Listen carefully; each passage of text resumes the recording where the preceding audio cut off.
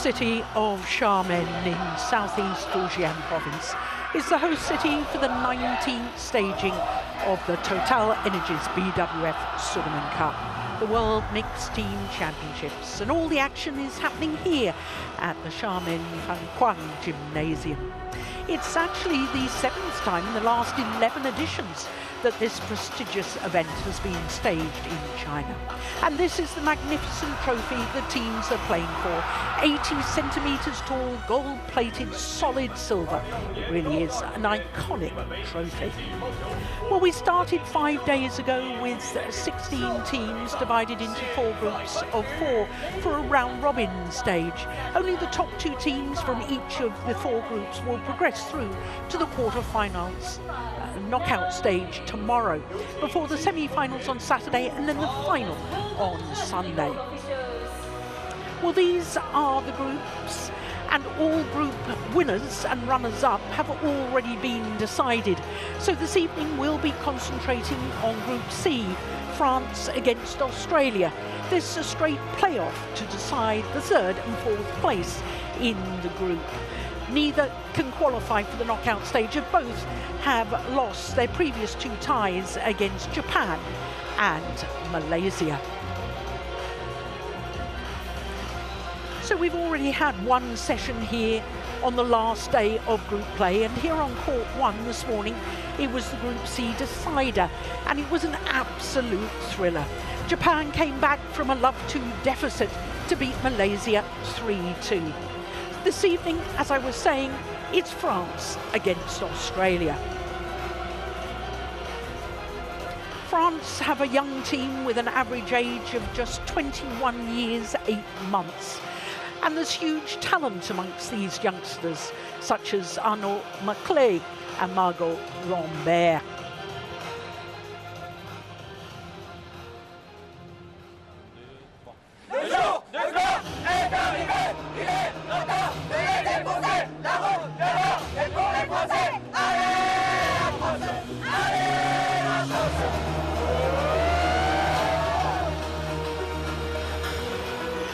Australia have several gold medalists from the Oceania Championships, including the vastly experienced Gráinne Somerville, who has a staggering 13 gold medals at that event.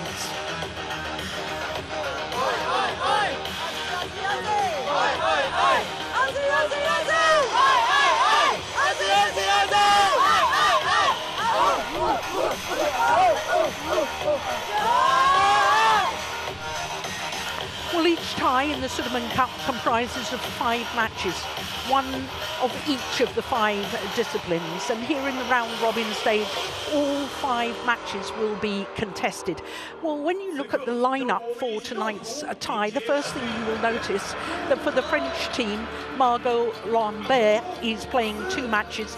For Australia, there are 3 players playing twice: Ricky Tan, Gráinne Somerville and Jack Yu. So this is the order the referee has chosen to allow all players playing more than 1 match to have a rest in between their matches. So we'll start with mixed doubles, then it will be women's singles, women's doubles, and we'll finish with men's doubles. So to our first match of this tie, and for France it's Grégoire Deschamps and Margot Lambert up against Ricky Tan and Gráinne Somerville. Another thing I've noticed about tonight's tie is that all 5 encounters will be a first meeting between the players or pairs. I'm Jill Clark, delighted to say that sitting alongside me, as he's been all week, he is former Danish head coach, Stine Pedersen. And I was saying that it's a young French team, and they do have some talented players. Yes, a very young French team. They've got a lot of talent. They're probably the most talented nation in Europe at the moment. So interesting to follow them here. Yes, and hopefully it will be players that we see a lot more of in future. France may be missing some of their big-name players. The Popov brothers, for instance, aren't here, and nor is Alex Lanier. but I've been pretty excited. It's the first time we've commentated on the French team, but I caught a glimpse of them out of the corner of my eye earlier in the week, and I've been pretty excited about their talent and their prospects. Ricky Tang is 21 years of age. He only turned 21 last month, and he's from Sydney in New South Wales. He's a tall athlete, 178, he's 5'10", and he's a busy man because he'll play 2 matches tonight. He's already played 3 matches from the 2 previous ties, but this lady is the player who has played most, I think, of any player at this Sudirman Cup campaign. Gráinne Somerville will turn 30 in 9 days' time from Carlton in Melbourne, Victoria.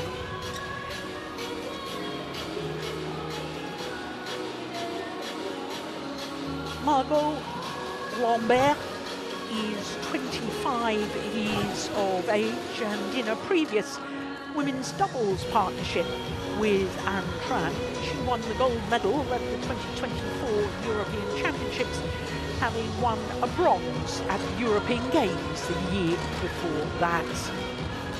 A very talented doubles player, as indeed is Grégoire Deschamps, who turned 22 last month, and now he really is a tall athlete, just over 6'3", the left-hander from Saint-Brieuc in Brittany in northwestern France. World ranking of 120 at the moment, but don't pay much attention to that because they haven't played anywhere near their optimum number Ready to play. tournaments.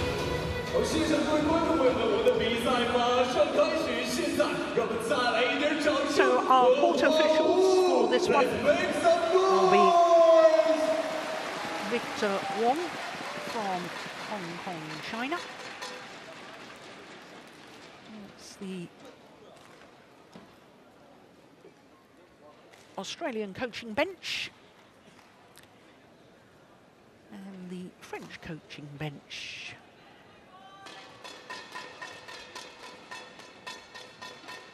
There is Victor Wong, I was telling you about. Liu Yun from China will be the service judge. Now, if you think the French coach looked familiar, you're right. It was Fernando Rivas, who was the coach of former Olympic champion Carolina Marin for many years. Ladies and gentlemen, on my right, Australia, represented by Ricky Tang and Gráinne Somerville. And on my left, France, represented by Grégoire Deschamps and Margot Lambert. France to serve, Margot Lambert to Gráinne Somerville. Love all. Play. So France, the far side of the courts, up against Australia. We tied to decide the 3rd and 4th placing in Group C.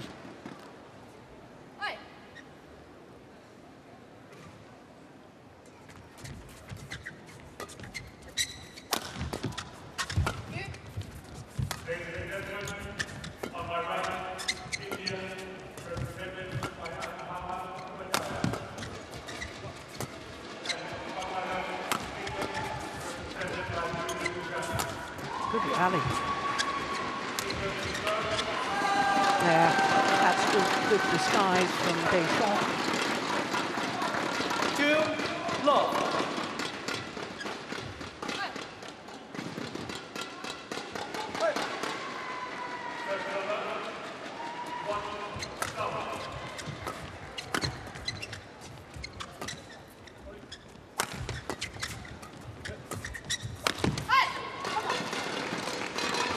Service over.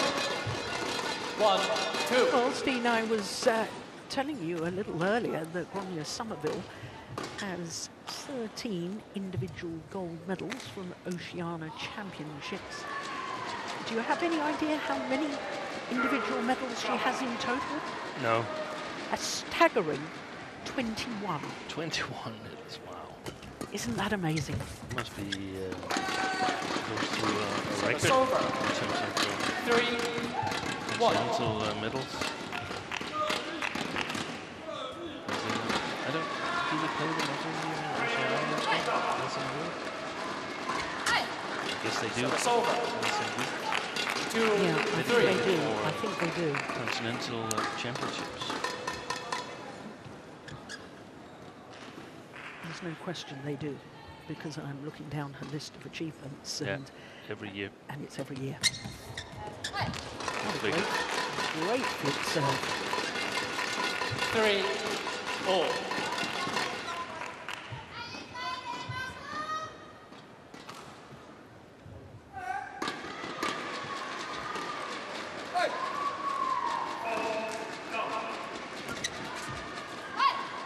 Good shot. 4-3.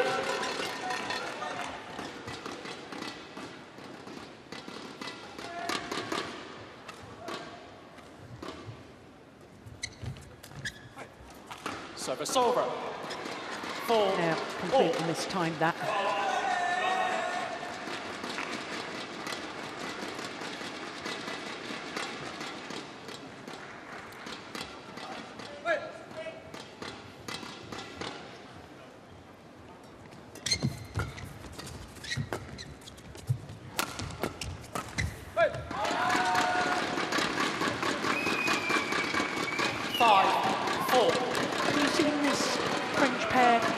Before, Steve?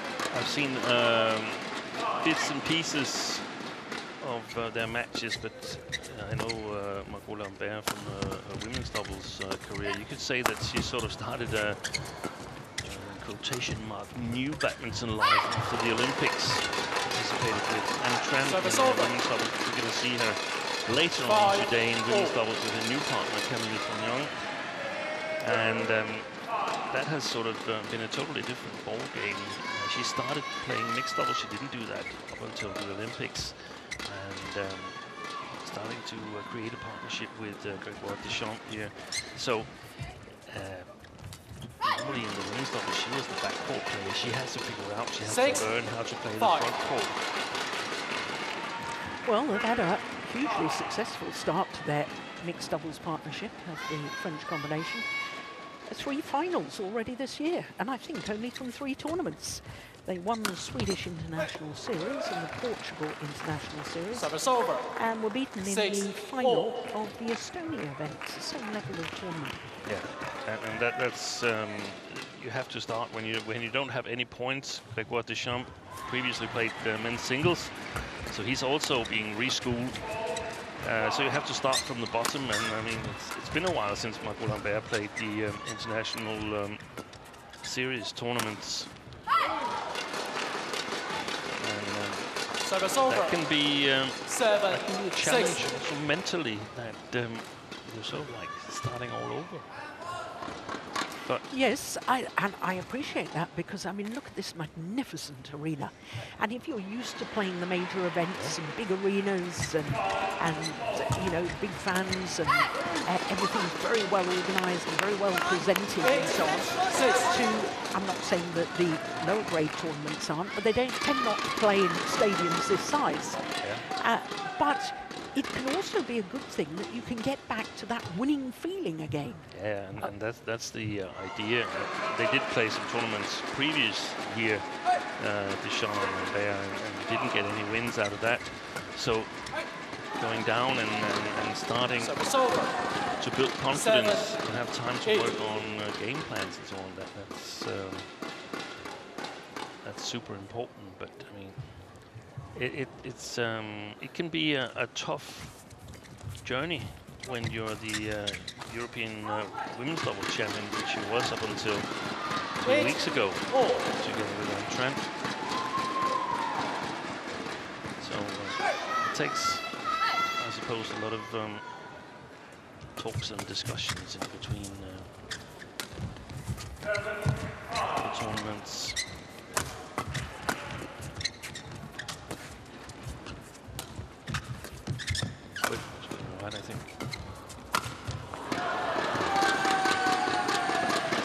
also interesting that Xiamen is now playing mixed doubles. A good singles player behind Arno Merkley, who we're going to see later on today, and possibly also Fenghuang, who's played singles in the tie against. But he played the second match here. So France is in need of doubles players,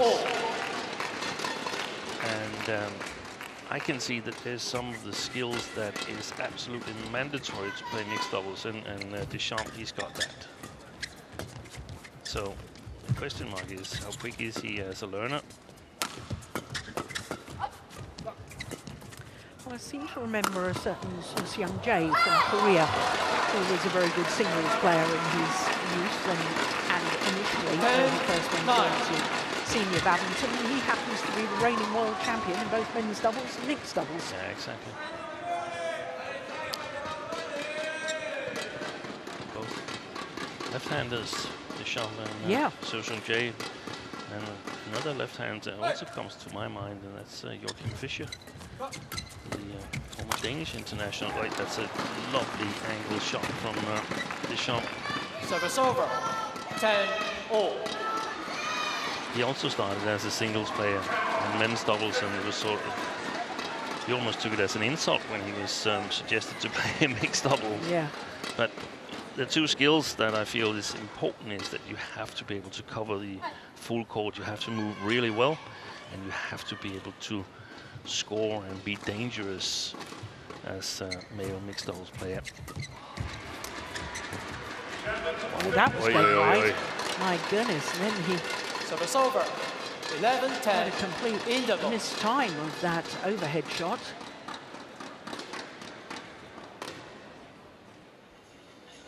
Yeah, I'm convinced that was going wide.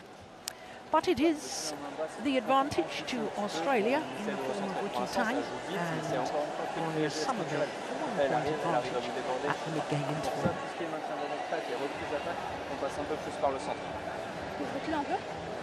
Quand tu es en défense? Non, quand on est en attaque. Pas forcément, mais pour l'instant ça défend beaucoup droit. Donc tu peux prendre un petit peu plus l'option droit, surtout sur ton côté droit. Okay, donc toi, par contre, quand tu es pas bien placé sur ton positionnement de tête, tu continues tes amortis. Et après, quand tu es bien placé, tu passes par là. Okay. Ça marche? Ouais.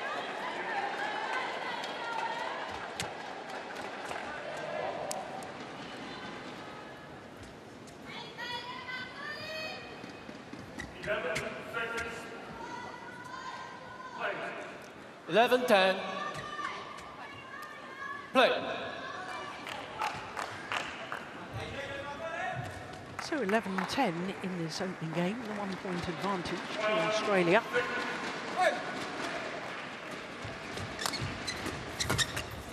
Oh, that was very positive from Bishop. Service over. 11-all.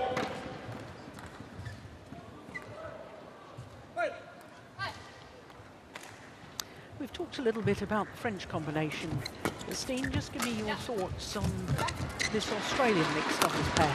I haven't seen them just as much. Of course, we've seen going to Somerville with other partners. I think they've only played twice in the Oceania team championships. But with the Tang, the way I see it, he moves really well, got good technical skills. A little bit, my question mark is he dangerous enough from the back court? And of course, the demands have dropped a little bit from when you play was it Japan and Malaysia. They've been in group stage with, so it's a little bit easier today.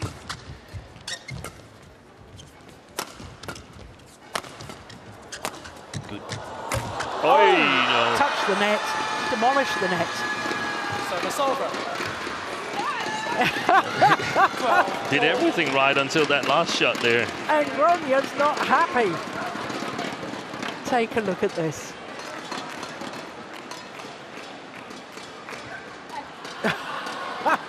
Well, evidently there was a clear touching of the net, that was it.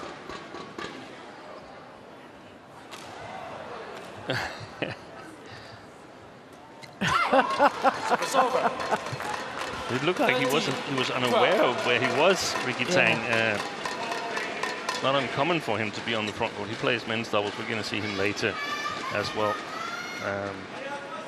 Grania, we've seen on a number of occasions, both in mixed doubles and women's doubles. And she's very solid in her game. Service over. 13-4. Makes the right choices.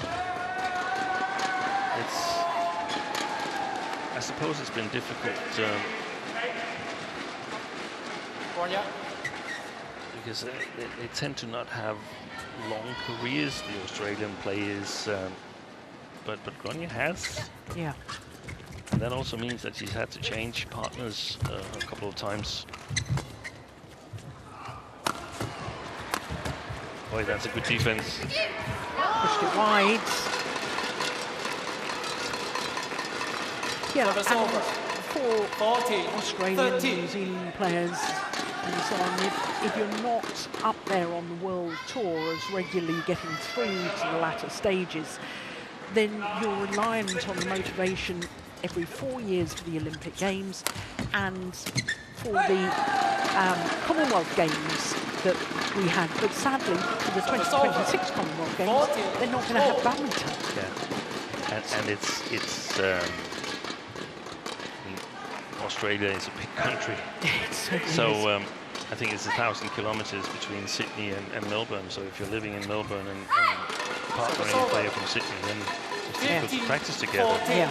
So there's some structural challenges. Also, badminton is unfortunately not one of the biggest sports in Australia. No. So the pool of top players is not so strong. Good defense.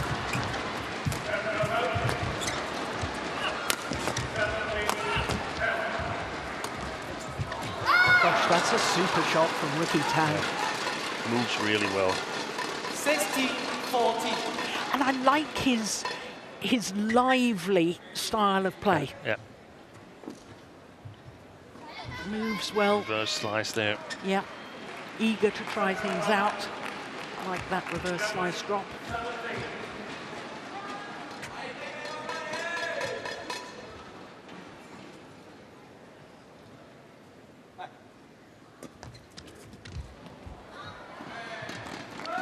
On the flip serve. Service over. So if badminton 16. had the same structure as tennis, then there's a good chance that Grania Somerville would have played with an international player in individual tournaments. Obviously not in team tournaments where she's playing for Australia, but we don't see a lot of mixed partnerships in terms of nations. Even though she has played with Antonsen, the brother to Thomas Antonsen, Kasper Antonsen, she's played a couple of mixed tournaments with him. So the first challenge of this match. I have a feeling, can you just check it for me, that Grania Somerville actually won the mixed doubles gold. Challenge it was unsuccessful. Clearly One out. challenge remaining. The mixed doubles gold at the recent Oceania Championships Service over. with a New Zealander. 17-15. Vincent Tao.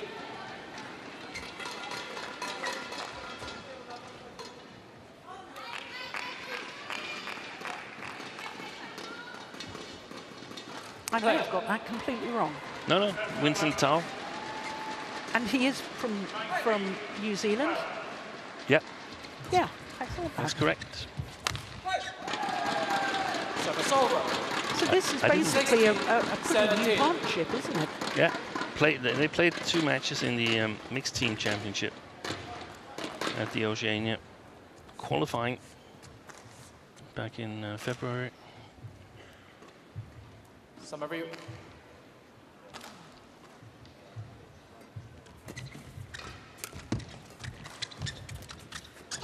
Excellent play by Grania there. Service over. 18-16.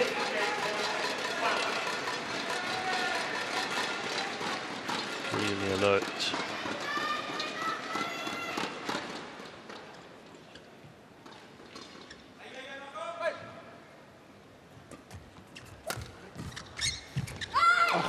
a beauty. Good play. Lovely, lovely block. 19-16.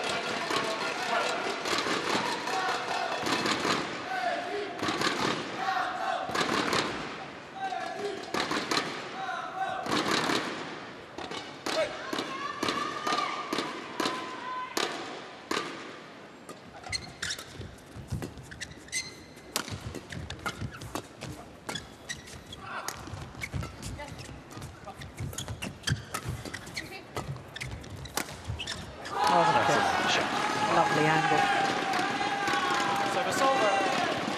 17-19. Lands before. In front of Grania Somerville. Has to move her stance forward to get to that steep smash from Xiamen. Grania Somerville. Oh, she's going to have a telling off here. Yeah, got to be quicker to get ready.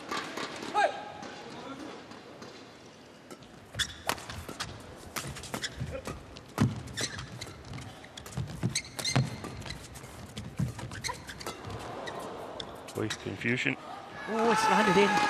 That's a misjudgment from Somerville. 18-19. I think there was confusion as to who was going to go back and play that one.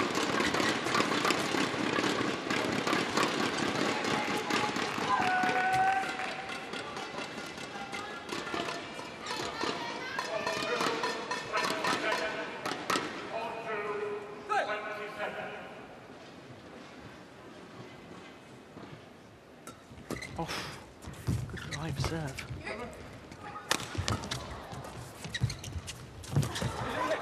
Short. Yeah, got what it deserved. And the French have pulled themselves back level. 90-all. 94. This time a full power smash.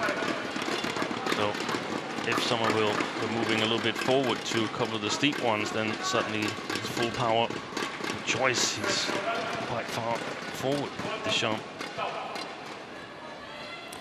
Well, Xiamen played in the mixed doubles of the first two matches, or ties, of this group. But he played with Elsa Jacob. Yeah. Big news. I think this is one of the young mixed doubles 19 talents in all. France, junior European champion, I think. That's right, she's only 18 years of age.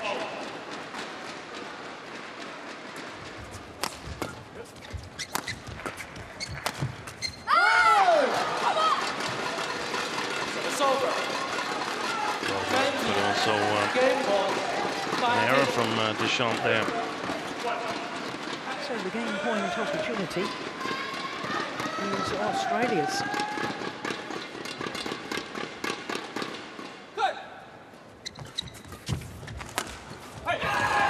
Well, she got back well for that, didn't he? Service over. 24.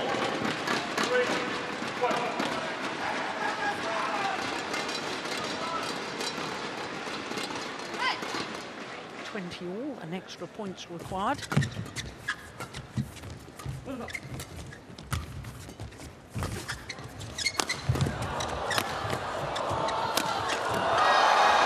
Yeah, clever final smash across Somerville. So having just saved the game point, now the French combination have a game point opportunity themselves.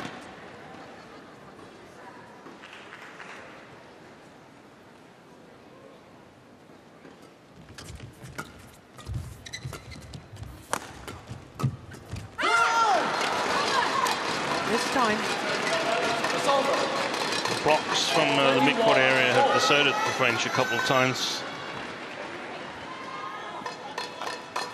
We're in the crucial stage of this first game.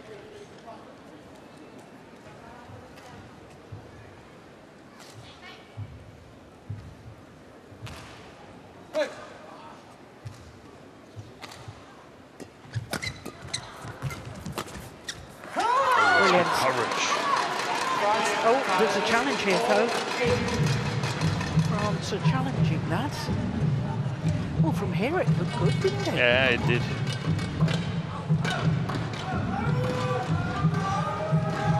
I'd be very surprised if that was long, but I think it's also sort of to get your head around the extra points here.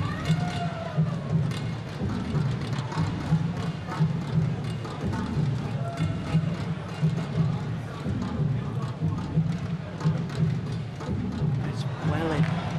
Challenge unsuccessful. No challenges No left. challenges remaining. French pair in this opening game.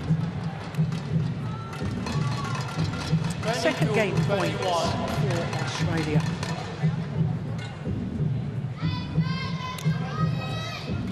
Guanya to serve. Yes. Guanya. Play.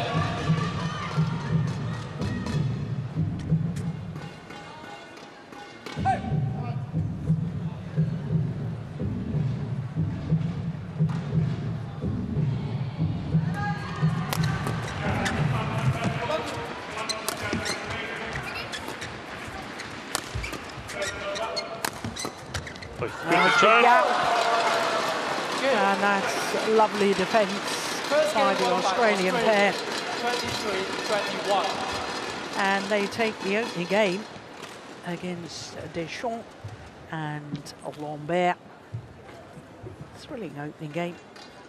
23-21 to Australia's Ricky Tang and same Somerville. stuff in that first set. Variation when you're serving to him. Keep flicking her. She's not doing anything. Yeah. Do I keep ducking with the mid-court, or should I like take some chances? Take some chance if you've got time. If you hit it like this, like a bit lower, take some chance. If like she know your shot, then you just stay there and hold it, right? If she's doing like these thinky ones as well, like keep pushing up, keep looking for that. You don't go back for those ones. Yeah. Just stay in for those I ones. think we're doing more opening and then like countering. So especially like this side we're a bit short. This side the length should be alright. So when we need to like even the returns up or lifting up, and then we can like do something, find the gaps. Just remember to do that. Like when we keep blocking, they push up a lot, so we can even go over sometimes. You basically both you can defense. The guys doesn't have a hard smash. You're sticking up a number, not too much, right? Yeah, And then just get the lane. just wait first. Yeah, they're normal playing front of you. Après, ils vont essayer d'écarter. Si ça va en deux, ça va passer par le fond. Donc là, on essaie de le faire aussi un petit peu plus court. Sur la ligne au fond. On va continuer en ligne de fond.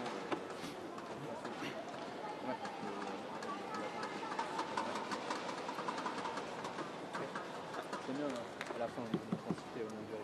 On essaie de reprendre ça direct. Ouais.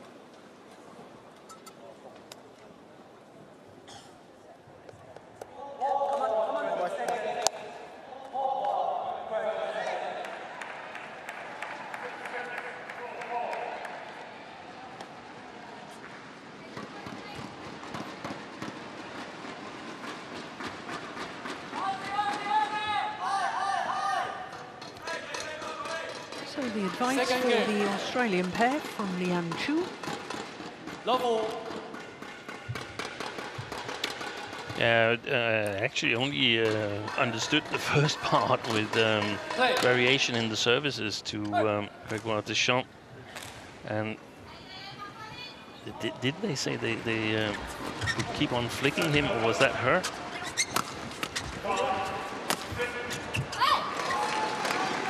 What the advice for this pair? To the Australian pair that they should keep flicking. I couldn't figure out whether it was Deschamps whom they wanted to serve variate services to, or it was to Lambert. It looks like it was Lambert. Yeah. Saying that she didn't really do anything much on the flick serves, and in this case that was quite right.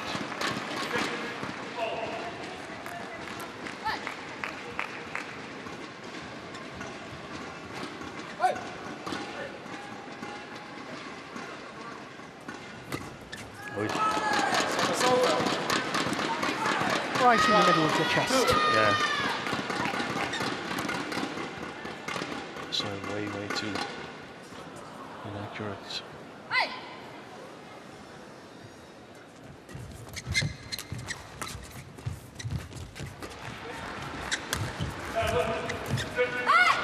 that's an opportunity missed. Service over. 3-1.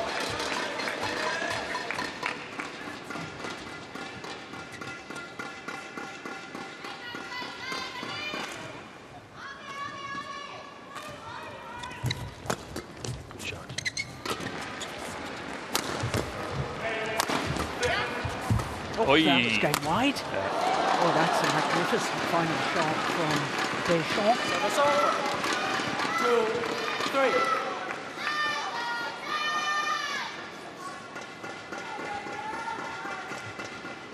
Crikey, it was going well wide.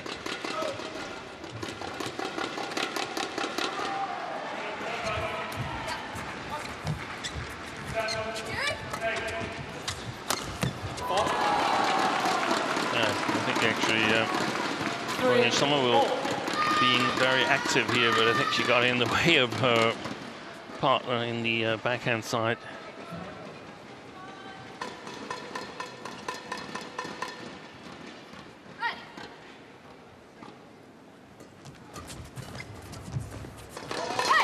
All right. So Grania Somerville and her women's doubles partner, Angela Yu, are the only Australians to have won a match in the campaign so far. Yeah, that's right, against Malaysia. That's right. Smash pair from Malaysia. Gopiki and Kamtin.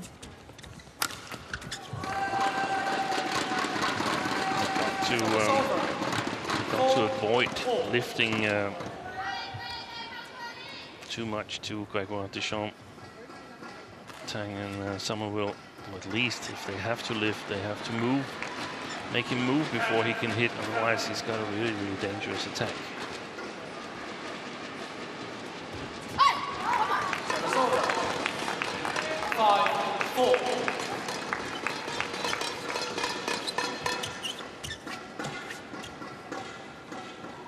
Yeah, he's exposed the defence of Somerville a couple of times when he's smashed across the body. Yeah. Service over. 5-all. And I think we're going to see a lot of badminton we normally do in the mix for the initiative after the service, because the Australians, they've been really good at maintaining the initiative when they get it. They don't score as quickly as the French, but consistent pressure is having scoring points. There's again one of these mixed double shots that sort of like falls off the racket of this time Deschamps. But we've also seen Lambert struggle with them, because you don't really need to block them really precise in the women's doubles. It's more like a mixed double shot. Yeah. Missed it. How sharp is that? 7-6. So that's normally the area for a reschooling of a men's singles player. That's the difficult part, the mid-court area, the shots over the net, the soft touch shots.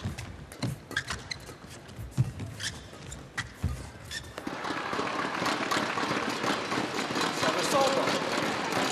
7-all.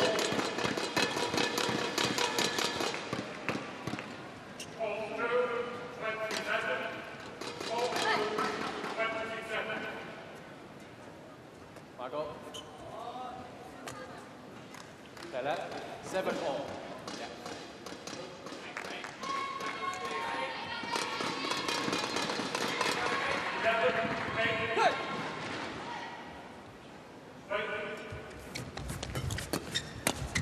Oh, that's a super shot. 8-7. Good vision and good technique to be able to play that forehand drive. Now that shot really did remind me of Jochen Fischer. Oh my goodness, he slipped at the back of the court. Service over. 8-all. Yeah, there. Yeah.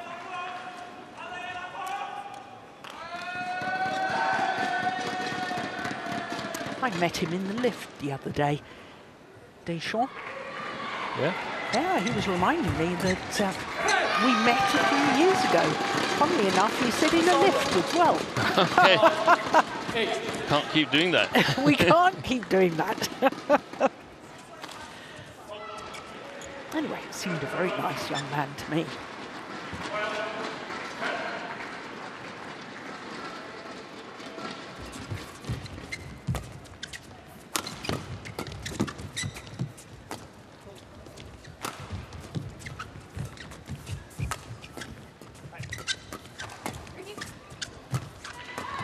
Yeah, that's well played.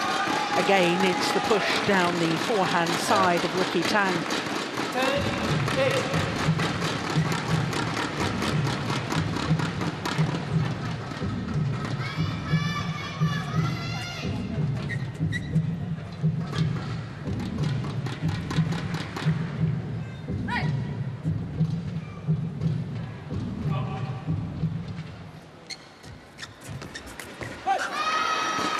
That's a missed opportunity by Ricky Tang, and it means that France, in the form of Deschamps and Lambert, have the advantage at the mid-game interval here in the second game.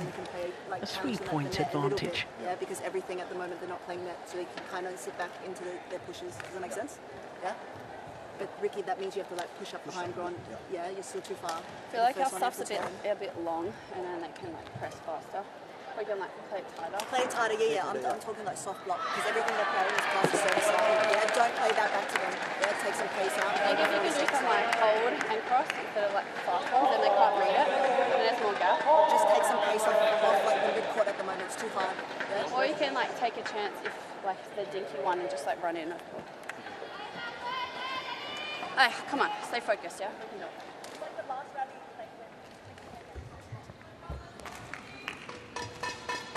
11-8. Play.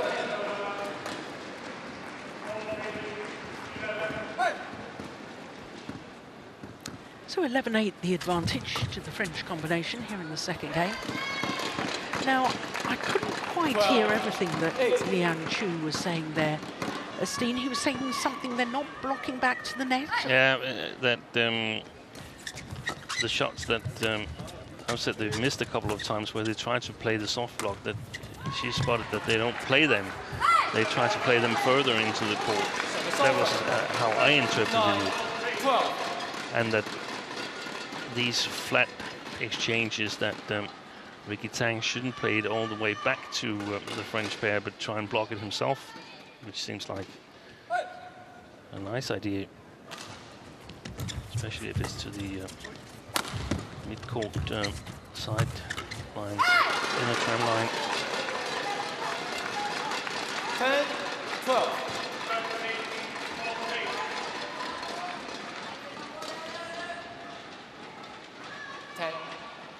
Came off the frame of the racket.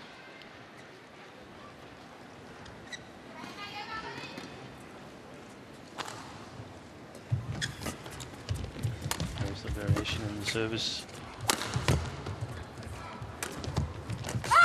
Lovely drop, lovely. Great disguise and great angle. 11-12. Placement was pretty perfect too.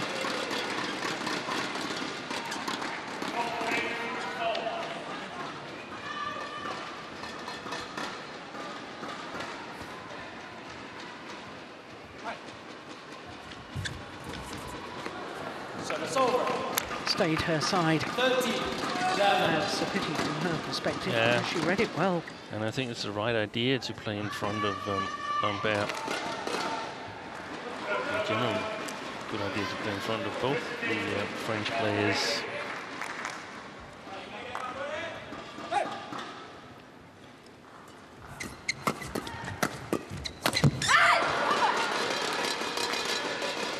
Situation where maybe it's the angle where we're sitting, but I feel Lambert should move a little bit forward to make room for Deschamps to come forward. When first he attacks, he's really, really strong, so she should look how far back she is. Did you notice Grania Somerville's positioning there for the first smash? I didn't see it, no. Way out to the side. Look, yeah. Look.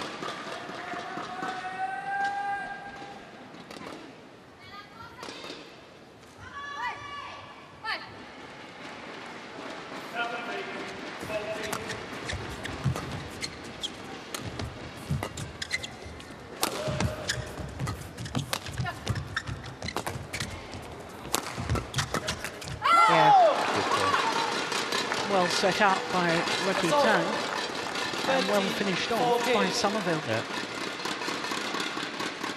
Much more flat smash than Deschamps. There's a height difference between them, but there's also a hitting motion and a grip difference.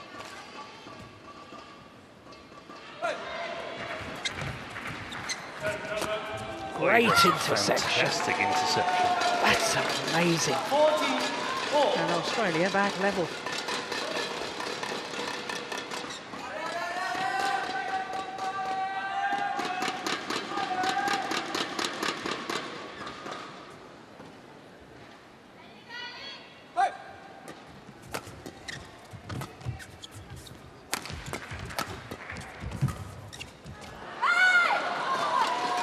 Too big a swing, I suspect, from Margot Lambert.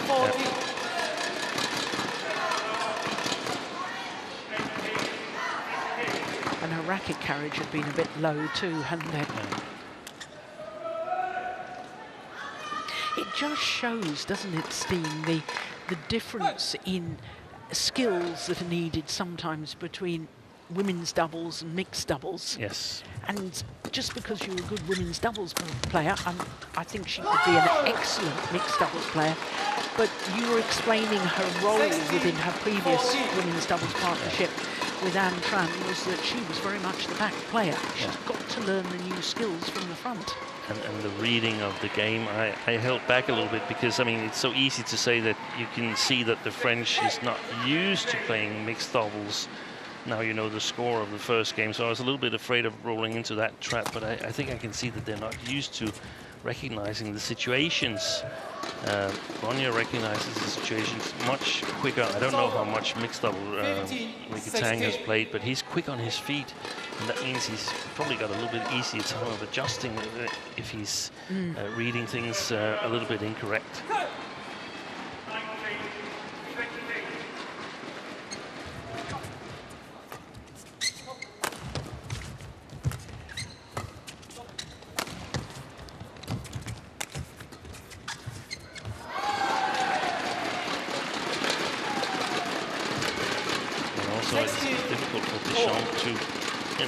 Lambert, it seems like sort of these set situations where if I get the attack, I hit here, and then you cover this one next, and so on. That's not totally set in stone yet.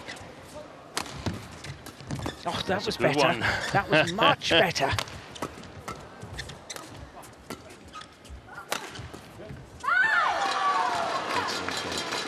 But also a little bit of a free roll, because Lambert and Deschamps, they had plenty of chances to just block it to the net and start all over, maintain control of the rally.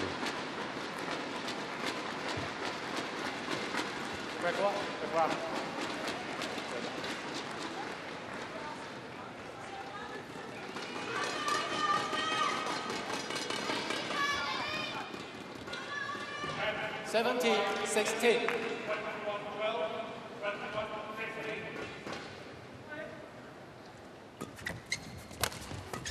Figure.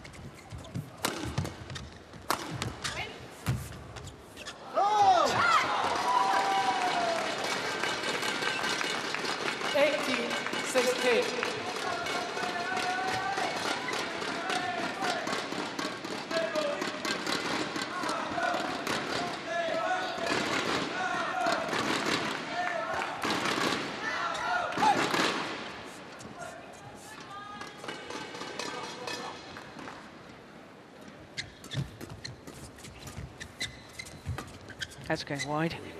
If I was a French, I would target the forehand side of going to Somerville. The front court, it seems like she's much more keen on moving out in her backhand side.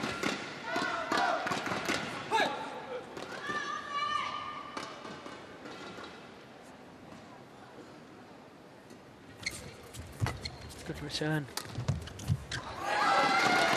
Well, it was a nice idea. Execution.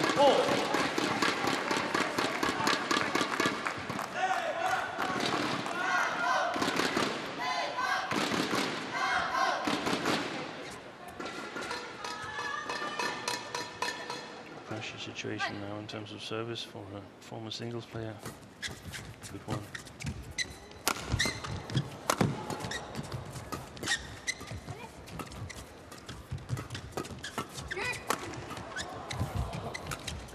Oh, she's missed it. Service over. 19-18.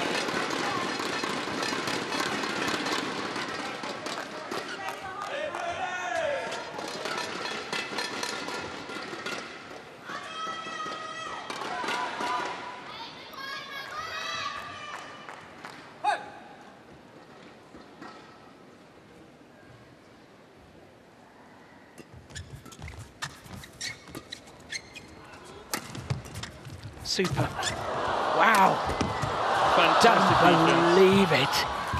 Oh my goodness, now she's slipped over.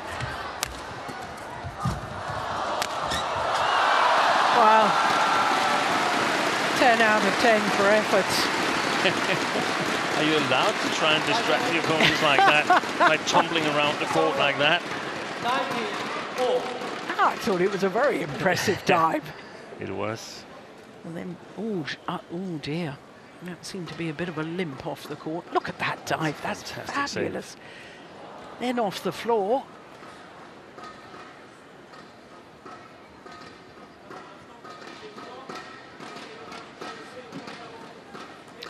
I think she's hurt herself.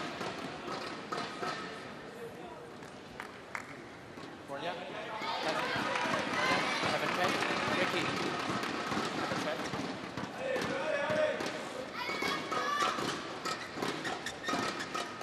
Yes.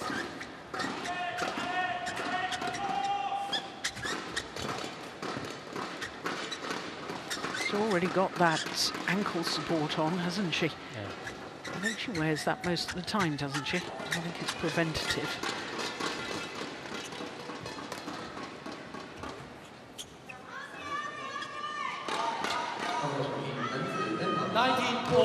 Andy Murray used to wear those ankle supports the whole time when he played tennis and wore them on both ankles. Yeah. Well, this is crucial. 19 all. Good side.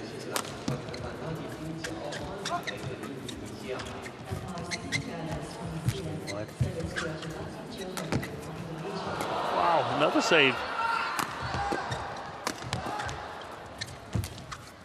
Oh, that was going wide. He's taken a couple that were going wide of his forehand side. Ricky Tang in this second game. 19. Well, it's an opportunity to level this mixed doubles at one game apiece.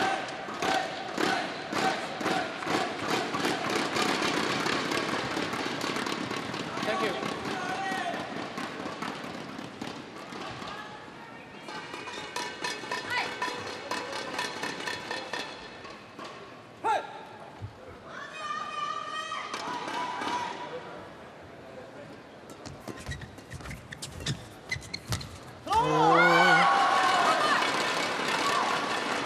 Opportunity missed.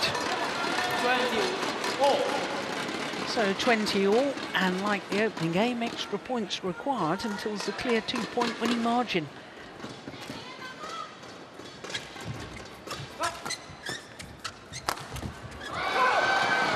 Wow, that's a good smash. Service over. 21-20. Overcovering her forehand defence, I suspect. Second game point opportunity for France.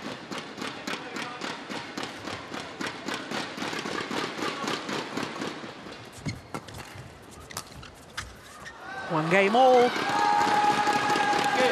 22-20. Second game won by France. 22-20. Umpire just confirming that scoreline of 22-20. 46 minutes into the match, and it's one game all.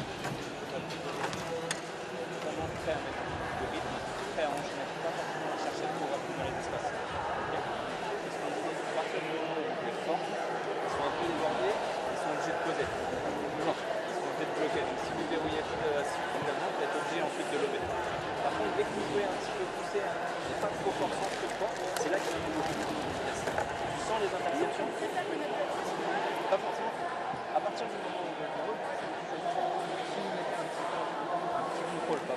par exemple, il y a un peu de poids, ils vont jouer vite. Donc là, il faut prendre les options fortes. Par contre, à chaque fois que vous allez jouer fort, là, ils vont bloquer. Okay. Quand tu arrives au filet, quand tu la joues proche du full et qu'elle y va et qu'elle sort, celui-là, tu peux jouer fort. En fait, à partir du moment où tu l'as amené au filet, le mec, il doit l'accompagner un minimum. C'est là que tu peux rejouer fort sur lui. My life's stepping out too much, and then he's like getting in trouble. Should I leave these? Yeah. If you're in position and you're not having to go back, then go for it. Okay, but if you're having to keep going back, just leave it. I feel like I keep getting it, but then they cross it, and then he's under a lot of pressure. If you see Grant do that, then Ricky, then you push forward on your side. But make sure don't leave the next one. Once you get up, then you can block again, or you can just trap straight on you, right? But make sure that's soft. Okay? One back. Yeah.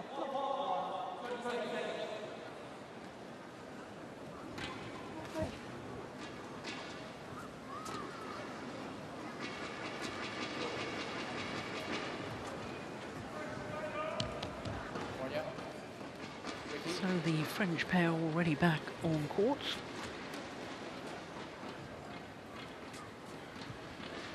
Final game. Level. Play. So 1 game all, third and deciding game. The first match of this Group C tie between France and Australia. Did you know that Grania Somerville is a descendant of a prominent Qing dynasty political reformer, Kang Yu-wei? I knew that she was of Chinese descent, but it was someone famous. Very famous. Yeah.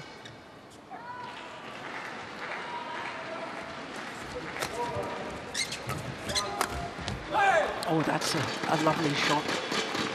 Right in between the two Australian players.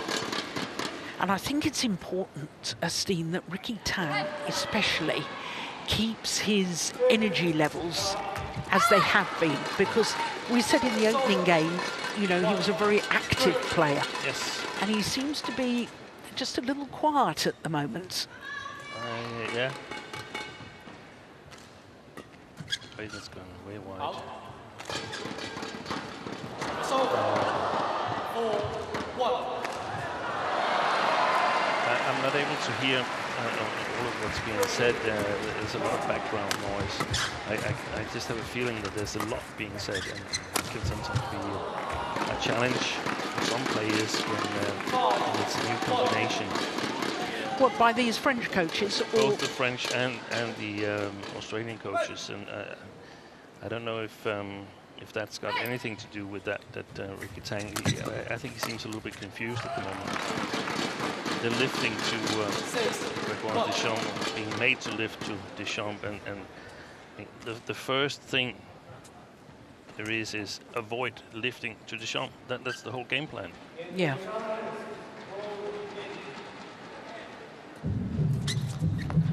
Yeah.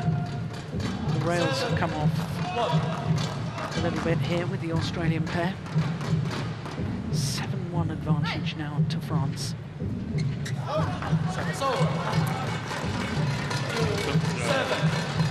Xiamen and Lambert, they were a little bit lucky to get out of jail there, down 18-16 in the second game. Yeah.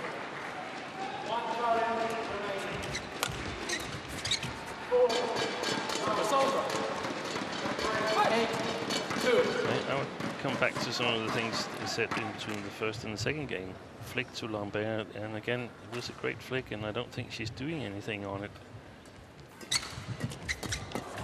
Block it.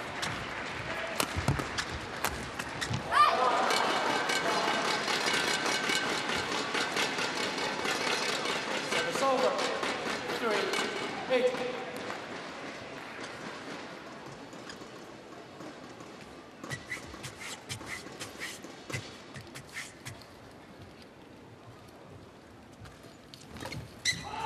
It's interesting to see now. We're normally seeing World Tour tournaments where sort of the pace, at least, is a bit higher than what we're seeing here, and it's quite interesting to see this, because you spot the gaps a little bit more clearly here in this pace here, and the options, the possibilities.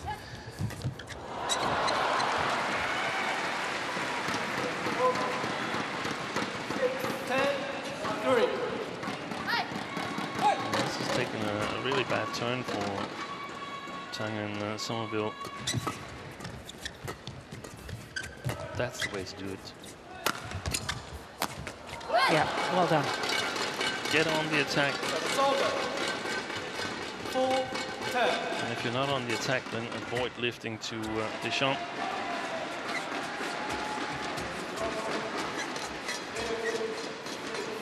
Perhaps a little bit extra is that if you only have a medium chance for attacking, then you can easily play a drop shot in front of the two French players.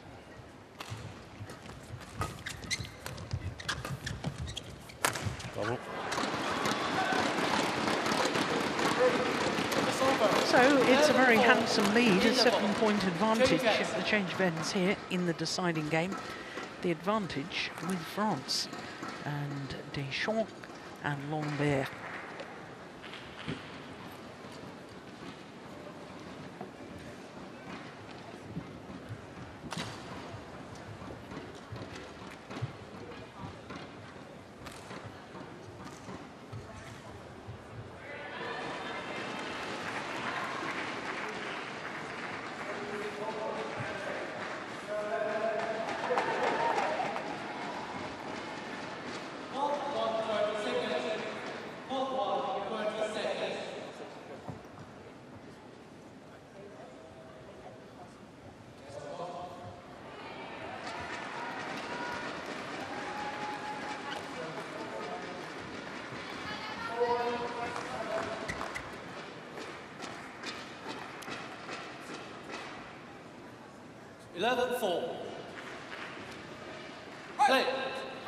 So 11-4 the advantage to France in this deciding game.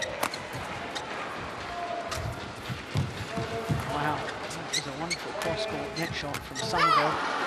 There's that big swing again from Lambert. But a wrong selection, but well covered by Gonya Somerville. I think he made, the French player made a lot of good choices blocking it up until the last one. That's simply too passive. You can't play that shot. Service over. 12-5.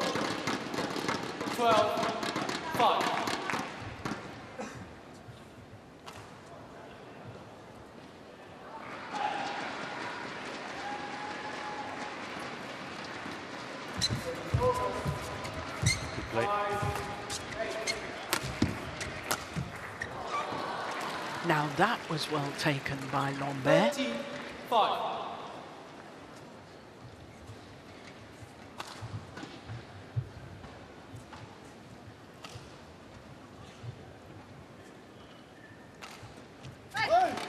Service over.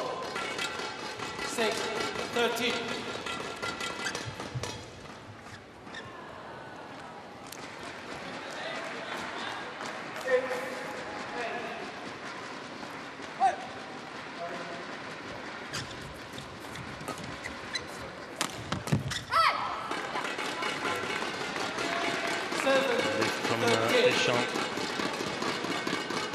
Towards Lambert's side, and then not being able to handle the cross himself.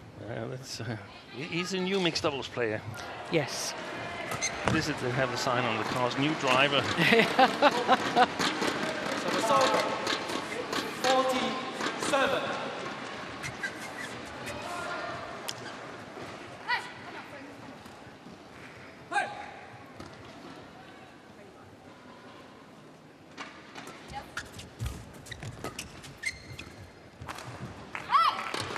Well left.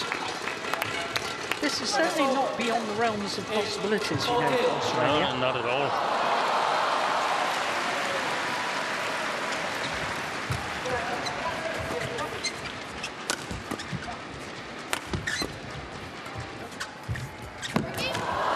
Brilliant. My goodness. Well, you wanted a bit more commitment at the front of the court from Lambert. And she delivered. did awfully well not to touch the net. Until the shuttle had touched the floor. I think actually she touched it. But as long as the shuttle is floored, then it's the end of the rally. Yes.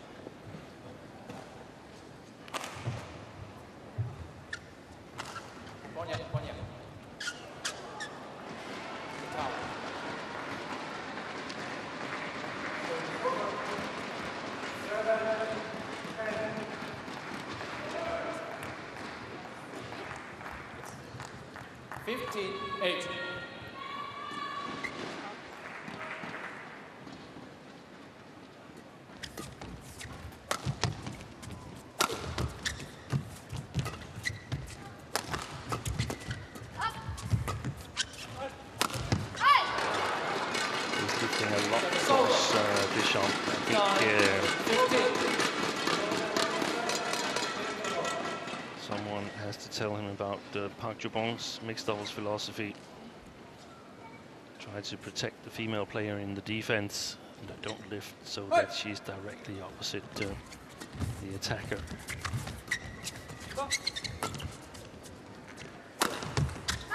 It's good placement from Ricky Tang. Maybe that's why he's doing it, because his own defense is lacking a little bit. I think they just got in each other's way on this defensive shot. Beautiful I think it was placement. Wonderful placement.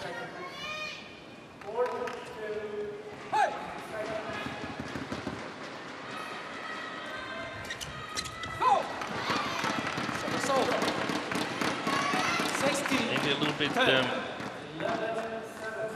too much to expect that it's going to go upwards towards the mid-court area now in the third game here by Grania Somerville.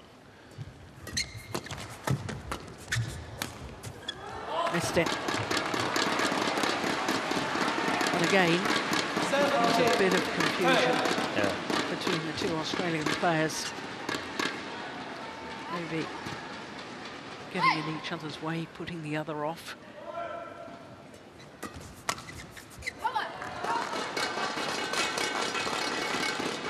Service over. 11-17.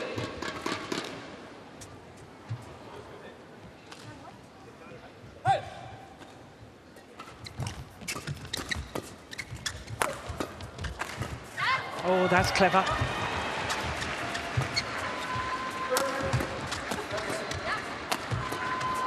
Okay. Again, good follow-ups on the Australian side. 17.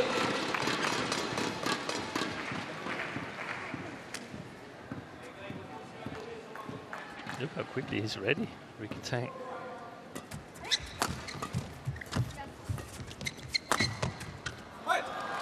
In between the two Australians again, doing the damage. 18-12.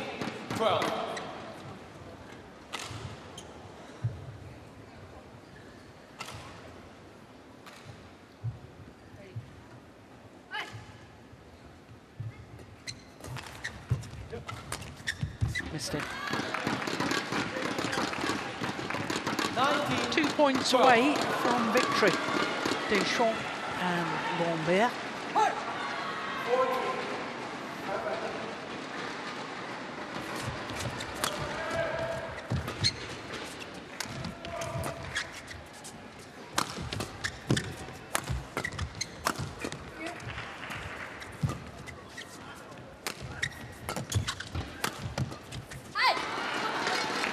Well, that was an ambitious shot to try.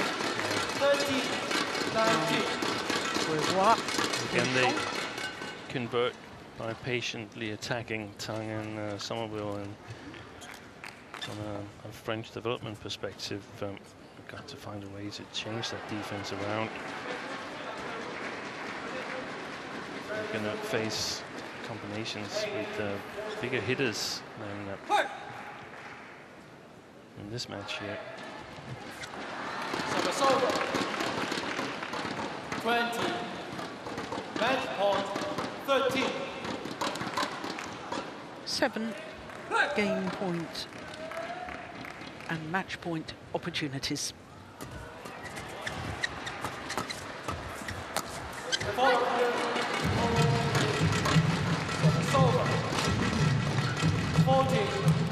Definitely needs to do some work on his defence, Deschamps. Yeah.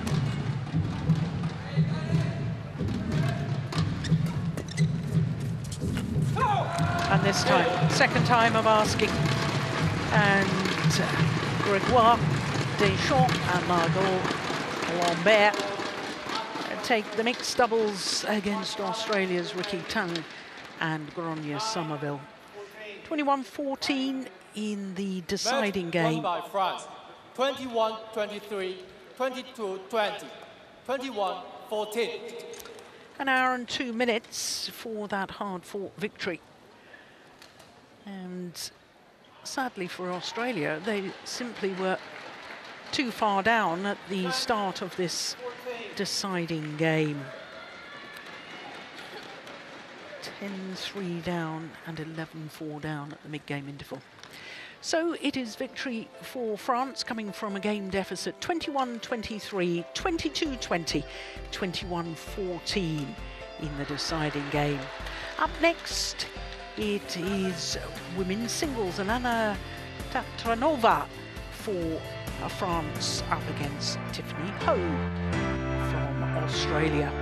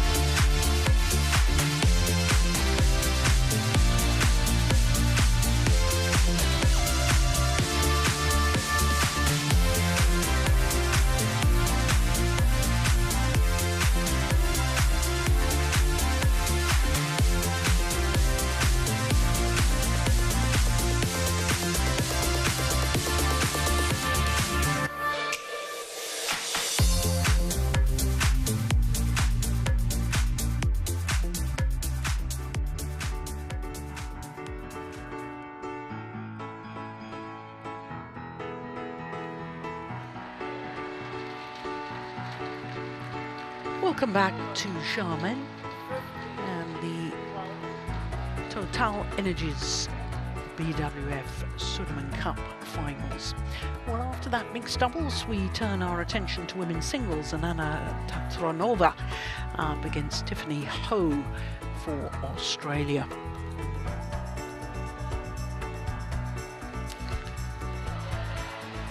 Players waiting in the wings, and for Tiffany Ho, she will know what this is like because this is her fourth Sudirman Cup campaign. Her first in the Gold Coast on home soil back in Australia in 2017. She was part of the squad but didn't actually get to play. Played in Nanning in 2019 and in Suzhou a couple of years ago as well. For Tatranova, this is her first Sudirman Cup campaign.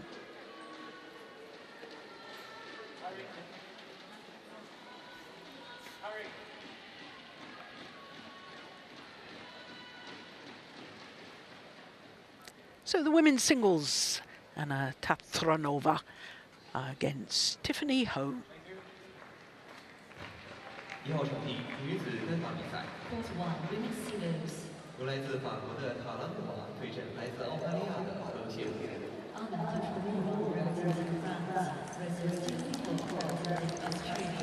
他们原本有一起来自新西兰亚特兰大的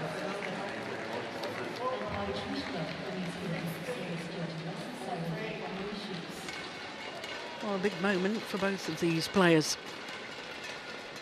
Both were selected for just one match in the campaign so far here in Xiamen.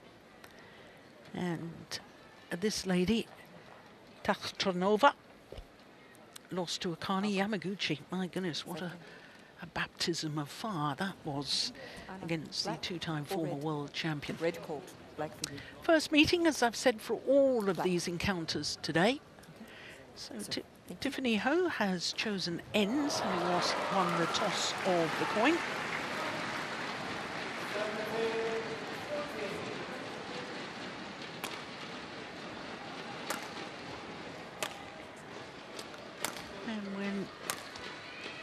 Tiffany Ho, who's 27 years of age, from Sydney, the capital of New South Wales. When she played earlier on, she also played against Japan. That was on Monday, and she played against Miyazaki. Not the tallest of athletes, as you saw. That equates to about 5'1". Anna Tatranova is 21 years of age, from Pontarlier, East France, near the Swiss border. And she's 3 places down from her career high. Second French player on the world rankings, Léonie Houet, is the highest ranked player. She's also here in the squad, so it's very interesting that they've picked Tatranova.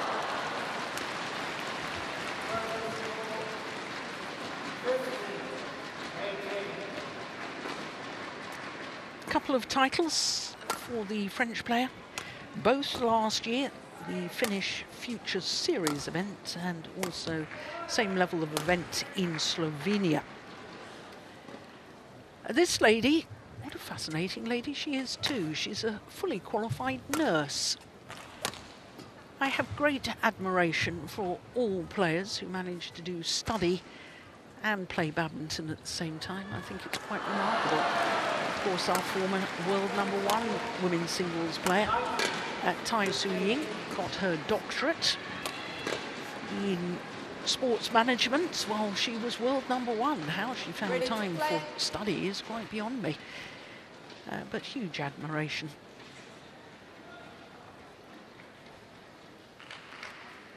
Tiffany Ho is also a huge fan of Lord of the Rings, the movie trilogy. She's watched apparently more than 30 times. Wow. Trish Gubb is umpire for this one. She's from New Zealand, and Yasan Sairali from Mauritius is the service judge.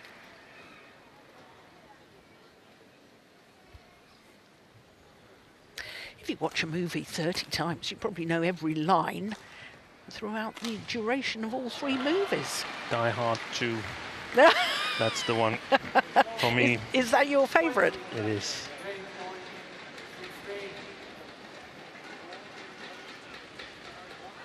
Isn't Die Hard 1 the most watched supposed Christmas movie ever? Yeah, it's got nothing to do with Christmas, the way I see it.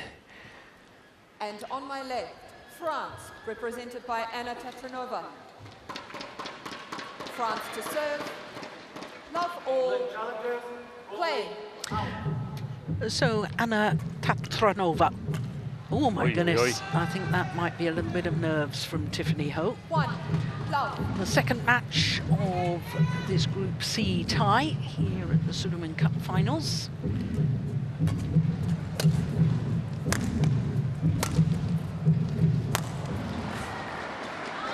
What's going on with the back line? Are you surprised by this selection of selecting Tatranova? Both yes and no.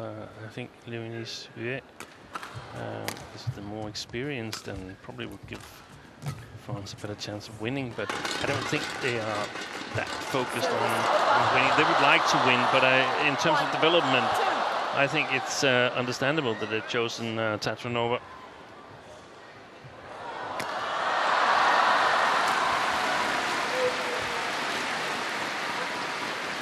Service over.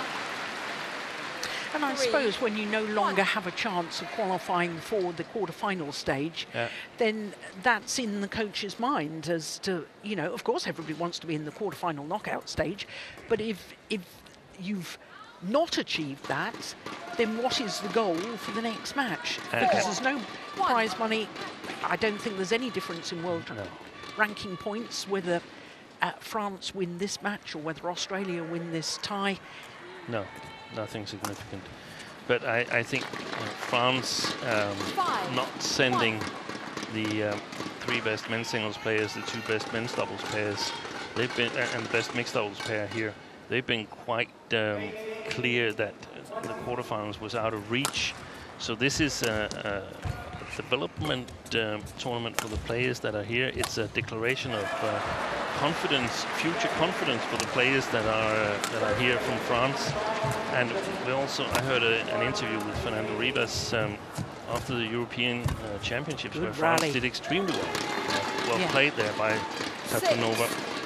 But the European Championships, all French men's singles final. There were a couple of Danes that were a little bit injured or ill. All French men's double final. None of them are here. So very successful European Championships. But Fernando Rivas, he stressed afterwards, yeah, that's nice and we're happy, but we're not playing for the European Championships. We're playing for the World Championships. And not necessarily the World Championships coming up now. That's probably what the 5 pairs and players back home are preparing for. But the future, the goal is to make world-class players. And that puts a whole different perspective on things, a much more long-term strategy. Yeah. And I find that so interesting because, you know, what Fernando Rivas did with Carolina Marin is nothing short of miraculous, because there wasn't the backup squad. Now I'm seeing with France, and what I've seen of the players here in Xiamen, of course we've seen the top players that you've been mentioning and talked about just a moment ago. But if you have a wide base of a really strong squad, then it's easier to get somebody to the top, because the competition within the practice setup, success breeds success. Exactly. And you need a certain critical mass. Short, yeah, well played. One of the situations when I noticed this was that in the World Tour tournaments, we've in women's doubles talked about the Chinese Taipei pairs. There's an awful lot of pairs, 8 or 9 pairs participating. I saw a pair yesterday, Hong Yen-Su and I forgot the partner's name. But they played really well against the Koreans. So if you build that base, then the top will hopefully grow from that. Just wide. Service over. 3-8.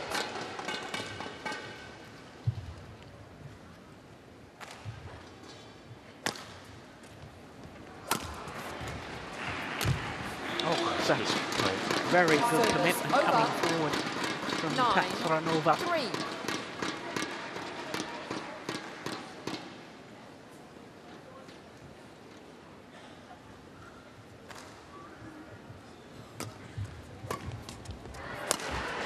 Super. I suppose the French development is also perhaps, some will argue, enhanced, and some people will say it's detrimental, that there's 2 very definite training camps, basically, for the top players at the moment. There's one base for the development squad. They're all in September, Paris. But here we are, first challenge of this women's singles. Whereas those 2 bases, perhaps, again, there's a bit of competition between the 2 bases, which inspires everybody to work even harder. Yeah. On the line. Challenge unsuccessful. 1 challenge remaining. Yeah, it's service over. It's a fine line. 4-10. Play. Having 2 different centers.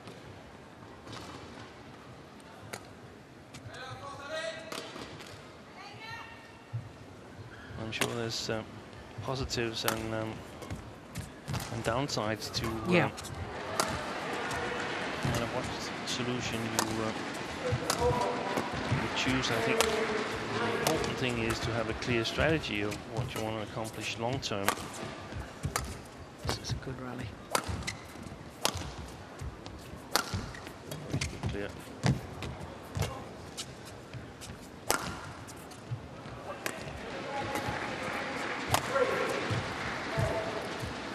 Brilliant rally.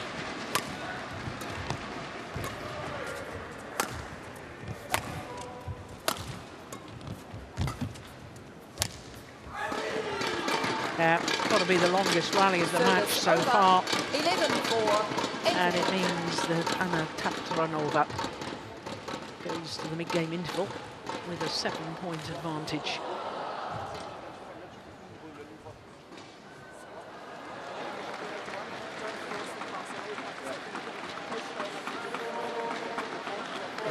11-4 in 6 minutes. I'd rather you try and go for it, yeah, than hit with no pace, yeah?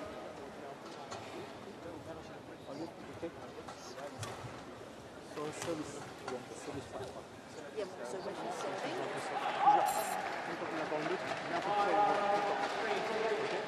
et n'oublie pas de tripler ton deuxième dégagé avec un attaque croisé. Parce que le deuxième dégagé là-bas était très bien et elle l'a eu à moitié là. Donc joue avec ça.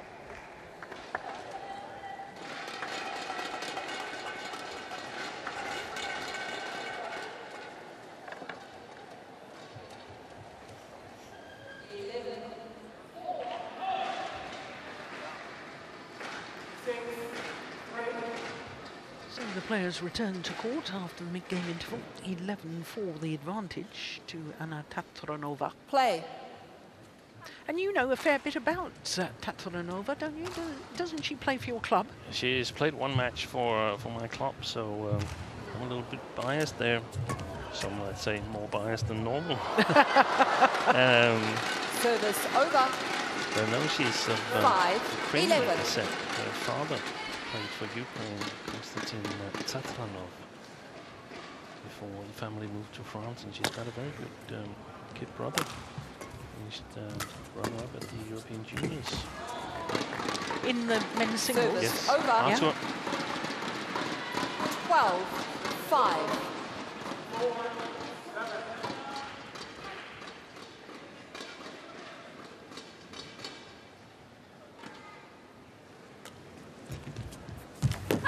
That's a good return of serve from Tiffany Ho. Service over. 6-12. Well, I was telling you in the first match, Steen, about Gronya Somerville having 21 Oceania Championship medals. The lady on court, Tiffany Ho, has got 12. Wait, she's good. She's won medals in all 3 disciplines. 7, which is impressive. 12. 7 medals in women's singles, including 1 gold. That was last year when the event was staged in Geelong in Australia. Yeah, so she finished runner-up this year.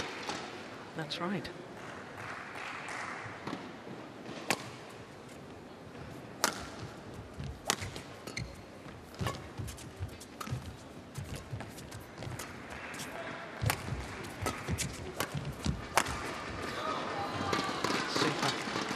Service over. 13-7. You mentioned in the opening stage that she's not the tallest of athletes, and in fact, if she played Akane Yamaguchi, then Yamaguchi would be taller than Tiffany Ho. So Service to fault work really call. hard for points. Too high. Service fault call. Service too over. high. 8-13. Sairali.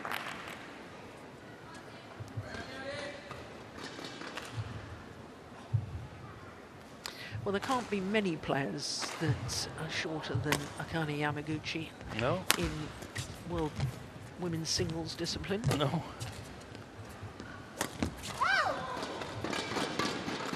Service over. 14-8. She's 156, Yamaguchi, and Okuhara 156.3. It's very precise of yeah. Steen. And Tiffany Ho's 155. Good shot. That's going wide. Good work by Tiffany Ho. The way she came forward to her forehand there and put pressure with the flat shot in Tatranova's backhand, that was the way to do it. She's got to avoid being put under pressure by Tatranova's good shot making. She's had really good shot quality so far. The French, that's a beauty. Service over. 15-9.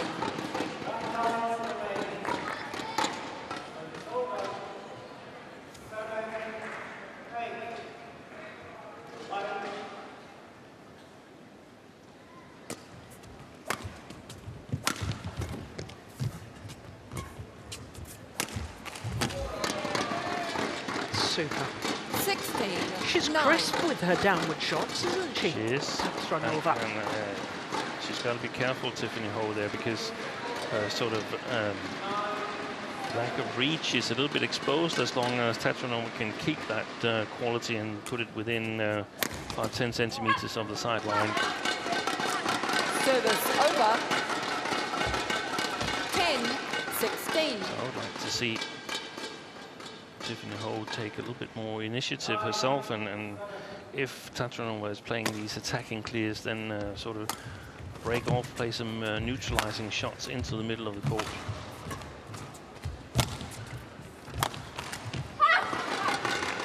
There's the flat backhand again. 16. She scored a point on a couple of rallies ago, Tiffany Ho.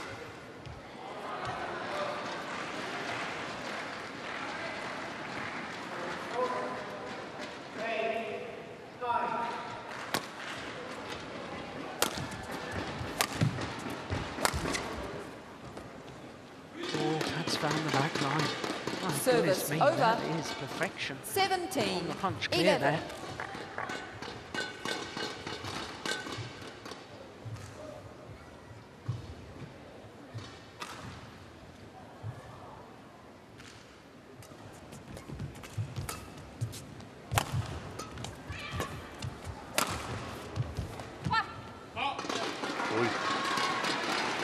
That time her judgment was sound.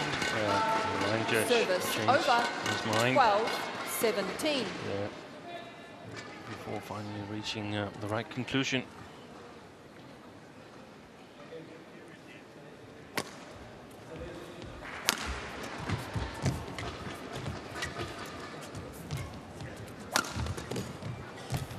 Oh, that's a good shot. We're getting some very Service good rallies over. now. 18-12.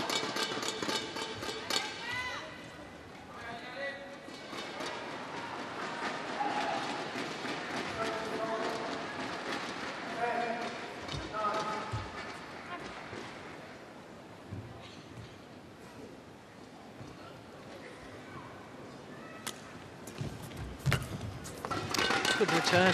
Service I over. like that. 13-18.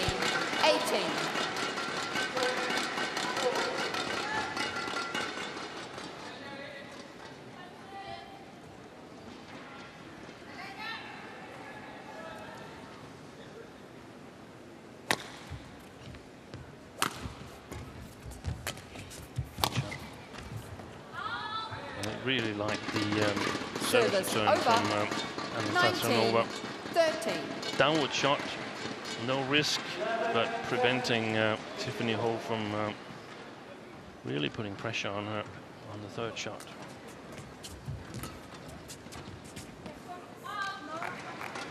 Oh, now I saw that as out. I think Tatranova out. might be without any challenges in a moment. I think you're right.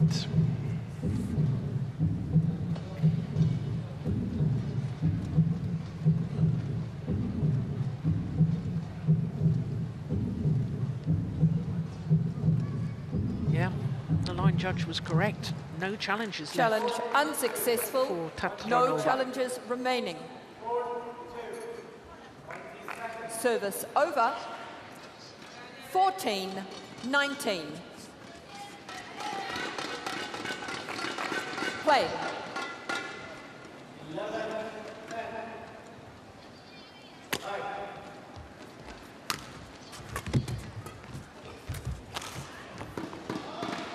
Service over.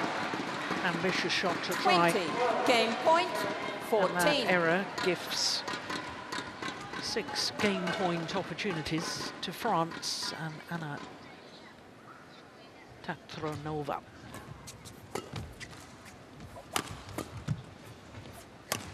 It's going wide. Oh, my goodness. Missed that one.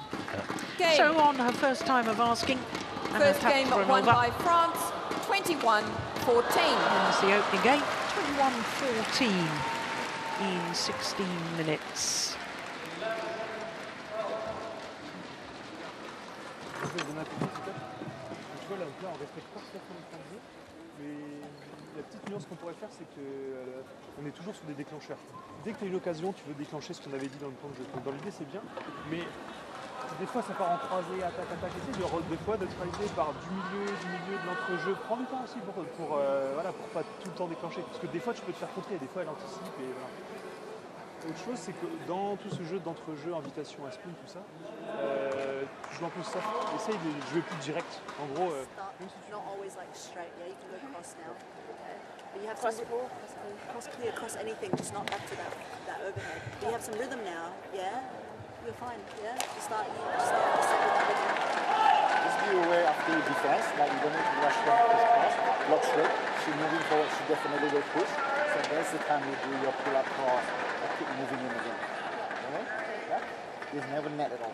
Just like keep on pushing the other. Yeah. Should I try net more? Or You can take the net. Yeah. You can do something.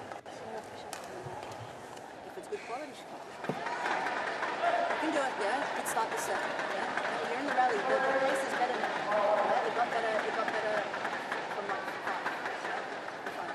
Okay? Come on. Maintain your receive service, which is very good, your receive. Yeah? Doing that. start slow. It looks slower from this side, yeah. That's okay.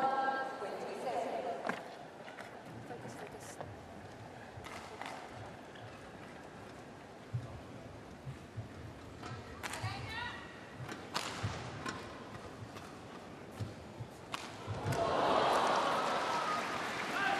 Second game, love all, play.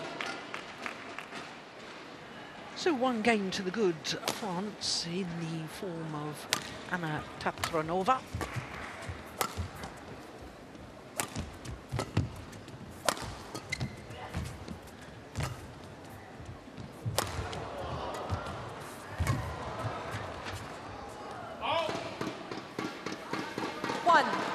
Love. Interesting rally. I really like the block shot from Tatranova. The last one. But, until then, Tiffany Ho had tried to sort of take over control of the rally. I think that's a good idea for her to love. be a little bit more proactive in terms of playing downwards. So far, Tatranova's overhead shots have had good quality. Great fun. 3, love.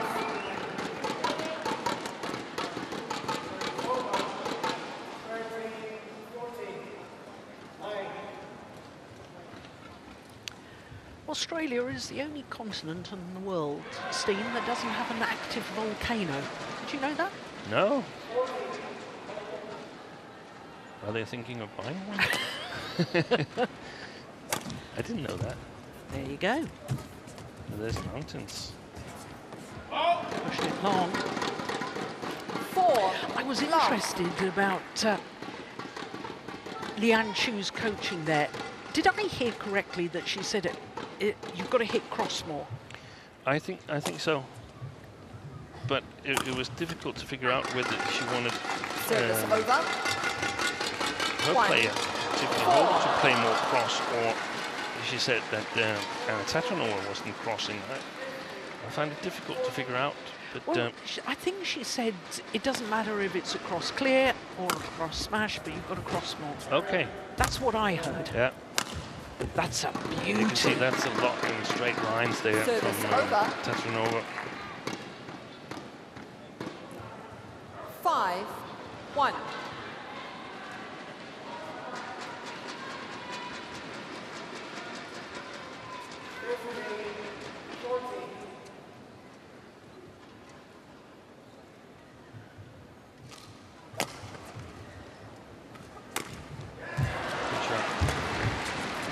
That's a huge distance to run, so isn't it? Yes, it is. Straight block when you play cross court.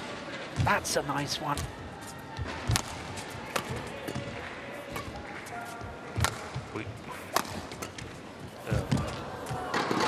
That was a lovely ball from Tatranova. Well done by the French lady for withstanding this increased pressure from Tiffany Ho. That's the decisive one, the cross block.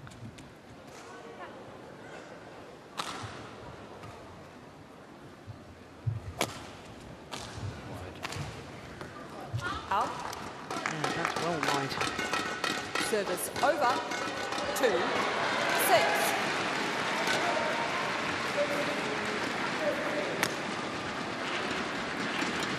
Oh, that's about it running. Have we seen any low serve? 3-6.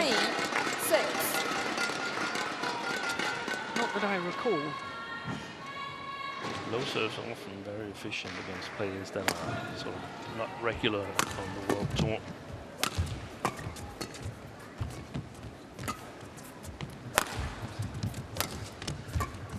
Just block it. Yeah. Put that away with venom. 6. Tiffany.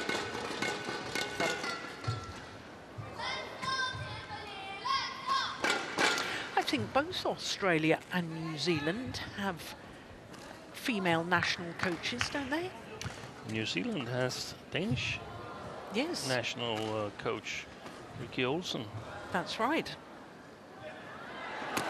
It's good to see. It's a pity.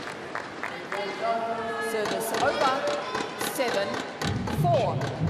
I said Ricky Olsen, but her name is Ricky Olsen Siegmund now because she's married to a former German international, Bjorn Siegmund. And I think they've been in New Zealand for a significant amount of years. Yeah, I think so too. She's turned 50 Never. some days ago. Good gracious, how time flies.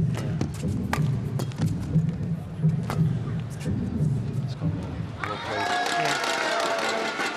Service over. 5-7.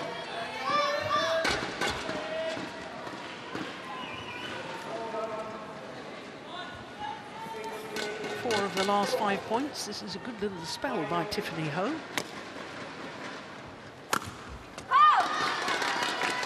6-7. 5 of the last 6 points.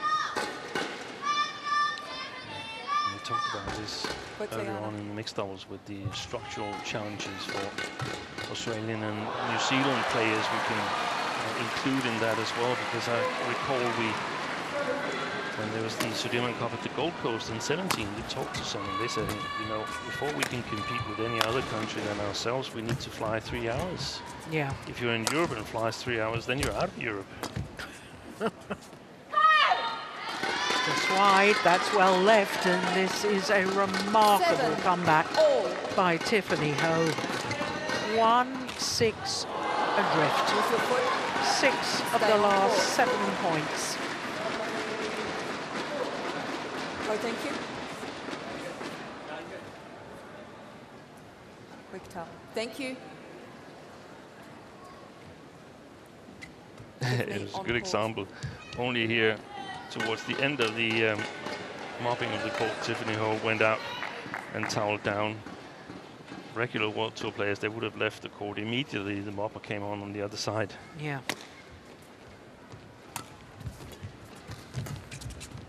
Attack.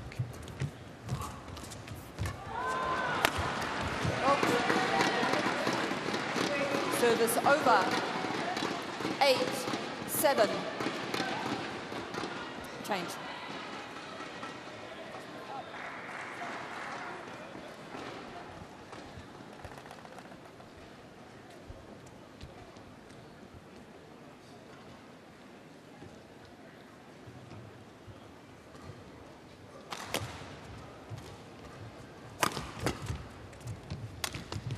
Good shot.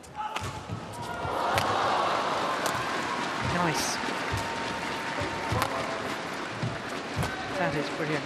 She's moved Katranova forehand deep to backhand nets at least twice in this rally. Oh, that may have been going wide.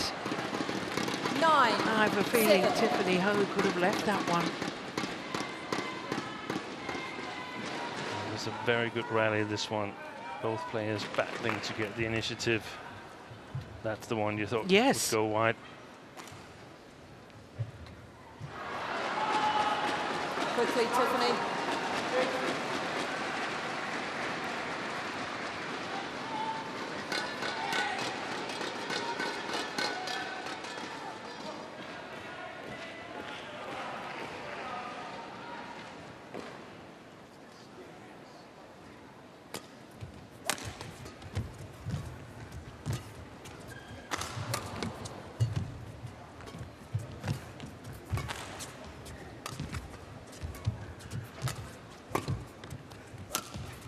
play.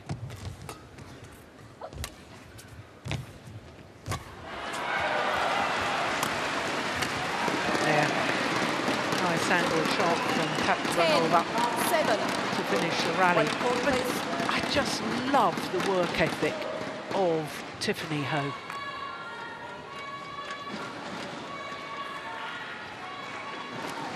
She works and works and works every rally.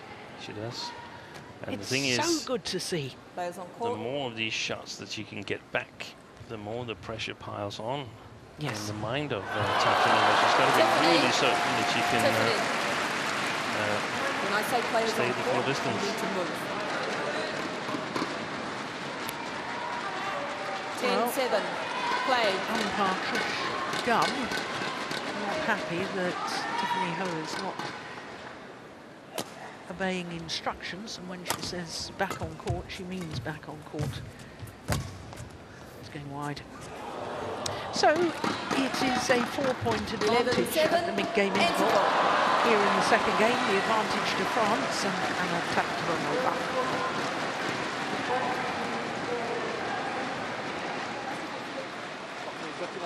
C'est ça, en gros, à ce moment-là, c'était une situation de fond de cours qui joue safe, et la clé c'était vraiment proactif sur l'avant du cours, parce que tu joues un peu mou, et du coup tu te trouvais dans des fond de cours. Donc c'est ça, beaucoup de plus de sur l'avant du cours. C'est ça, et tes chances sont fortes en fond de cours, c'est bien, mais un petit peu également, tu sais aussi avant de croiser, et si tu fais cette petite barrière, tu as très proche de la diagonale, tu peux avancer vite au filet pour aller continuer à faire ça. Si tu ne te sens pas prête à faire un coup au filet, neutralise, milieu de demi-terrain, avec du poids.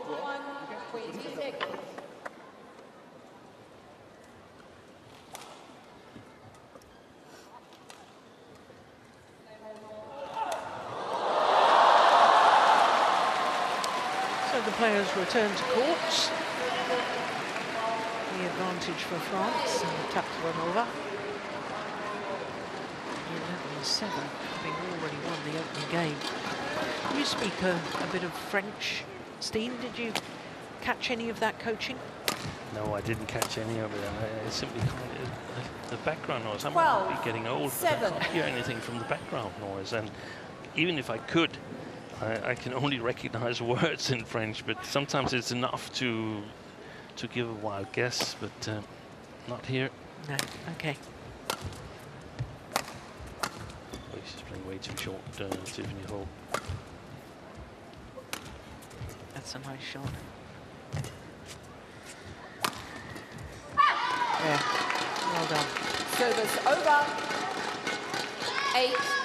I think one of the solutions for Tiffany Ho, I've mentioned it earlier, but to control more, to attack more, play downwards, she doesn't necessarily have to go all out in a smash, and especially not so that she has to cover the full diagonal or anything, but downward shots of varying pace to prevent Tapranova from launching her good clears and drop shots. 9-12. Well, I like the commitment going forward, but it was just a little too flat and gone long of the back line.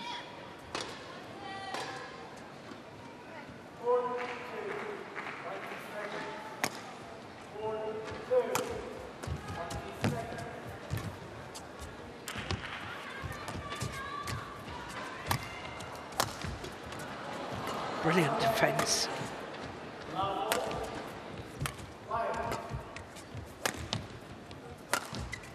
It's going wide. Yeah. And that's sort of this rally builds on the previous one that we noted, where we said that was. I said it was one of the best rallies because it was a battle, and she withstood. Tiffany Ho withstood the initiative from Tapranova for a long, long while. Here it proved that it was one shot too many for Tapranova to play with accuracy.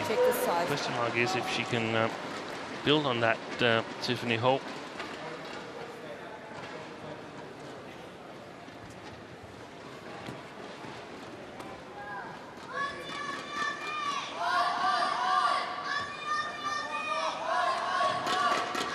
Thank you.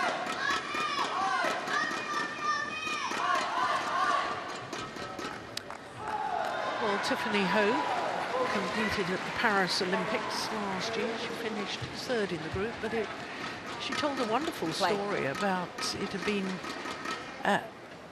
she'd really fulfilled her ambition by competing in Paris, because she said ever since she'd watched the 2008 Olympic opening ceremony, she's dreamt of competing at the Olympics herself. Yeah.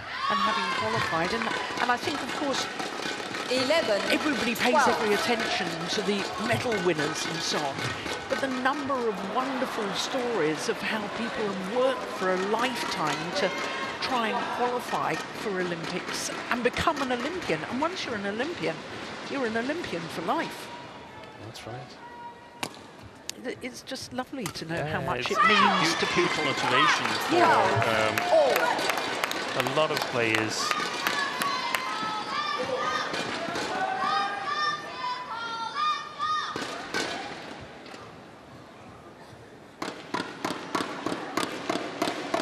So back level. 5 straight points. But that run comes to an end. That's a super Service over. cross court. 13-12. Smash from Tatranova.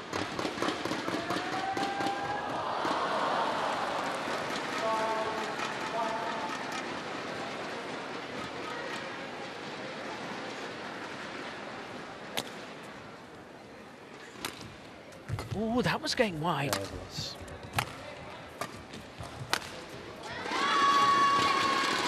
This has become very interesting indeed. 13-all. What fighting spirit by this lady.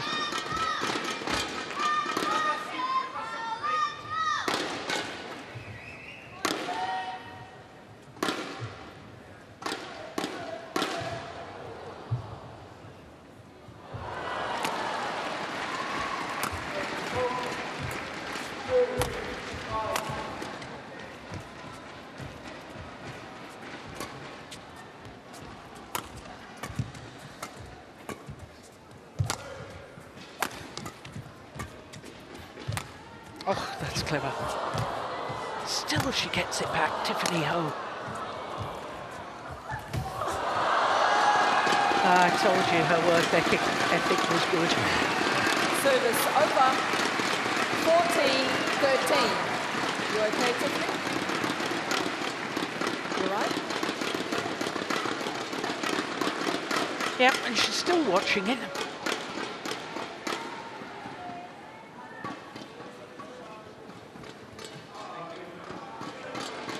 Amazing. Amazing determination.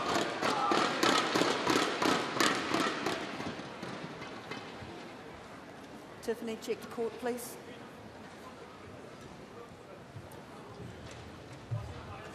Tiffany, check the court.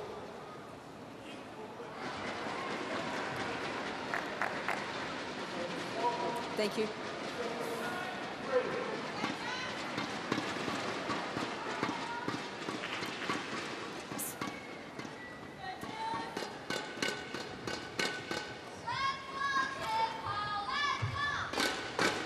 Fourteen, 13, play.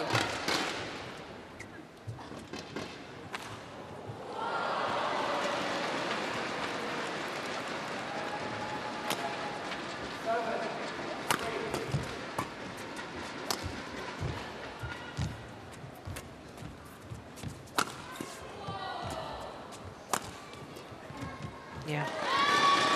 Service over. Well, she is hitting an awful lot cross court, Tiffany Ho. That Yeah. was what Liang Chu advised.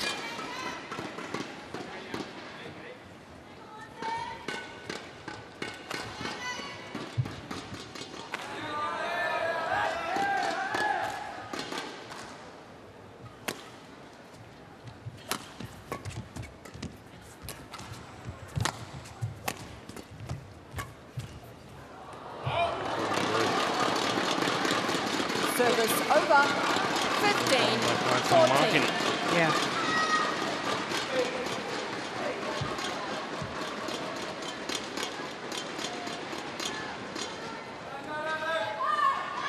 That little still jumping up and down on the spot, Play. I think trying to get rid of some nerves. I think so too. She would really like to get a win here in her first Sudirman Cup campaign. Service over. 15. That's another all. sign of the nerves that become so tense that you really don't want to play the rally. You just want to know the outcome. Well, she's twice had a 5-point advantage in this second game. That's thrown over.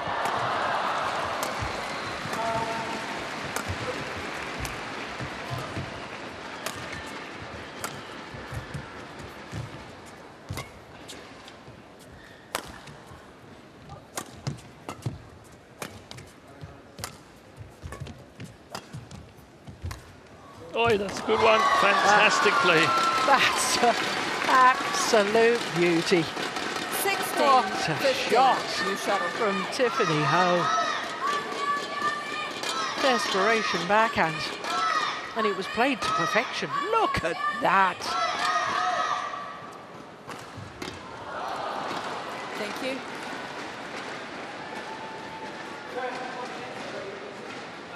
And for the first time in this second game, Tiffany Ho is in the lead. Please.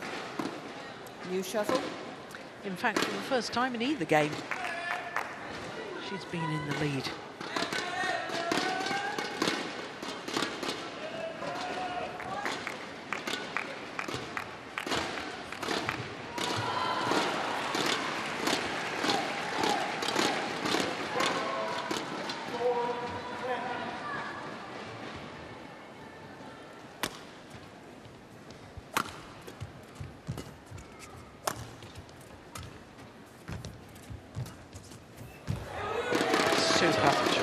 Service over. 16 all.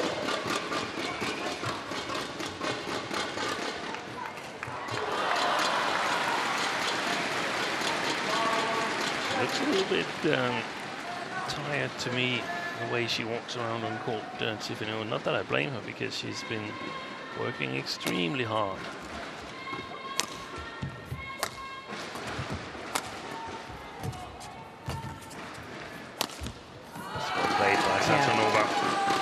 Nice. 17, Pressure. 16. This is Martin Borgo, next to Fernando Rivas there, the assistant singles coach.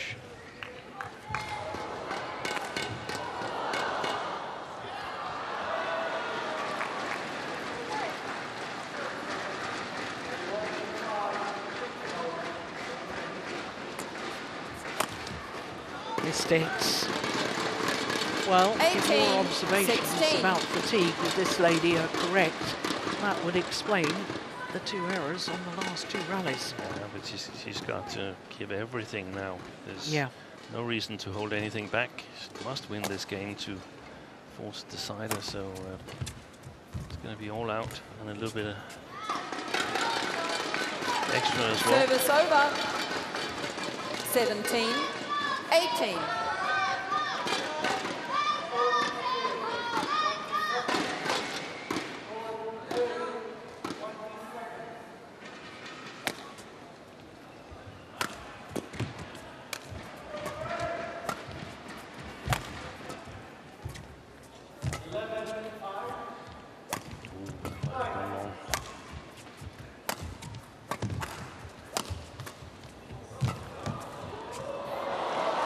Yeah, that one certainly is.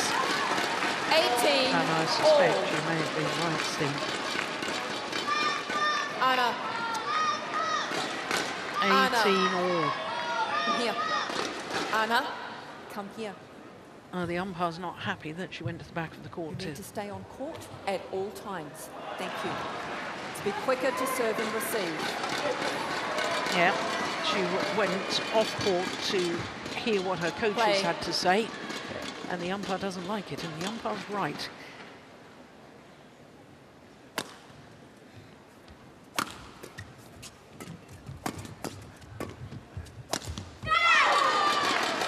Into the lead 19, once more, 18. Tiffany Ho.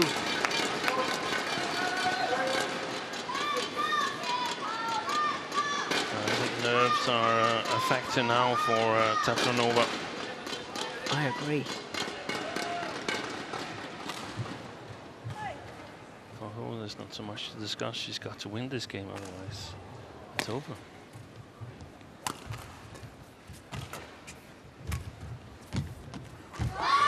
And she's got 2 opportunities. Game point 18. To force a third and deciding game.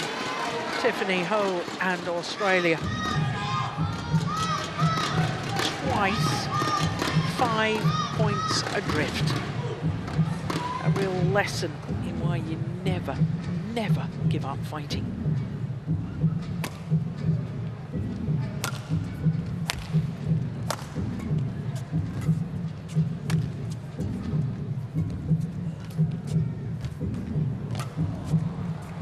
That's a good lift. Missed it. Yep. It's 1 game all. 21-18, the second game in favour of Tiffany Ho for Australia. 43 minutes into the match, and we will be treated to a third and deciding game.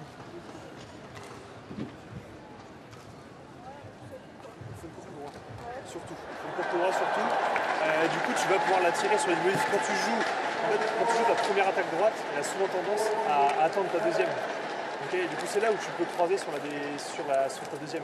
Okay, donc avec ton dégagement fixé croisé, là où elle a recommencé à reprendre le lead, c'est que tu enlevais un peu les dégagés. Ce qui fait que tu descendais tout. En contrôle ou en tête, tu descendais tout. Elle a un peu avancé sa base et du coup, elle te mélangeait depuis l'avant du cours. Donc là, tu vas pouvoir rouvrir ta deuxième attaque croisée. Okay. Quand tu es ici, au droit, vraiment je parle en défavorable, si tu essaies d'aller refixer et tout ça, tu seras pas remets un rôle. Tu n'as jamais, depuis un fond de cours, tu n'as jamais pris un slice gagnant, un reverse gagnant. Jamais. Donc si tu ne te sens pas en capacité d'aller refixer vers ton match, vas-y, tu remets un gros lift au plafond et tu es prêt à défoncer derrière. Okay. Surtout, c'est que voilà, il y a des moments difficiles. Il y a des moments où voilà, on a l'impression qu'on n'arrive pas à faire des choses. Dans ce cas-là, il faut assumer. Il y a des moments comme ça. Il faut se battre, il faut travailler. C'est du mental, c'est vraiment travailler, c'est de remettre le volant et d'assumer que je suis un peu nerveuse, c'est pas grave, on peut l'être en plus. Je ne veux pas chercher la ligne, je ne veux pas finir tout de suite parce qu'on surjoue. On a tendance à surjouer, on veut finir. Non, viens à l'envers. Quand tu te sens nerveuse, tu ressens que tu cours, tu es prête à courir, tu es prête à travailler. Ok? Allez.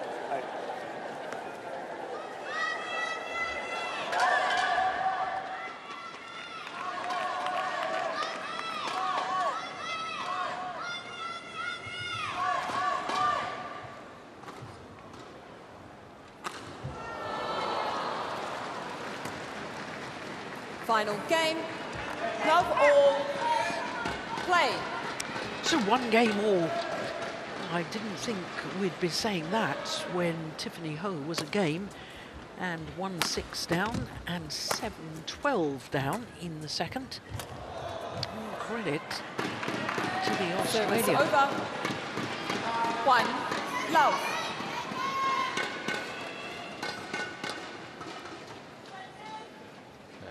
And now the question marks is how much is there left in the tank with Tiffany Ho, and can Anna Tatranova mentally come back? She had a good option. That's good.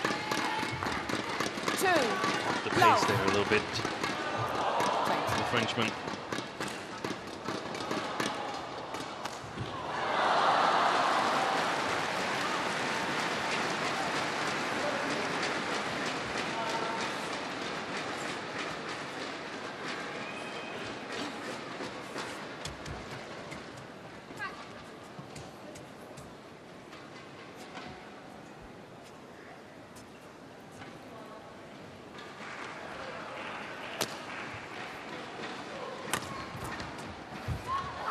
Just wide. Service over. 1, 2.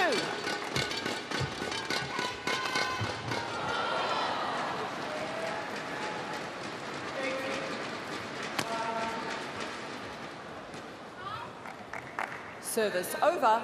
3, 1. Jumping up and down. Again, Tatranova.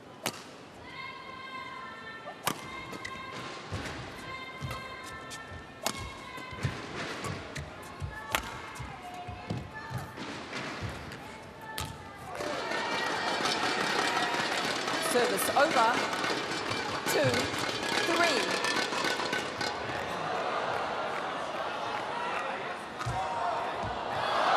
We've seen her follow up nicely a couple of times, Tatranova, especially in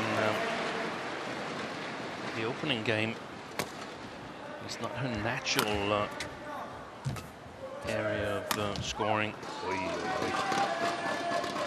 Service over. 4-2. Do you think she was going for it too early in the rally, or was she not behind the shuttle? What was the problem? I don't know what the problem was there, but I like it that she plays downward early in the rally, because otherwise Tatranova takes over the initiative. Yeah. And Service over. 3. Tatranova is clearly quicker on her feet than her opponent.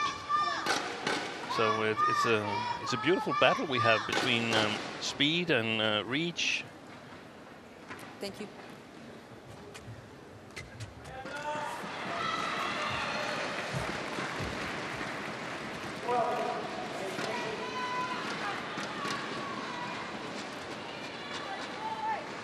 Youth versus experience. Yeah. Not necessarily experience at this stage. Wait, there's a challenge. France challenges, balls out. Actually, I think she might lose this challenge. I saw it as wide. Yeah. It's a great setting for these two players to play in. Yeah. A bit different from what they're used to. Yeah, clearly wide. Challenge unsuccessful. 1 challenge remaining. 4. And I wondered, I mean, a few times, especially during the second game, we were both saying, oh, that's going wide, but they were playing it. I think they're so pumped up with adrenaline that, you know, they want to hit every shuttle, they want to perform to their best, because it is such an impressive setting for them. And it's not only the atmosphere and so on, it's also your game needs, you need something extra in your game to tailor it to these big arenas here. You can't just go all out on the first and best chance you see, because the timing is different. That's good scrambling. Tatranova. That's going wide. You can see that when she misses some of the shots, Tiffany Ho, she misses the line much bigger than we see some of the players from the bigger nations. It's almost never on the double sideline. That's one of the differences in playing strength.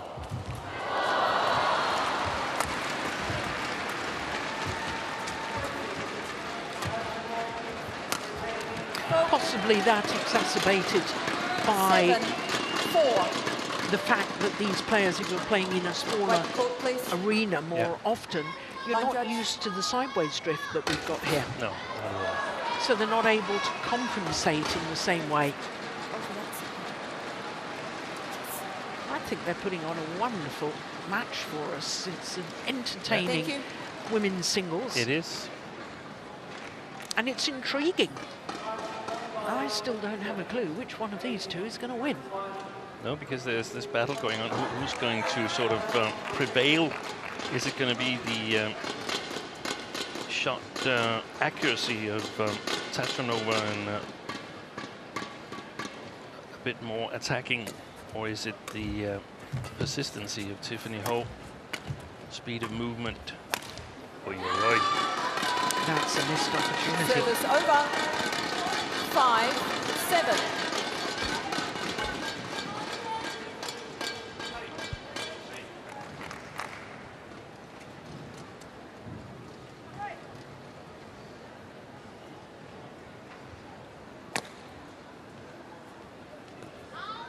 Left. Service Second over. Service error from 8-5. The other thing to take into account, think Tiffany Ho has only played one international tournament so far this year. That was when she lost in the final of the Xiamen Championships. Service over.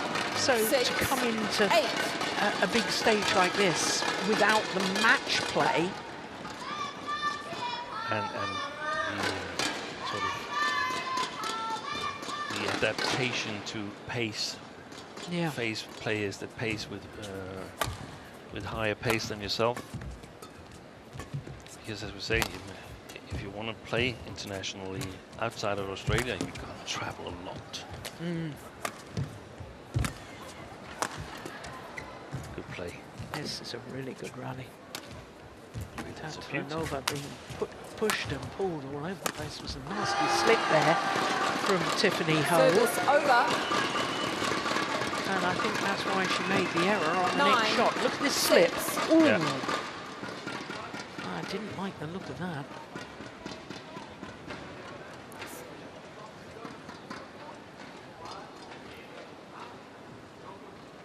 Thank you. Yeah, well, we're looking obviously at the French player. It was the Australian who slipped and has been testing that right ankle.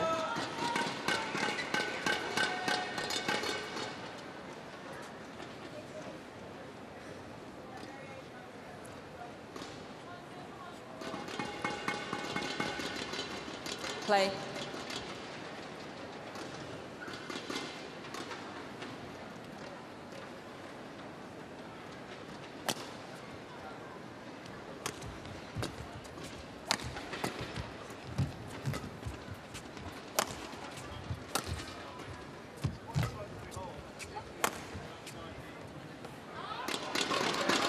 Back line. 10, 6.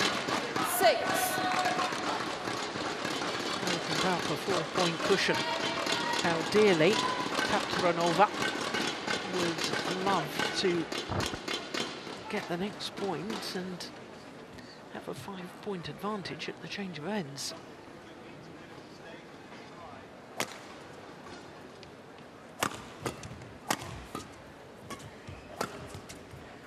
That's a super shot.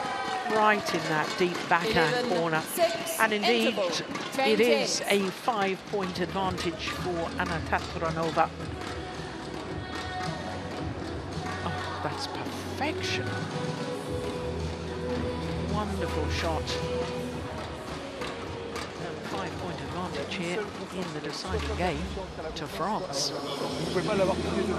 Mais quand tu l'as pas, quand tu doutes, si tu attends et que tu stratégises et que tu n'es plus en mouvement, c'est pas comme ça que tu vas retrouver la confiance. C'est pas par un truc magique. Okay, c'est il faut que tu travailles. Tu mets tout dans le terrain, tu cours, tu poses ton cerveau à côté, tu cours. Et là, les 2 fois où tu l'as fait, ou à la fin, par terre, là tu t'es dit ok, là je mérite mon point, là parce que je me suis bien battu. Donc bats-toi, okay, et au moment où tu t'es battu, là tu vas rechoper la confiance. Là tu vas dire ok, ça a bien marché. Donc bats-toi et après la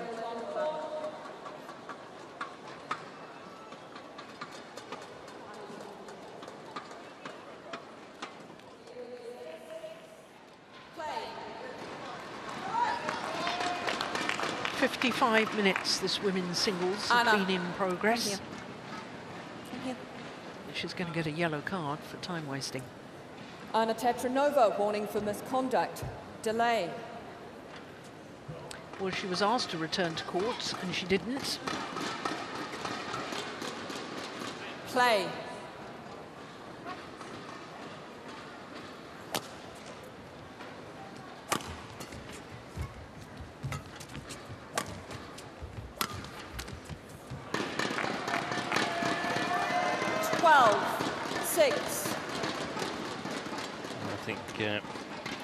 Tiffany Ho needs to score now, otherwise I think the gap becomes too big. It becomes too big a mountain to climb. I think she's quite tired. Psychologically as much as physically, I think. Yes. 13-6. I think the two things together, 7-point deficit, and she's definitely tired. She's definitely feeling the length of this match. And the pace with which she's had to move. Yes.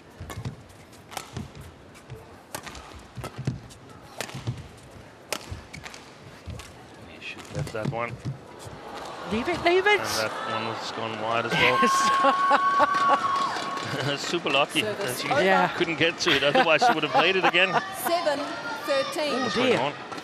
Tiffany. Ooh. Tiffany, are you all right? She's in physical distress. Yeah. I don't like this, actually. That was me laughing. I do apologise. Now, let's watch carefully what happened. There was no twisted ankle, so I suspect you want the doctor, Tiffany? You might be right, but it's Tiffany, a cramping. do you want the doctor?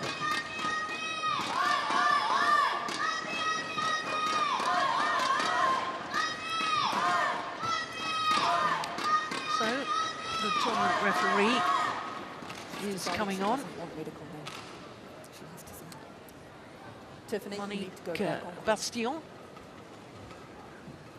of the deputy referees from Switzerland. But the players say they're okay, want to carry on. Nothing really a doctor can do anyway. No treatment allowance in badminton. Play.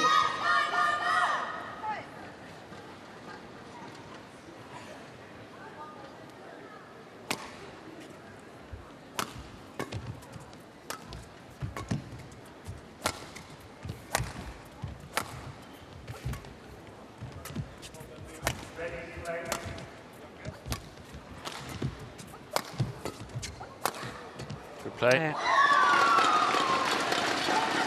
8-13. Shuttle. Urging herself on. Sheer guts and determination from Tiffany Ho.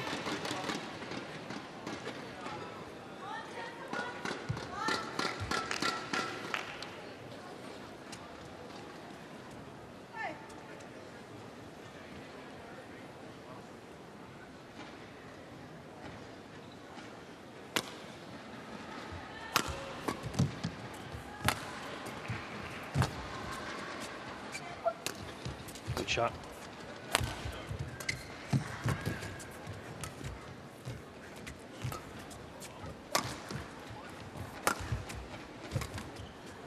Wow, what a backhand! That was sensational. 9-13. Anna. Wipe the court, please. Anna, if you wish. Yeah, coaches like that too. So they should.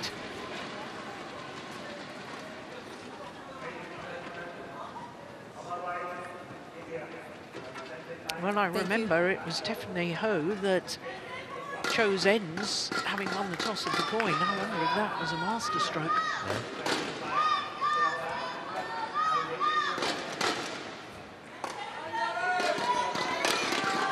Play.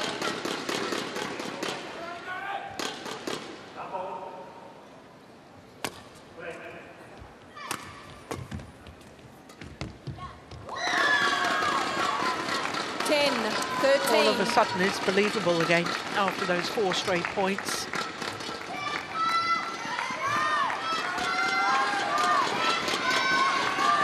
I think the tension has surfaced. This run of points here makes it a little bit uncomfortable for Tataranova.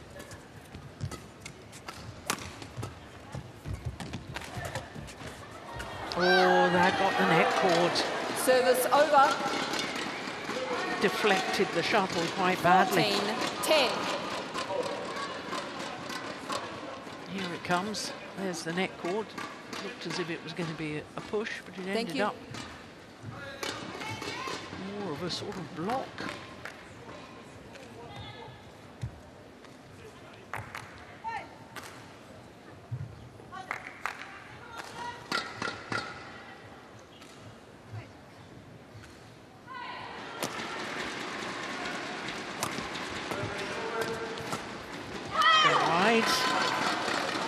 Yeah, did you notice that after the rally? Tataranova just jumping up and down as if it was a nervous little, oh no, I've made a mistake there. It becomes increasingly difficult to play the accurate shots to the front court, so more and more choices will go long, I suppose. 12-14. 6 of the last 7 points to Tiffany Ho.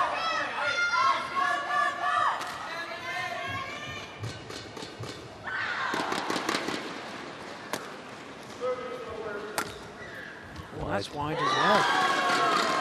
The only shot, the only rally she's won, Tatanova, was the one where she hit the top of the tape. Otherwise, she hasn't won a rally since 13-6.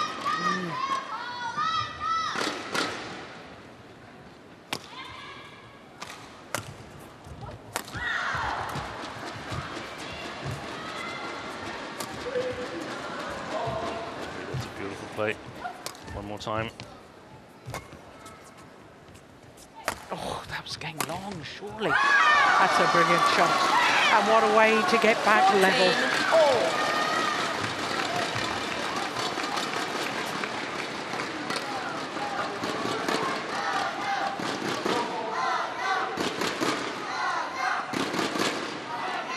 These of the last 9 points.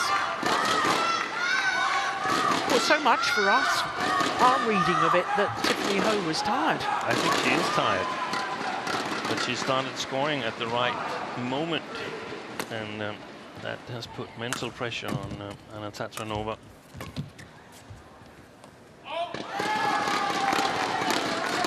Service over, 15-14. Way she was at 18-16 in the second game and then lost 5 straight points.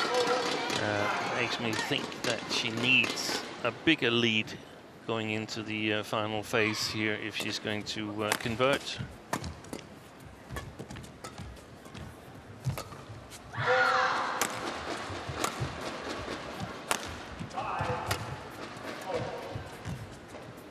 Good net shot.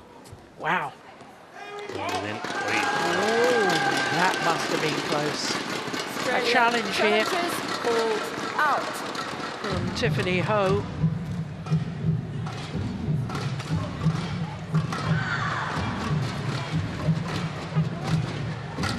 I think it's her first challenge of the entire match. Yeah. Yeah, and it was a great challenge. correction in. You called it, Steve. Well done. Yeah. I think it's a sign of tension. Again. Play. The feeling on court gets so uncomfortable. You basically don't want to experience it.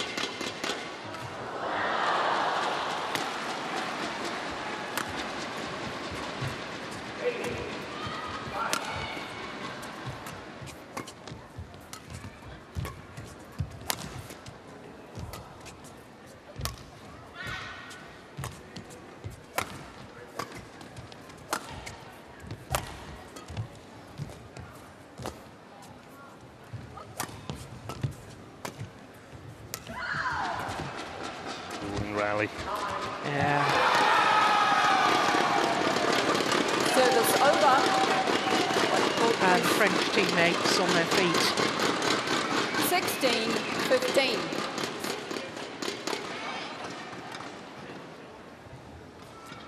Well, each and every Tiffany, point show at her this where. stage of the match is so precious. Tiffany, show her where. 30 shots. Thank you.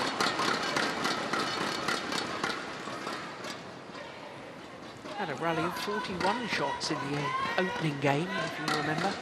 That took us to the mid-game interval. Play. And who comes out best after that long, grueling rally here?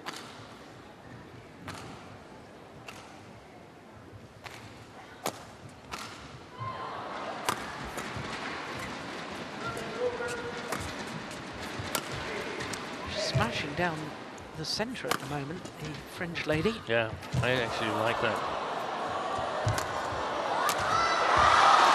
Yeah, good rally. Service over.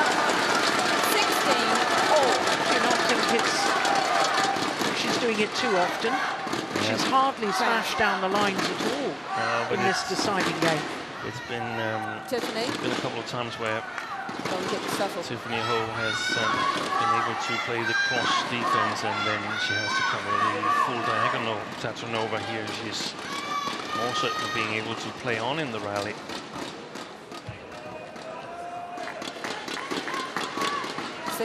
all. One Play. game all, 16 all.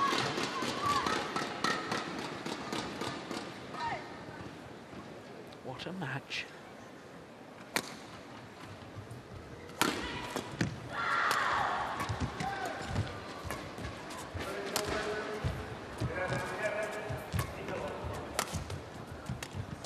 Boy, that's a good shot.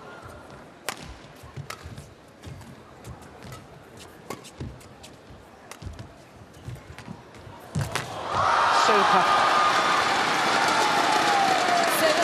17-16. And it's the Stay on court. first time in the entire Tiffany, match stay on court. that Tiffany Ho has been in the lead. Use your foot. No. Use your foot.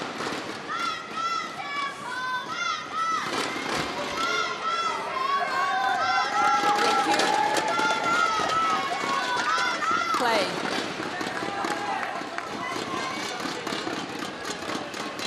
Anna, ready.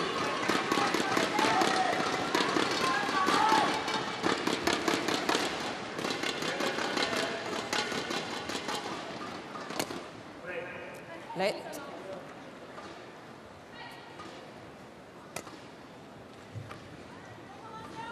Well, it all adds to the tension, doesn't it?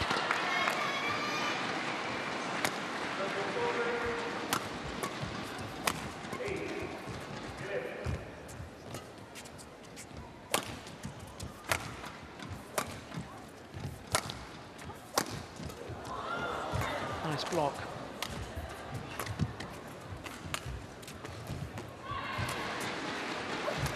Boy. That was all or nothing. Service over. 17. Tiffany Ho.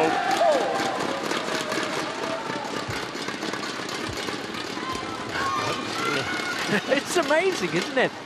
Players. Players. Well, the come umpire here. wants a word with both players.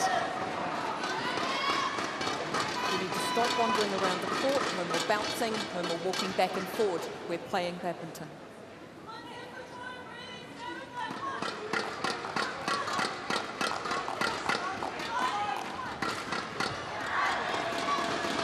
Play. 17 all in the deciding game. Oh, somebody's using a flashlight behind the court 18. at 17. this stage. Dear me.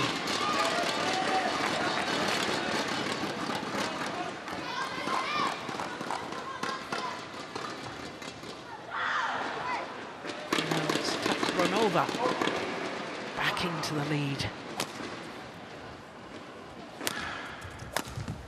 Missed it. Service over. 18 all. Well, she went for a smash down the line. I've been hoping to see that for a while, but Let not.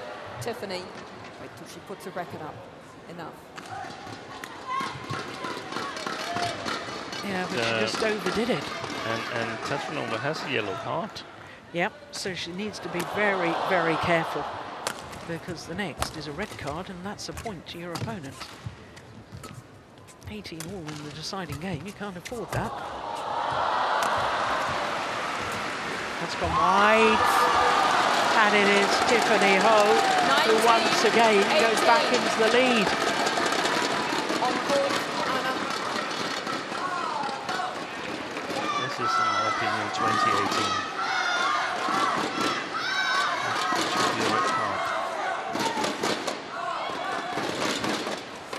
Well, Tiffany Ho is Use your foot.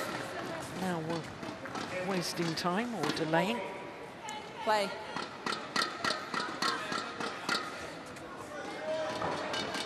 Oh, I think they're both on thin ice as far as Yeah, delays I think so. are concerned. I think so.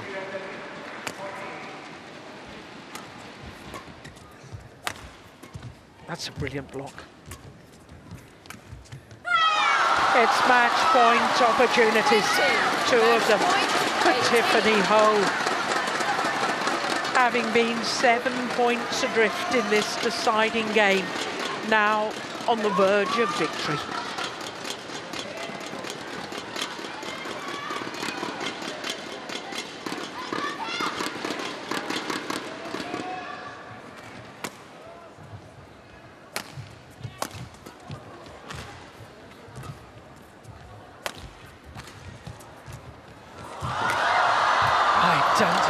How did she get that back? And that one. That's gone long of the back line. And Tiffany Ho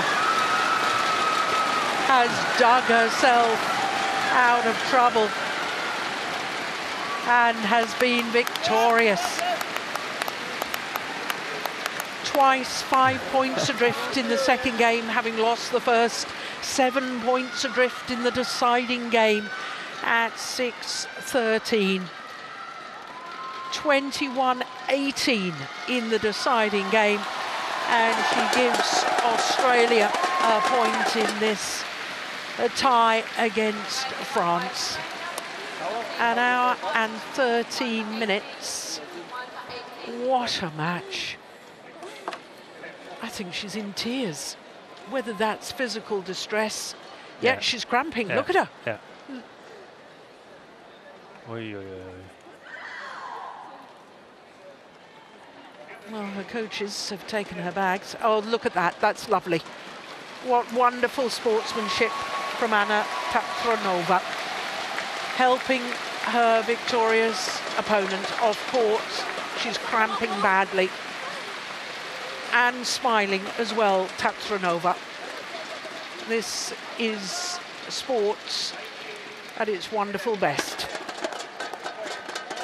A marathon match, both players giving absolute everything. And the defeated player helping her opponent off court.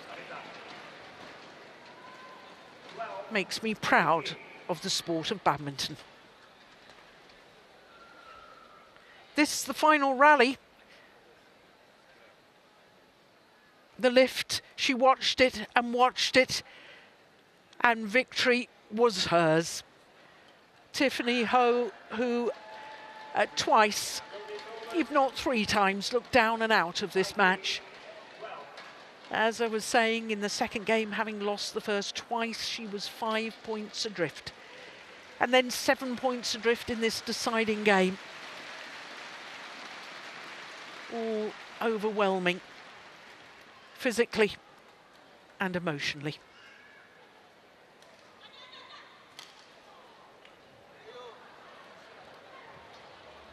Well, what a match.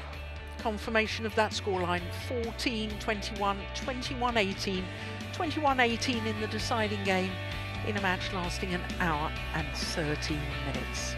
So that means that it's 1-1 in the overall tie, and next up we've got men's singles and Arnaud Maclay up against Jack Yu.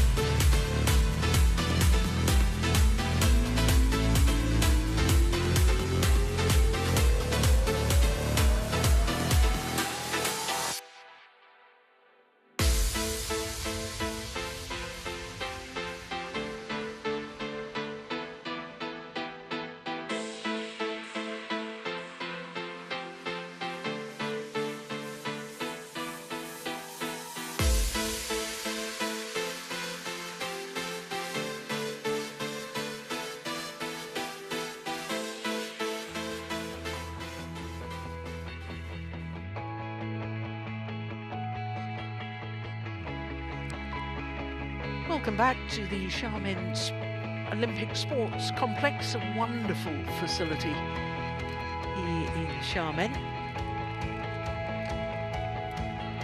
And our next match is men's singles. Arnaud Merclé up against Jack Yu.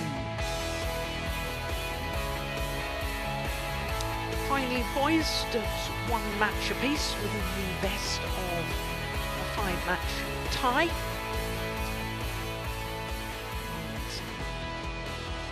Merclé, tall athletes. Jack Yu, fresh from winning gold at the Oceania Championships. This should be interesting. Merclé against Yu.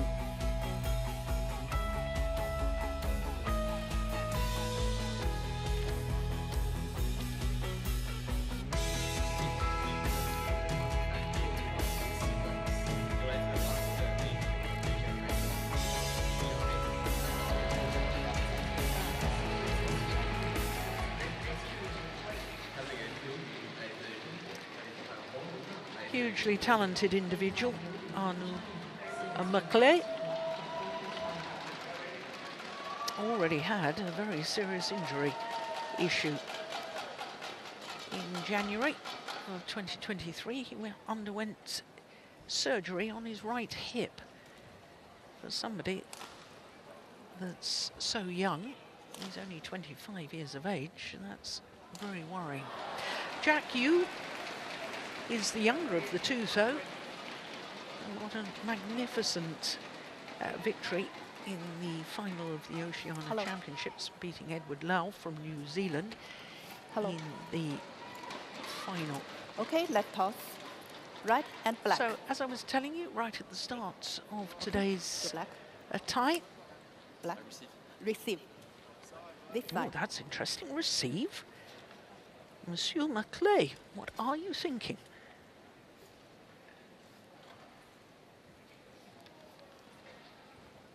And Jack Yu has decided to start the near side of the court.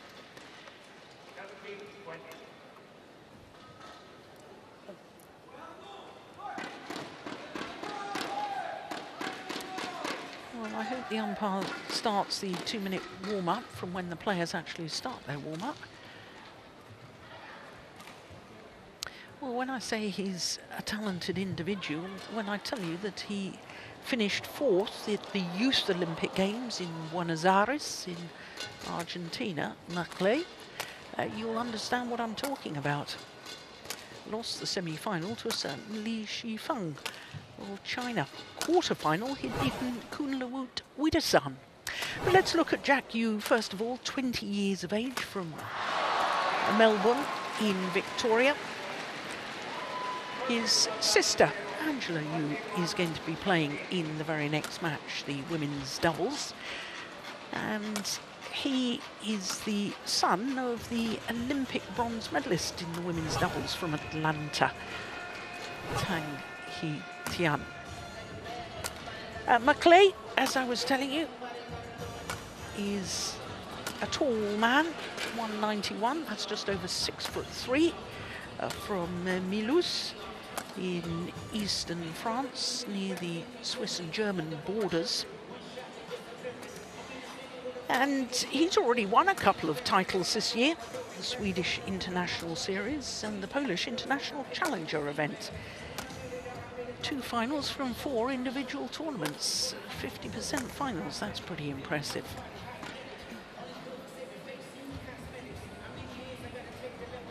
Well, I first saw this young man at the Commonwealth Games in Birmingham 3 years ago, Jack Yu.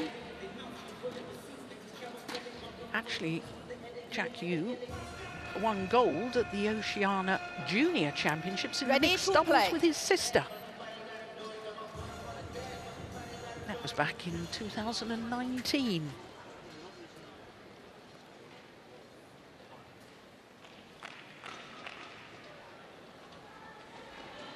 He must have been very young then. You say he's only 21? He's only 20. He's only 20, wow.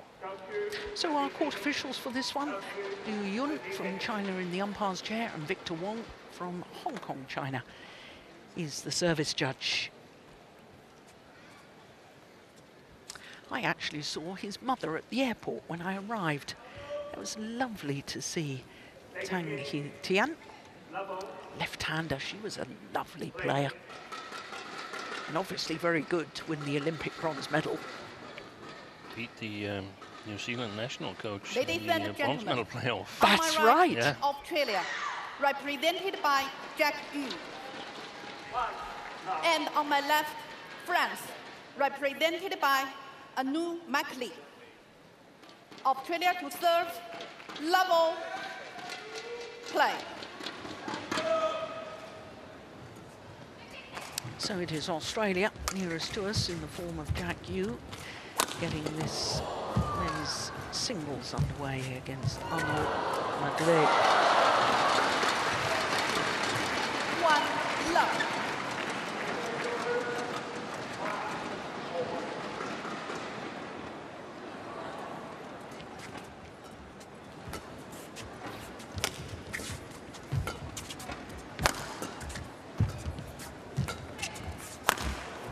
Super. Service over. Well, I think France has got an exceptionally talented bunch of men's singles players, up-and-coming singles players at the moment, and I certainly put Maglé in that bracket along with the Popov brothers and of course the current world number 10, Alex Lanier.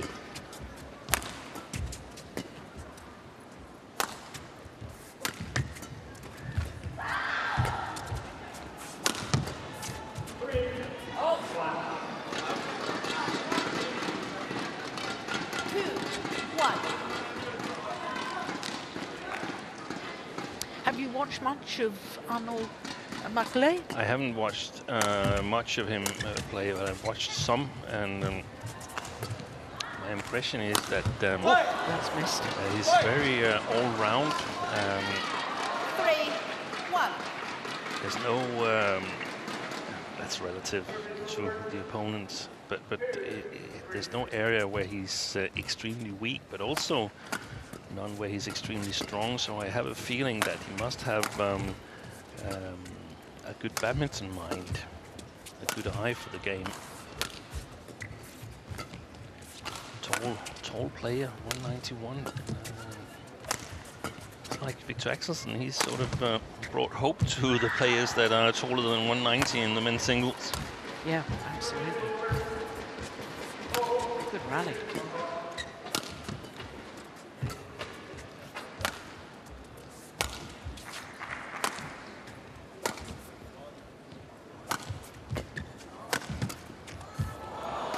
Super.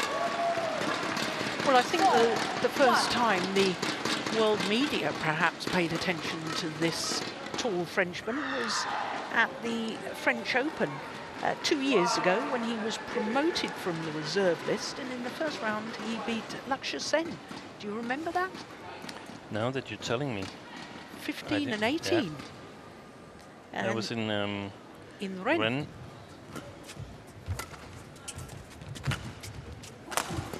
French Open is going to be in Rennes again this year, isn't it?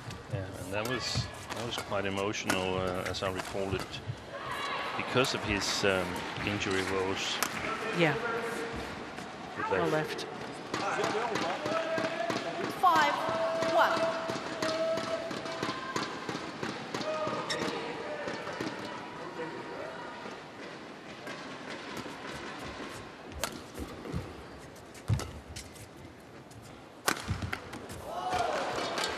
Yeah, good smash. 2-5.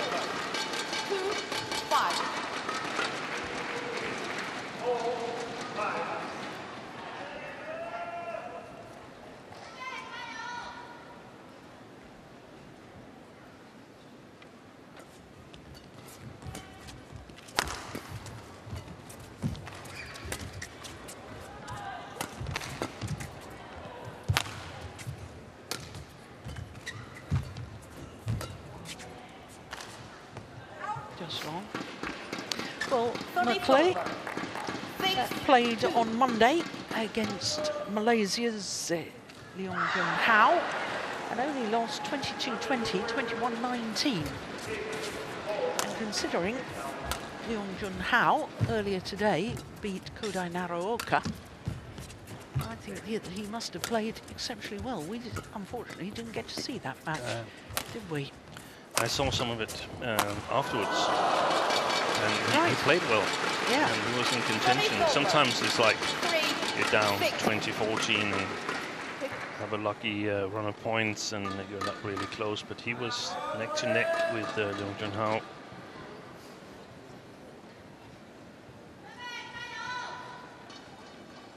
And as you say, they're about to build a very strong single squad in France. 4-6.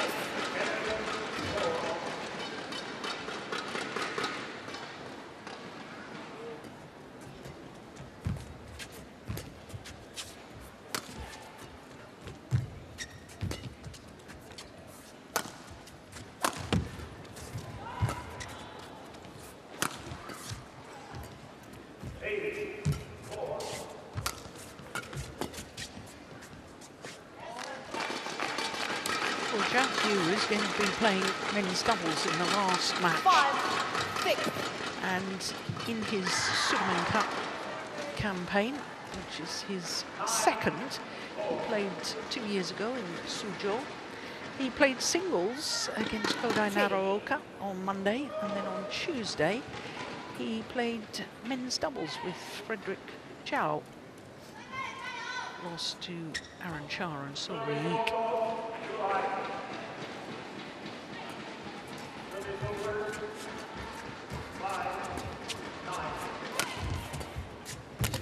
Super good technical skills. Service over.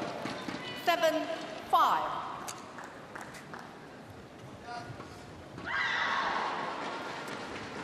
It's interesting to watch the two players here, and they're a little bit lower on the world ranking than we normally see.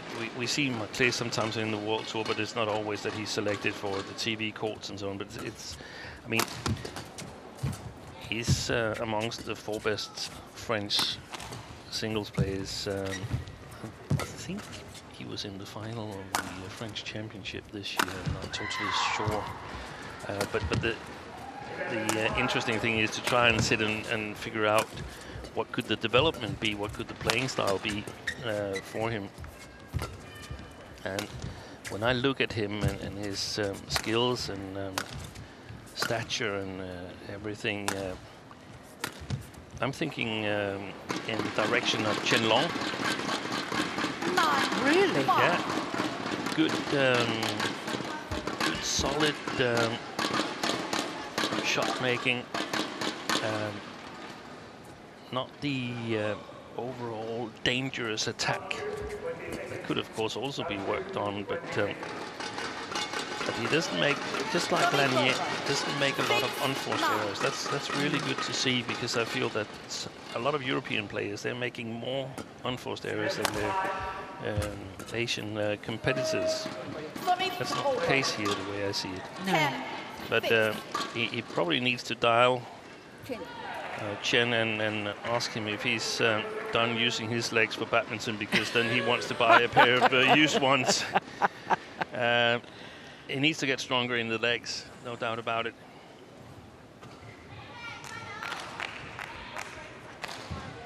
Well, I remember he had a magnificent match at the European Championships last year in Saarbrücken, when he only lost to the eventual gold medalist, Anders Antonsen, 24-22, 27-25. Did he? And it was a magnificent match.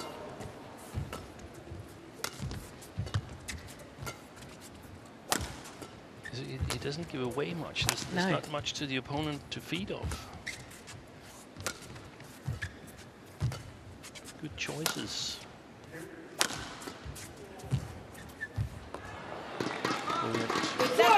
So 11-6, the advantage to Arnaud Martelet.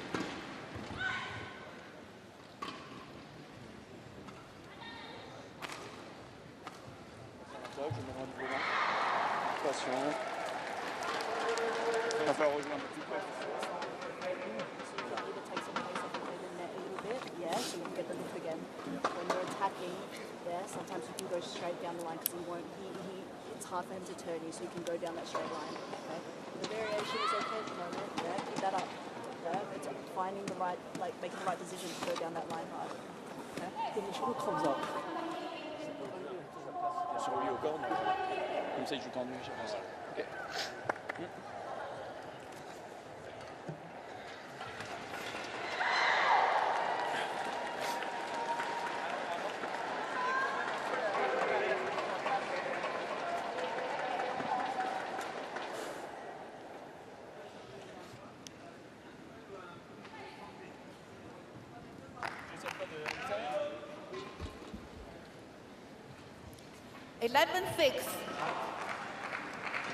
Play.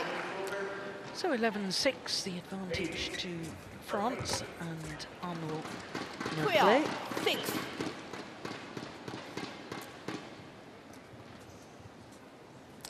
It's always an issue, I guess, Steen, when you're playing against an opponent, as you've already described, who's good in all departments of the game, doesn't really have any weaknesses and seems to be making very good choices. Well, what do you do to then counteract that?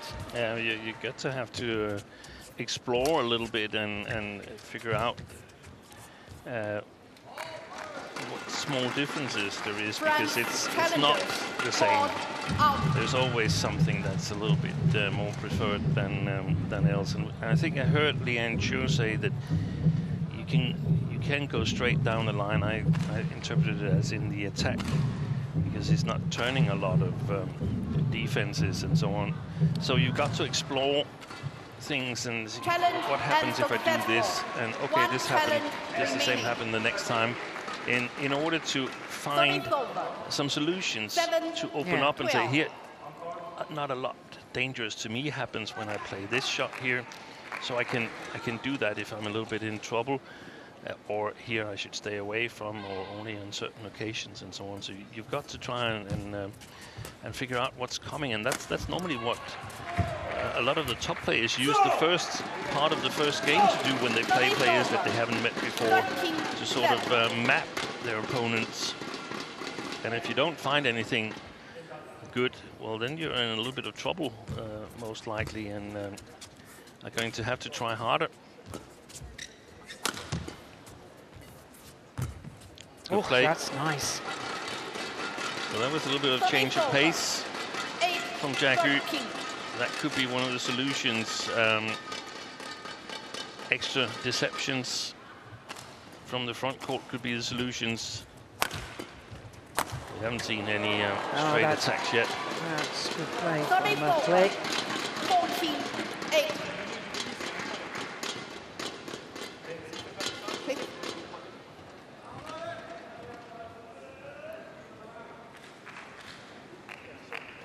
And oftentimes it's a matter of pace. What can you do in the different hitting zones, different heights, at what pace? Because it's not sort of static that from the forehand corner you can play this shot and you can play it all the time. Well, if there's a little bit more pressure on, or if you're moving from the diagonal, it could be different from moving from the straight position. That's going wide. Yeah. Yeah. 16.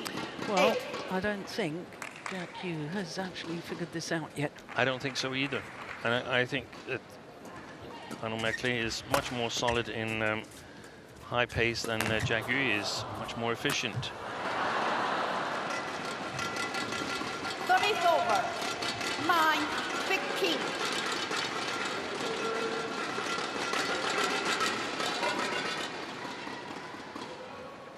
I think actually it's the other way around, that Merlet has a good read on what's coming from Jagu. Yeah.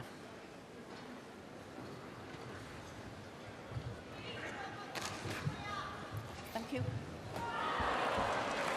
Thank you.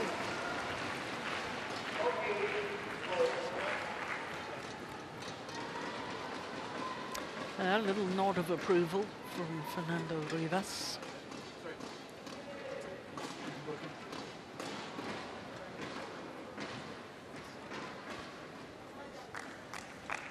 9-16. Play.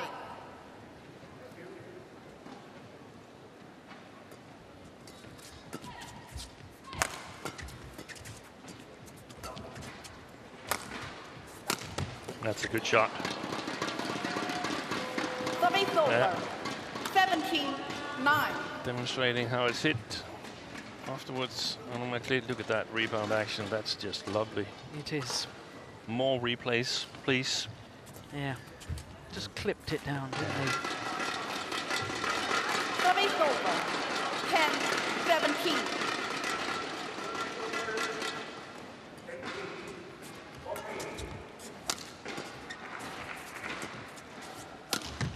That was again.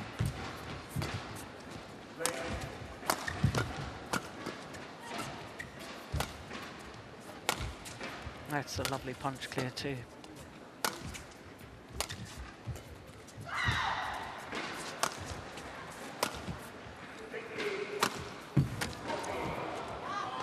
That's well left. It was just wide. But the court will need to be mopped. Both ends.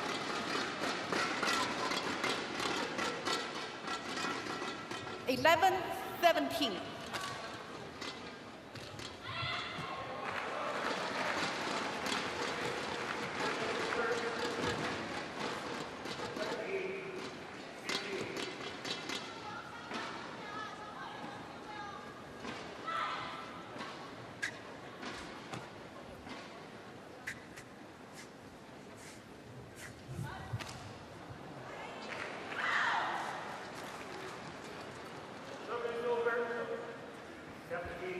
Play.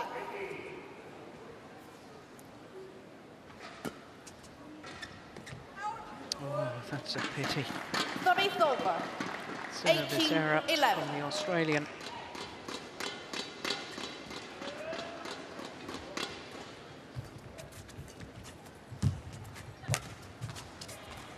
Short. Wow. Well, get that back, McLeod.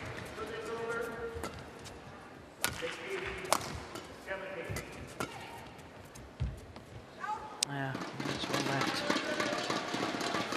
Little shake of the head from Yeah. Jack Yu. It's not working. That's concerning.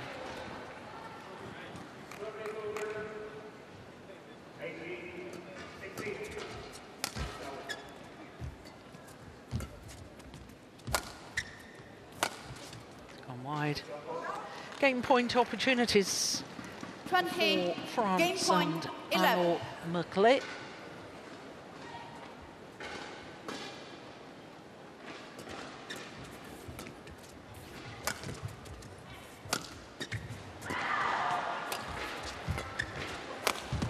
Good shot. Yeah, that's very nice. Moved to that round the head position 12. very smoothly. Yeah. Look on his feet.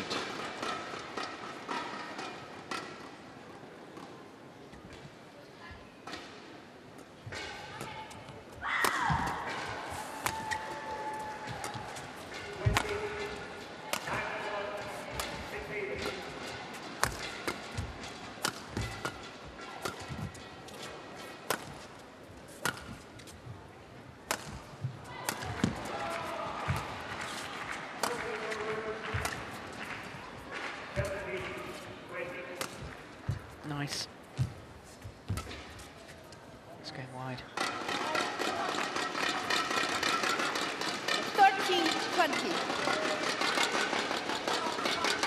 I think I'd like to see Jack Yu being a little more dangerous when he comes to the net. He played that delightful angled shot down, and then he came forward with a low racket carriage and just played, not really taking the net shot early. And therefore, all that good work from that good downward shot has been lost. Yeah. And that's a really good way of analyzing video, going shot by shot and figuring out what shot gave me the advantage in the rally, what shot lost me the advantage. That's better.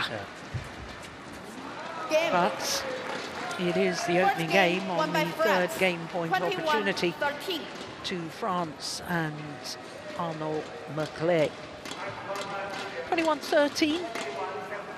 in 19 minutes.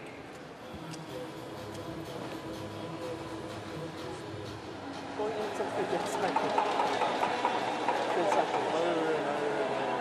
but that's like, he's just so steady like that, right? So how, like, to win your points, you either have to like change the speed in your counter, right? Yeah, otherwise, like, when it is going up, you have to be like super patient with him because he's not giving any points like that. From the backhand side? The backhand side, sometimes you can out on the cross nets instead of repeating the push. So once in a while, you can break that. But the same stuff, you just got to be really patient with this guy. He's not going to get like 3 points. Sometimes, actually, like, when he's actually camping at the front, so it's okay to open up the points. Yeah, sometimes. If it wasn't like a right car.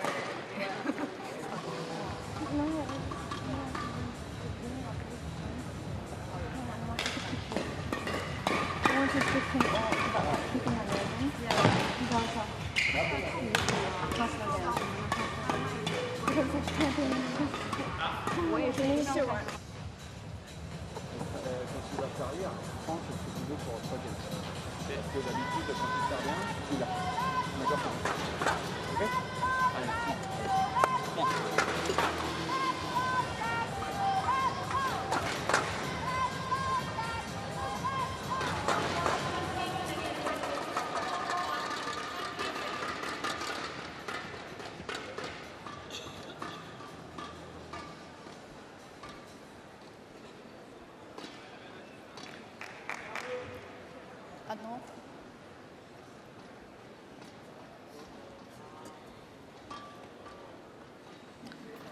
So Arnaud Maclay returns to court, having won the opening game 21-13. Now, what can Jack Yu do to turn this around? Oh, well, there's not a lot anybody can do against a shot like that.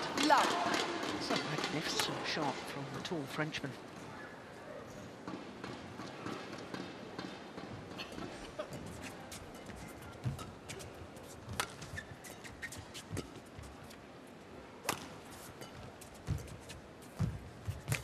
Oh, that's fantastic, that move he made there, Jack Yu.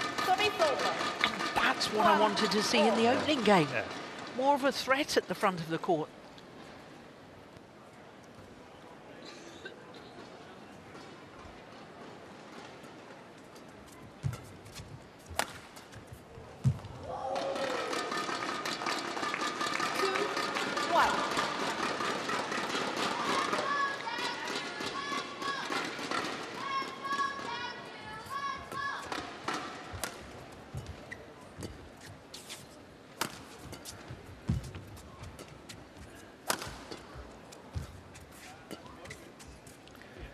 Just wide. 3-1.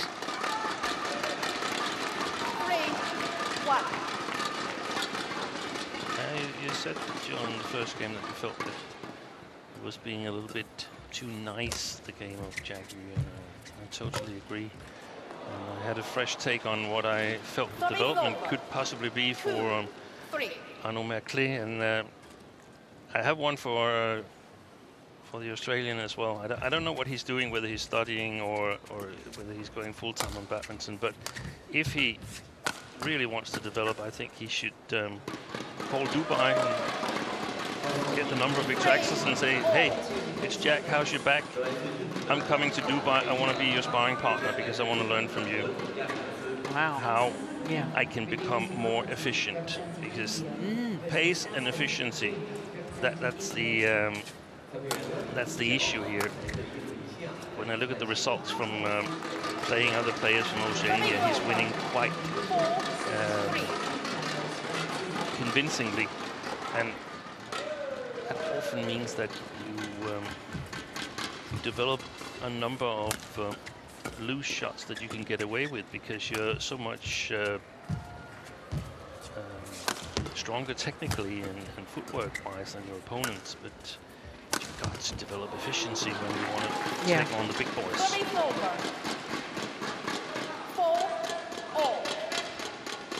It was a great pity that the final of the Oceania Championships never happened. Yeah. We got a walkover from Edward Lau.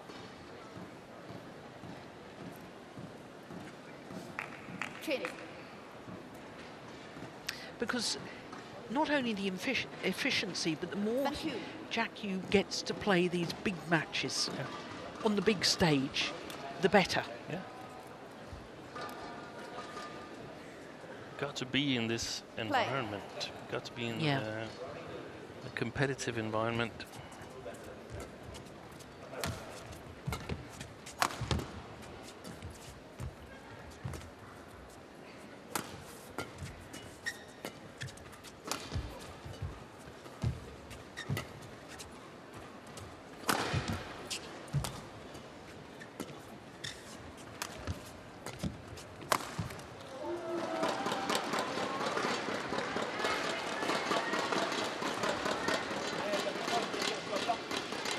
There's a little bit loose shot, immediately punished. Yeah.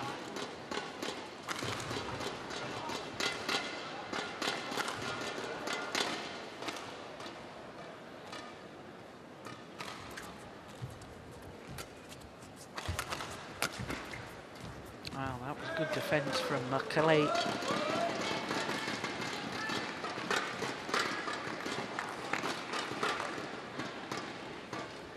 Celebrated his 25th birthday 6 days ago, this man from France.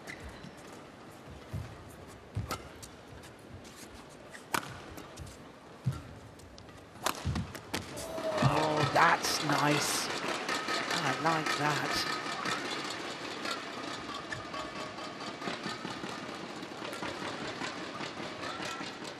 Well, we've mentioned Jack Yu's mother. We ought to mention his father, Ricky Yu, was a Chinese national player, and at one stage was the national coach to the Australian team. Was he? Yeah.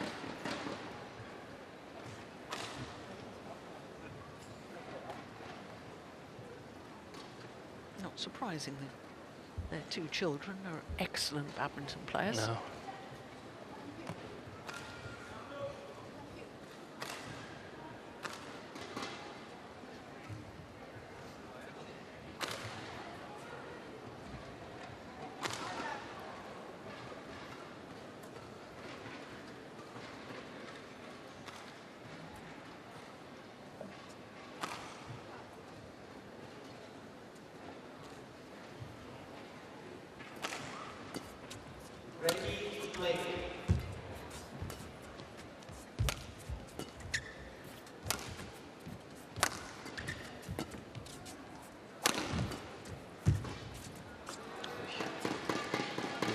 Way back almost before he hit the last shot there, Jack Yu.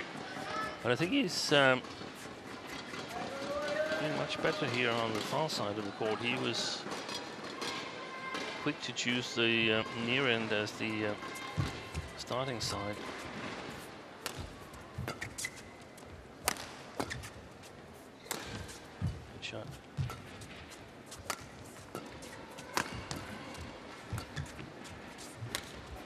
That's beauty. That's a good rally for Jack Yu. Do you know, I can see Jack Yu's movement is sort of like an uncut rough diamond, similar to Anthony Ginting. That smooth sort of low gliding and then leaping in the air.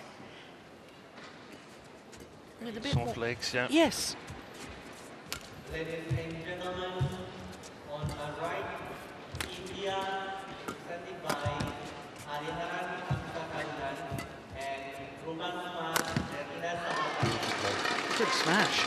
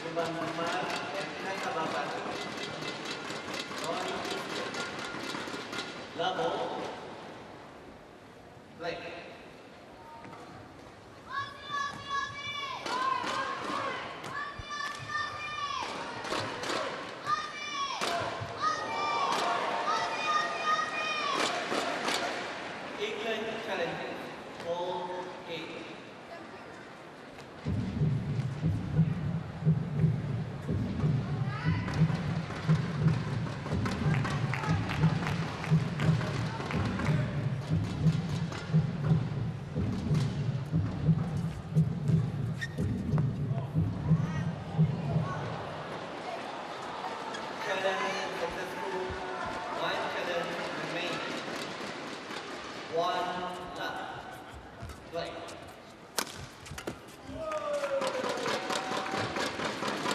Not too short the lift there from Jagger, I suppose it was.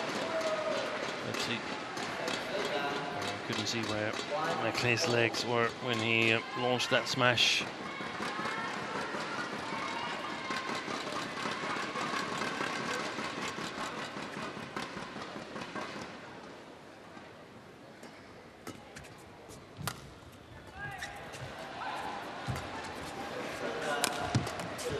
That's a good smash.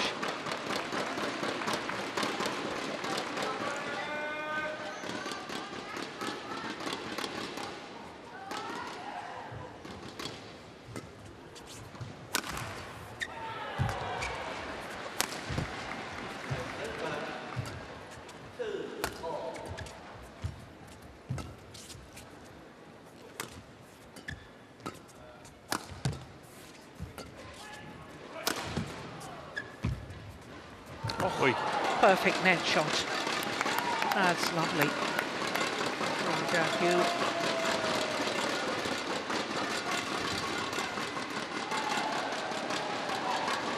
You know, that forehand block to the net looked reminiscent of Ginting as well, you know. I think another player is also similar. That is our friend from Chinese Taipei, Zhou Qintian. Yes. Yep.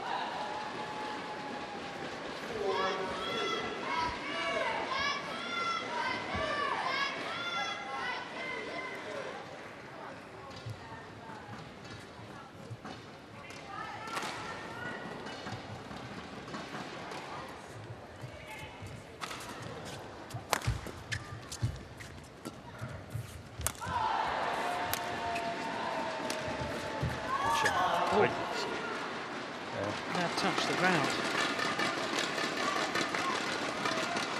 Before McLeay.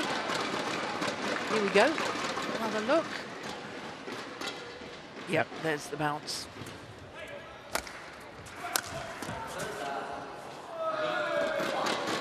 So it is Arnaud McLeay who has the advantage at the mid-game interval, a 2-point advantage.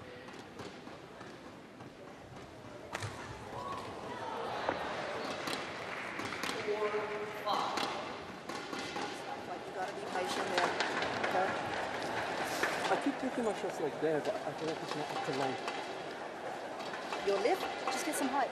Like, if it's landing on top of him like that, it's harder for him to attack, okay? But as soon as it goes up, he's not clearing. He's just hitting down, so like more ready on defense. Okay? Come on. Defend fine. Come on.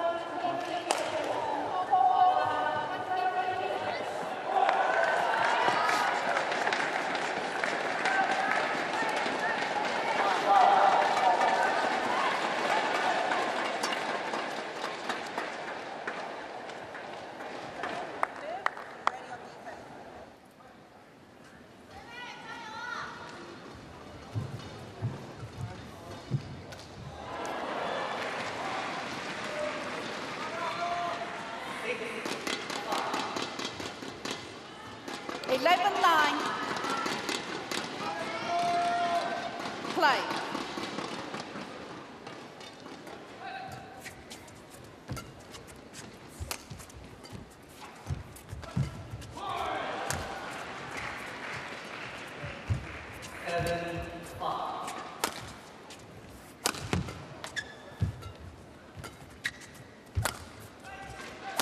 Good play. Oh, that's a fabulous shot.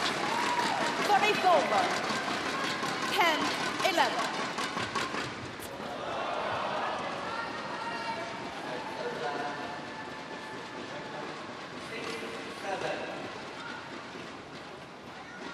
From what I was able to hear there, Lian Chu answered Jagger's worries about his lift with the reply that he should just lift a bit higher. Thank you. And I don't know if particularly helped, but at least the second lift he got, that was really good length on it, and that made the diagonal a little bit longer for Merklé. Look at that.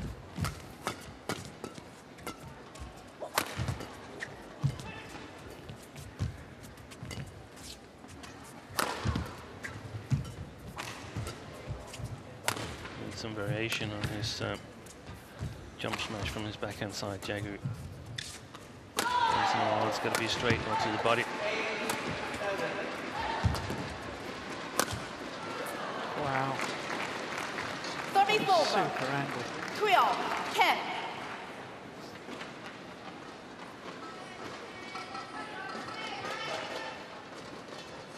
Must have been a little short as well, I suspect. I think so. And I think it's when he gets a little bit off balance, Jagu, and has to lift, then he plays it a bit too short. Oh, that's good anticipation. But that's pretty much what Merklé is living off at the moment. I think he's playing a little bit with the drift and can't put as much pressure on the backcourt as he would like to. Ooh, that's too loose from the short forehand of you.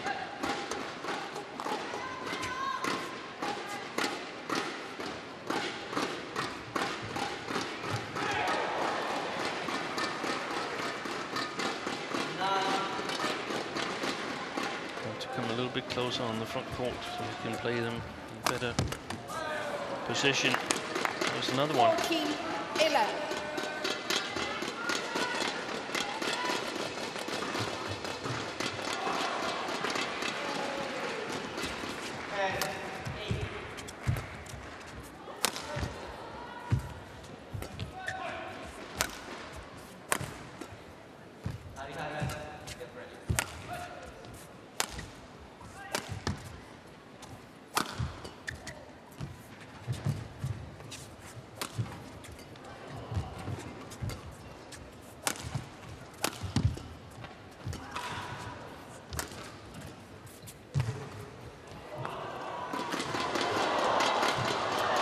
I think in general, this man from Melbourne needs more weapons. He needs better attacking shots.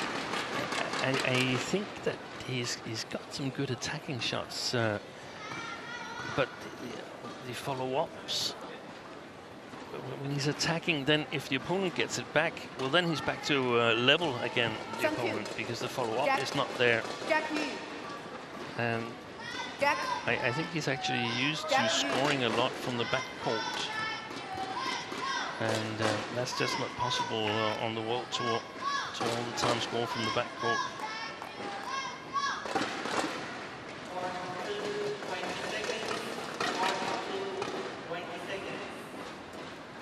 I'd like to see a variation of cross smash from his forehand side when he gets the opportunity. Jagu. 16-11. So targeting Merklé's forehand a bit more from both sides, actually, to keep the court open.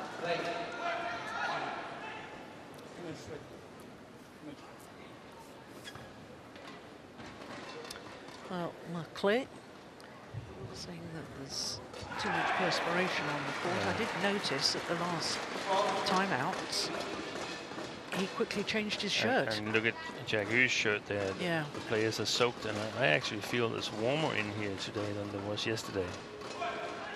Not sure about that, but it's certainly warm enough that we're sitting here in shirt sleeves, aren't we? Yeah.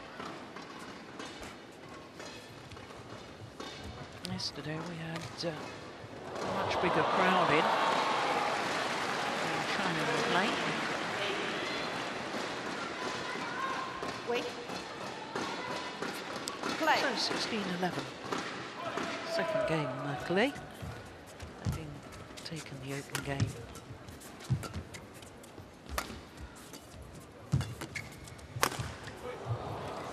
Yeah, that's an efficient smash straight down the line, isn't it? So many points. Yeah.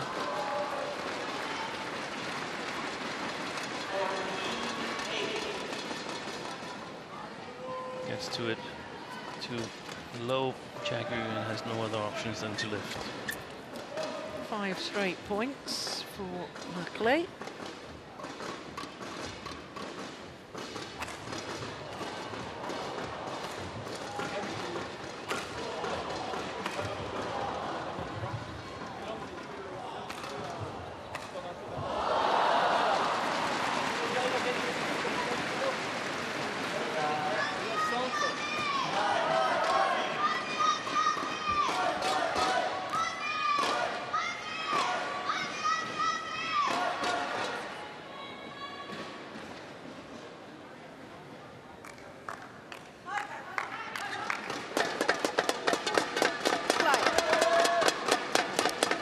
Tiffany Ho back probably from the treatment table to support her teammates. 18-11. 6 straight points.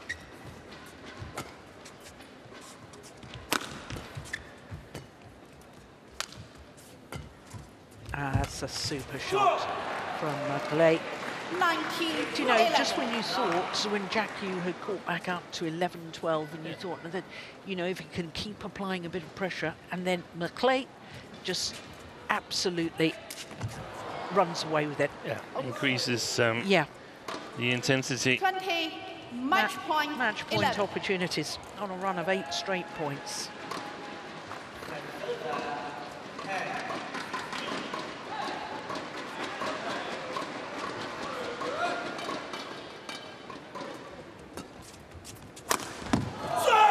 Wow, what a way to finish this match. A fabulous smash by Arnaud Maclay, and his victory over Jack Yu in 2 straight games, 21-13, 21-11 in 41 minutes. And that means that France take a 2-1 lead in the overall tie against Australia. Well, I have to say that was very impressive. A way to close out the match. 9 straight points. And he's obviously pleased with that, and so he should be. No, we've seen enough of Jack Yu that we know he's a talented individual. Let's hope that he makes even more improvements and gets to be a regular on the World Tour. 21-13, 21-11 in 41 minutes. Next up is women's doubles, Lambert and Pognan up against Grania Somerville and Angela Yu.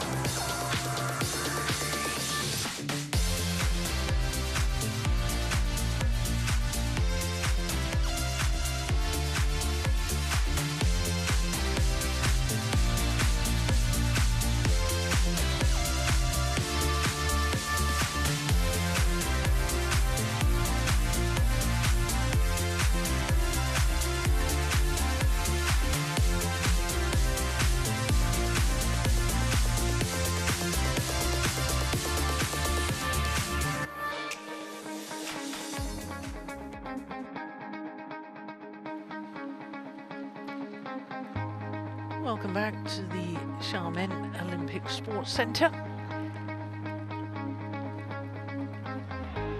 And the Fenghuang Gymnasium, which is where we've been based all week for the Sudirman Cup. Next up is women's doubles. As I say, France has the advantage 2-1 against Australia in the tie. Margot Lambert and Camille Pognan up against Grania Somerville and Angela Yu.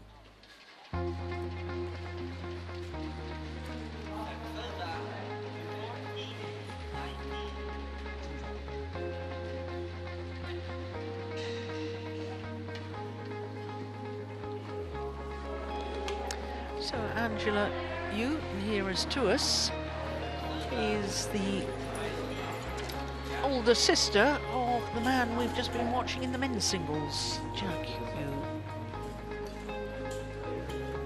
Well, I think the French will be brought out first. Yes, indeed they are. Being asked to step forward.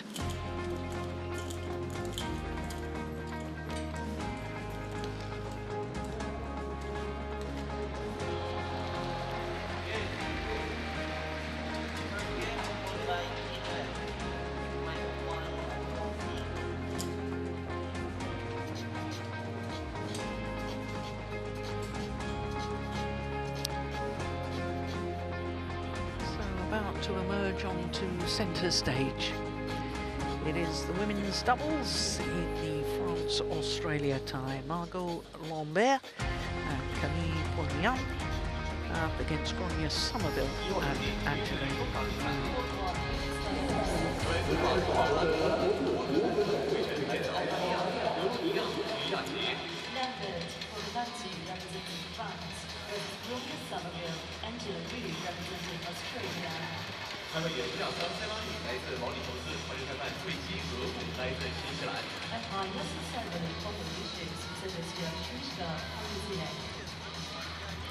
Well, for a second time this evening, Grania Somerville will play against Margot Lambert because they faced each other across the nets in the mixed doubles, the first match in this evening's tie.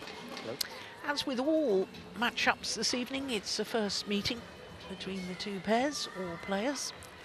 Grania and Angela, red or black, what do you choose? Red, black for you. Red, your choice. Who will receive? Grania receives and Camille will serve with my left hand. Thank you. So the Australians have chosen to receive.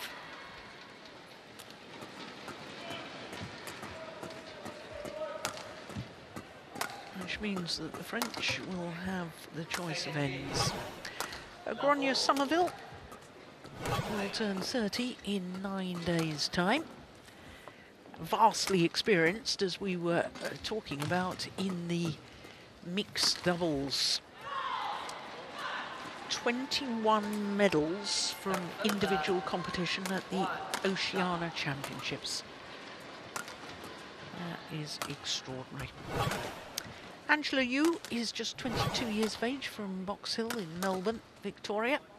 Lives in Brisbane. A dog lover.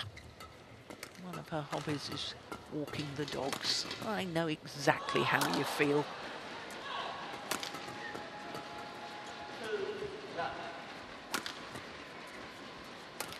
So to Margot Lambert, 26 years of age now. Started playing badminton aged 8 in Tahiti, in French Polynesia.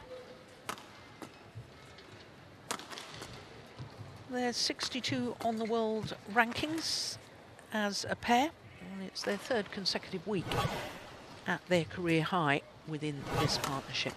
Camille Pognan is just 18 years of age, from Grenoble in southeast France, the foot of the French Alps. A lovely part of the world, and she was gold medalist in the women's doubles at last year's European Junior Championships with Elsa Jacob, who we saw earlier this week playing mixed doubles with Deschamps.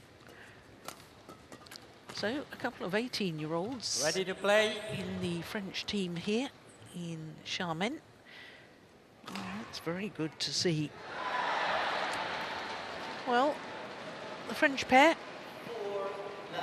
played against both Malaysia and Japan in this group and lost both of those matches, which isn't at all surprising because they played against the Malaysians Pearly Tan and Tina Muralitharan, who were fourth in the Olympic Games, as we look at our umpire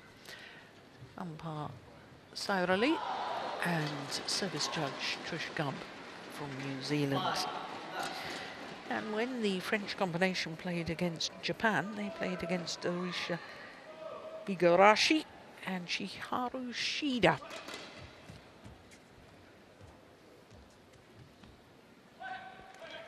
So played 2 matches in their campaign, women's doubles matches, right, being Australia, beaten both represented times. by Bronya Somerville and Angela Yu. And on my left, France, represented by Margot Lambert and Camille Pognon. France to serve, Camille Pognon to Bronya Somerville. Love all. Play. So it is France, the far side of the courts, with Pognon and Lambert against Somerville and Yu. Wow. That's a fabulous interception from Angela Yu.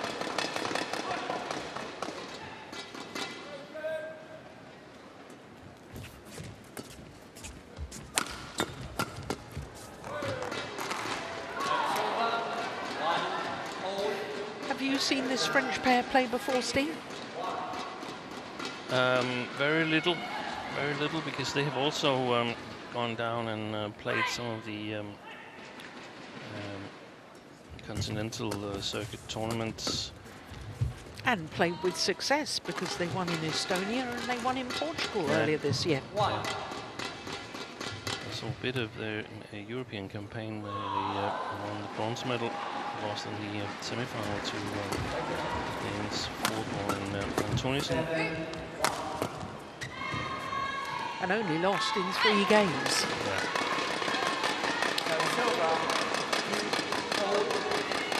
That's a quick turnaround by Margot Lambert and a new partner compared to the gold medal she won with Anne Trent. Out. Service over. 3-2.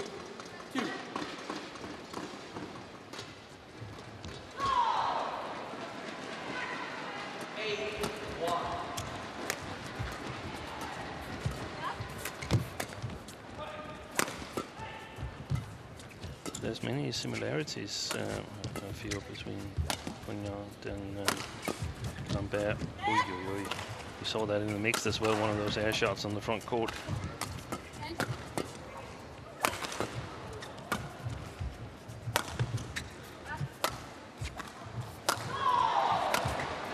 Both strong. Yes. Physical athletes. Players. Yeah. This is a good rally.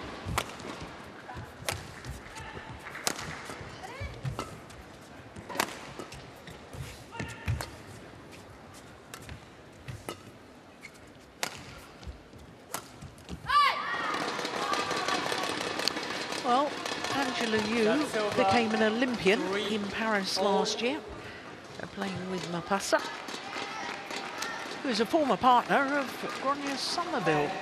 Yeah, they did well at the Tokyo Olympics, where they beat the Danes 4-4-2, and who had beaten Lee That's So-hee right. and Shin Sung-chan. So that was an eventful group back then. Great result by Mapasa and Somerville. Finished 3rd in the group. Yeah, and Angela Yu finished 3rd in the group with Mapasa last year. Yeah. Beat Crasto and Ponapa. Amazing result. 3. Mapasa, very, very talented Indonesian-born Lefty. player. Yeah. Extremely creative playing style. Yeah. I thought that she had retired after the Tokyo Olympics and then teamed up with Angela Yu and qualified again. Yeah. She might be going for Lee Hyun-il's record in retirements and comebacks. Yeah. The Korean men's singles player. 4-5.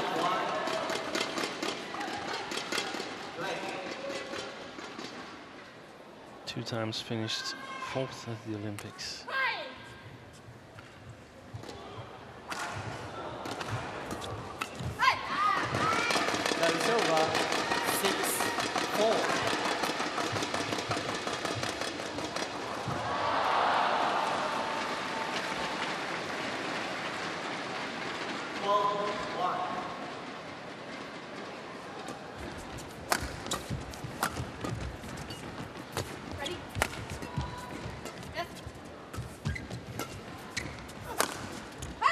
that's a good smash. And great vision to know that's where to place it.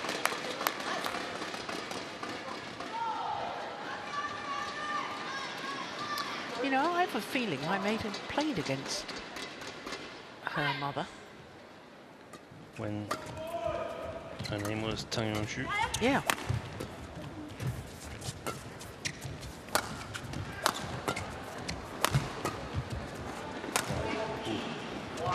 Could have left that.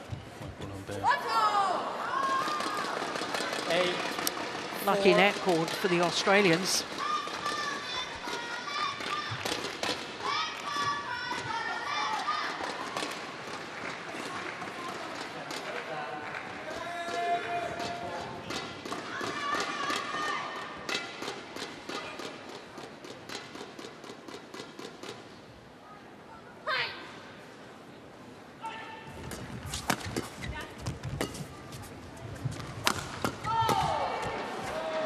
That's long of the back line. Service over, 5-8.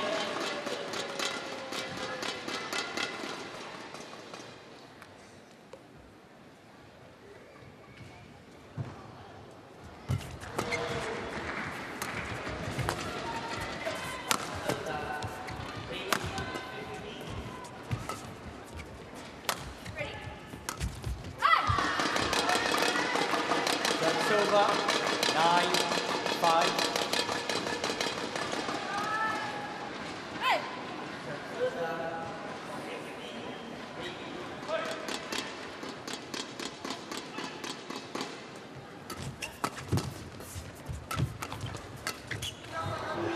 Play by Fenghuang. 6-9. Up here, it didn't look like she had a lot of ankle. Oh, that's super.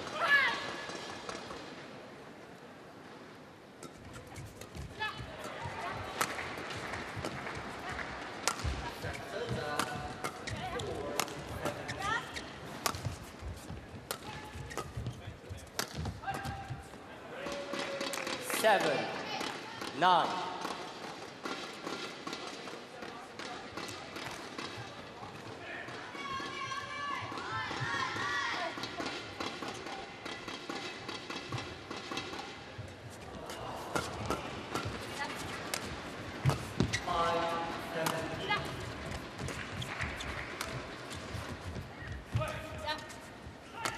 Oh, seemed to get stuck there in her movement, Angela, you.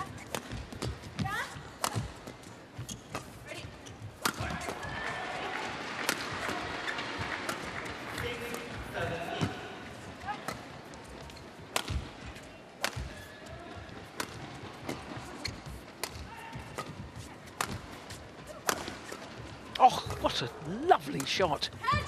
And so's that.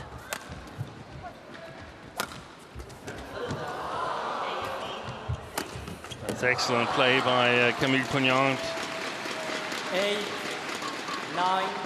Really adventurous rally. Wipe the court, please. But without sort of risking a whole lot.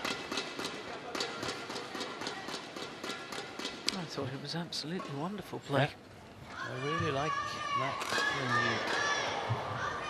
Very good to build. Thank you. Shot by shot to get a bigger advantage. 51 shots.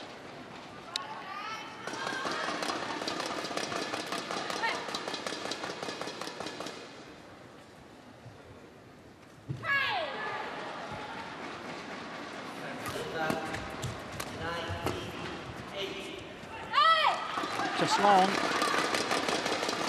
Service over, 10-8. 20.8.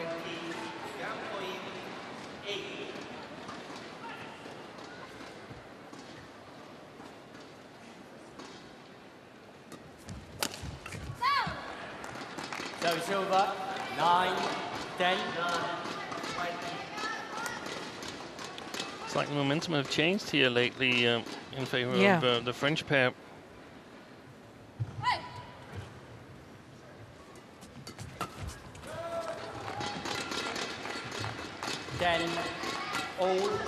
5 of the last 6 points. Definitely a momentum change.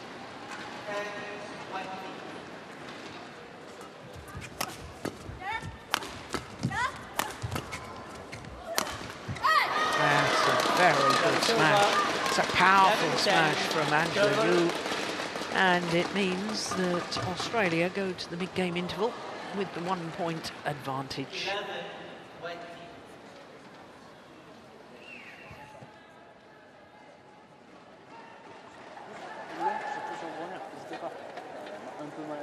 N'hésite pas à le faire.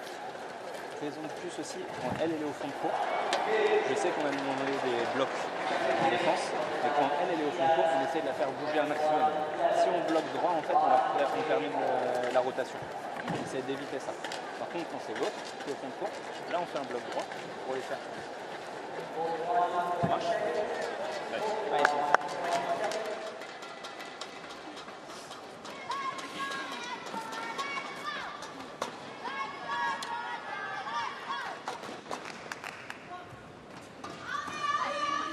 The players back on court. The advice to the French players there from Matteo Martinez. 11-10. Play.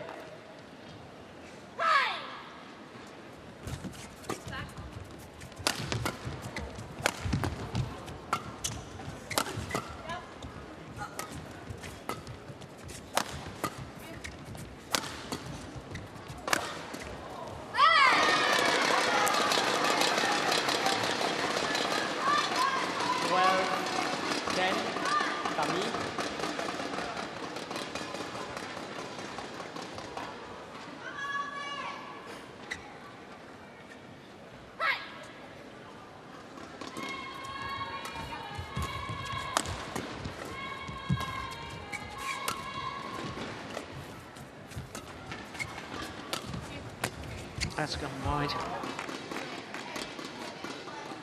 Service over. 11. Nice downward shot 12. from Fenghuang. Just keeping it going in a downward direction rather than going for the full power the whole time, just varying the pace and varying the angle. I like that. I like that shot too.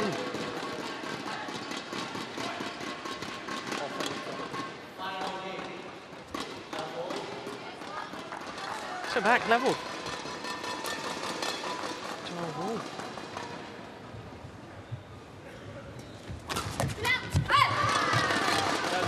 That's a good return of serve. Wasn't expecting that at all.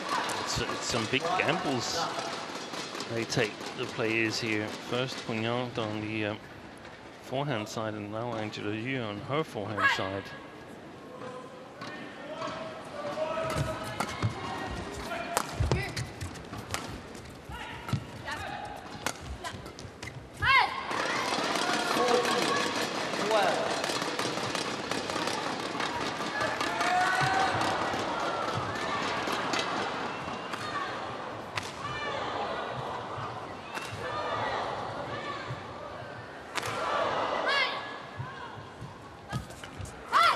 Goodness, she was going to leave it and then try playing it between the legs. What an extraordinary thing from Lambert.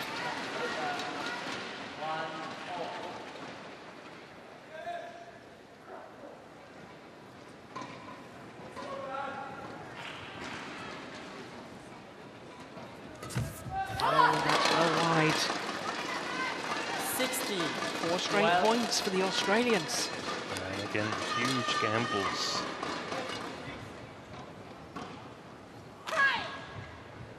Could be a winner, could be a loser.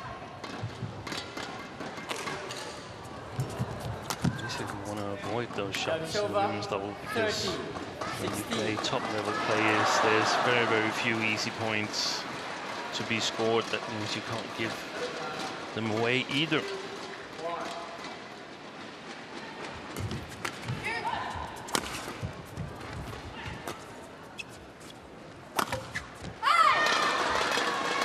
I don't like the French defense so far at all. I think it's way too passive.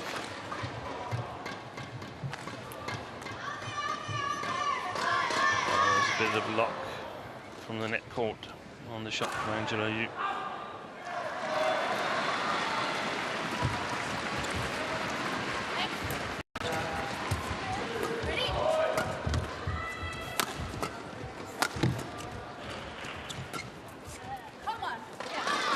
Way long the back line. 18, 13. And that little period here, the last 6 rallies or so, pretty much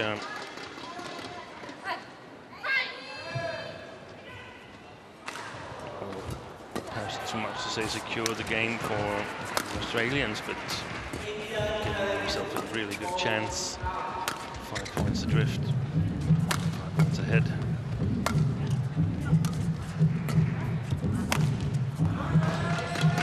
That was a better lift from Fenghuang. 14, 18.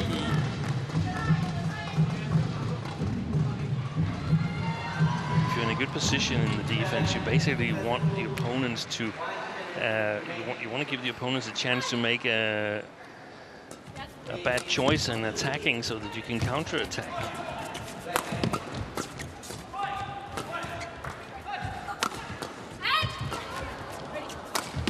Oh, that's a lovely punch clear. That is brilliant. 15, 18.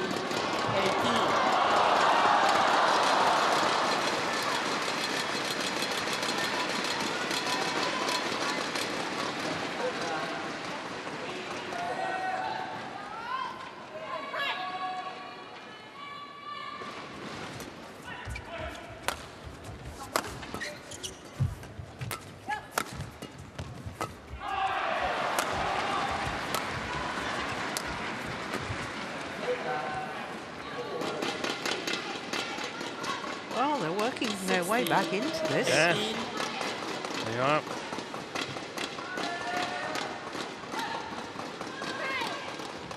Only 2 points the deficit now. Make that 1 point the deficit. 17, 18. 4 straight points.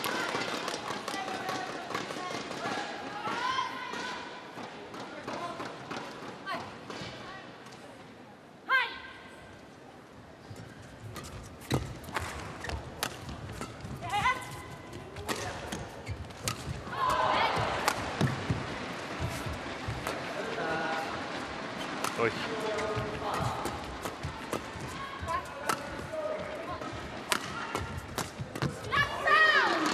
Seems like Fenghuang and Lambert are winning the long rallies.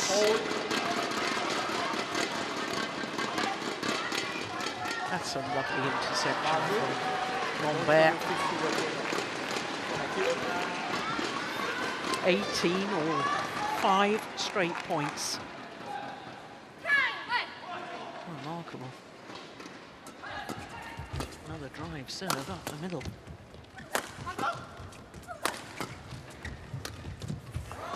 And into the lead on a run of 6 straight points. 18.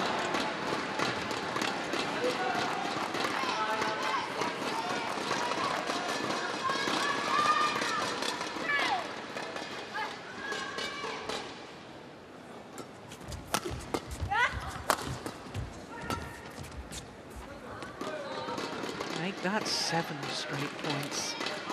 And 2 20 game points opportunities. 18. Would you believe it?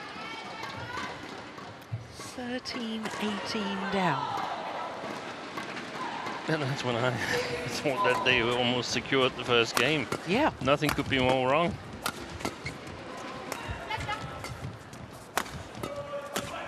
That's the way to do it. Well taken. I mean, for the Australian pair, it's get on the attack and play patient, play down below the tape. Don't have to go all out. Keep playing downwards.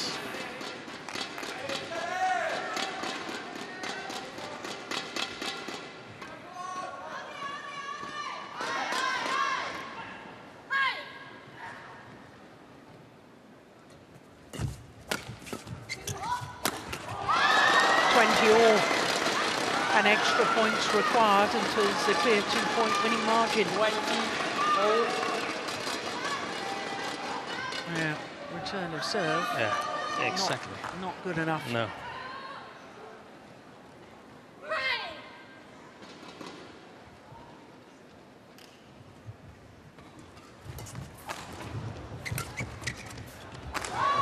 Pushed it long, and having saved 2 game points, now the Australians, Somerville and Yu, have a game point opportunity themselves.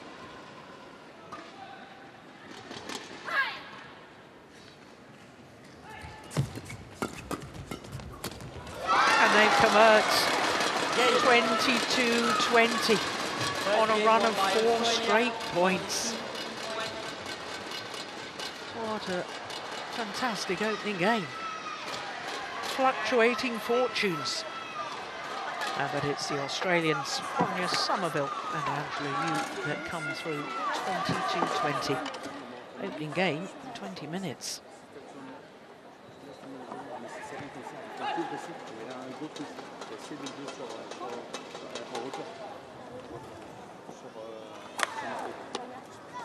Pas jouer sur cette zone là parce qu'il est prêt, donc essayer de bloquer, ouvrir un peu, mais surtout sur cette elle attaque un contour de tête, il essaie toujours de tourner, mais l'autre il attend, il y a deux options, tu peux même jouer à plat, elle va monter, et donc du coup elle va vouloir faire la rotation, il y a un trou là, on peut rejouer derrière, donc tu peux jouer aussi croisé. Wait with your racket. Yeah. I still feel like if I wanted to flick in the last 19 all, I have to just keep serving short because they're scared. They don't want to defend either. Yeah. Last one she was always got a net, so just like when it gets tight or lifting out, just watch net more. So just watch. If you lose more than 2 points, come together, talk about what kind of rally you want to play. Yeah. If it's the lifting quality, just come together. Okay, don't go further apart. Tell me when you smash more. There's some that I'm missing on the straight. Okay, let's go. Same intensity. Start of this. Okay, come on. Better intensity. Come on. Focus.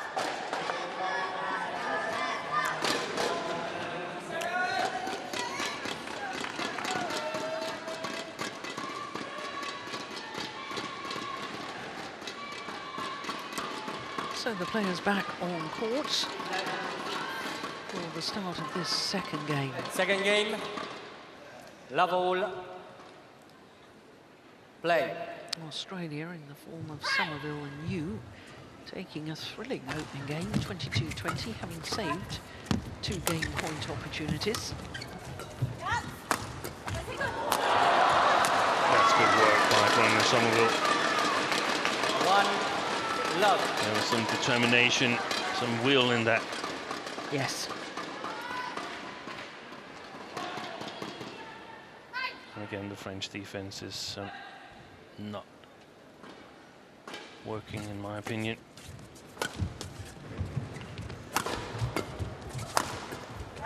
That is a powerful smash Angela Yu's got, isn't it?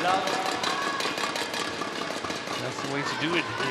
I don't think it's that complicated from an Australian point of view. Get the lift and then go on attacking.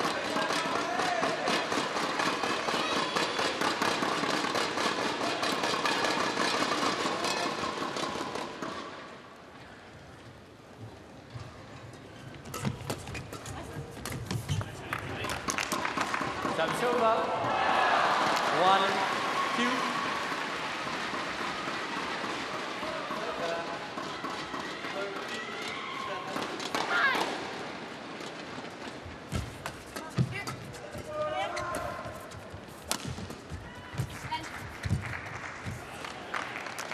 Two all.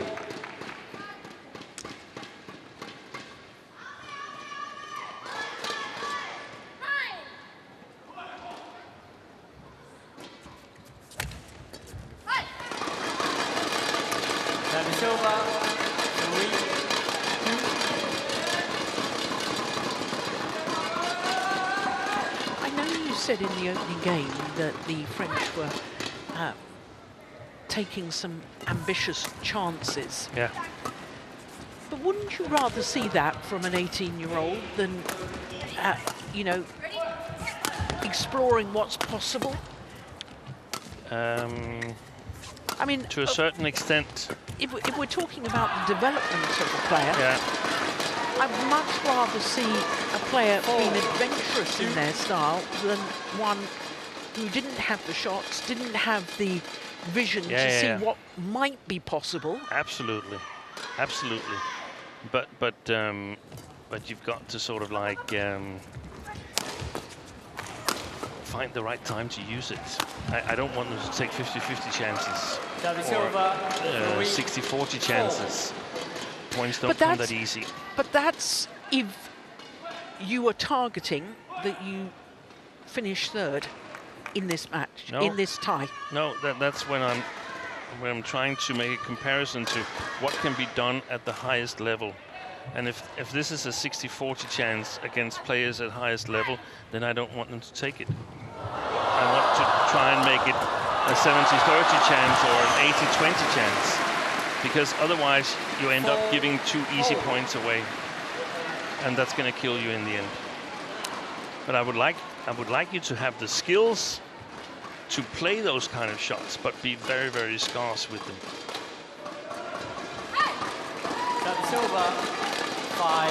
You wouldn't have liked my style of play at all. I don't think so. I don't think so. No.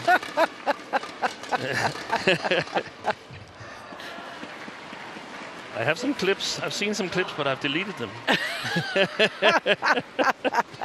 You just couldn't bear it.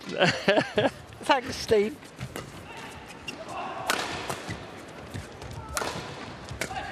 But that was a different time.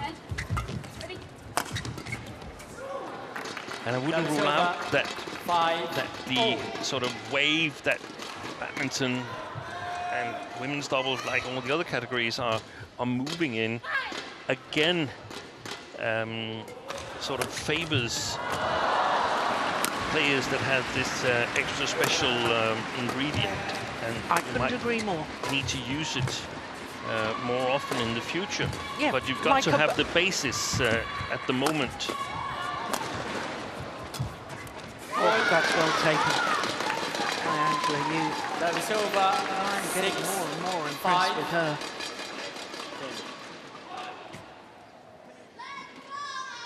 And maybe that's because we know the capabilities of Gonya Somerville, whereas I think Angela Yu has developed even more as a player than when I watched her at the Olympic Games last year. Yeah, that's sort of like the destiny of Gonya Somerville, because she's a long-term international from Australia that she will have to develop and sort of be the steady player in the combination and keep things together in periods where there's perhaps a little bit too many adventurous shots or errors. Make sure that it doesn't totally sort of affects the game, so they can't stay in a game.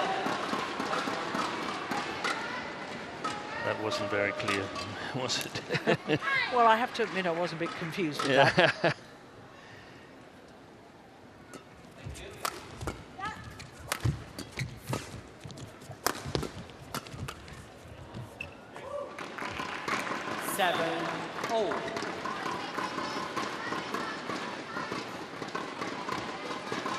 I've forgotten who chose ends here. The French, they chose to serve, didn't they? Or receive? No, I thought it was the Australians who chose to receive, I think, if my memory serves me correctly. In fact, I'm sure of it. Because I feel the pair playing the near side here would have a little bit of an advantage in the attack. Hitting with the drift. Yeah.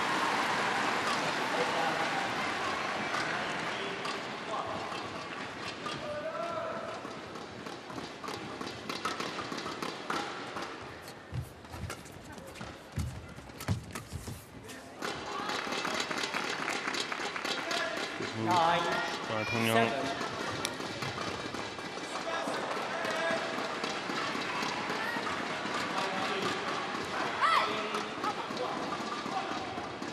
Four straight points.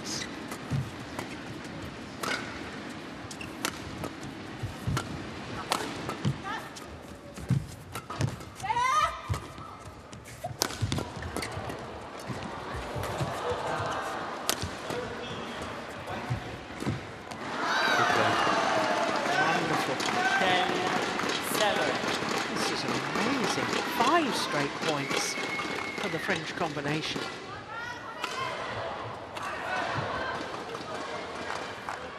Camille.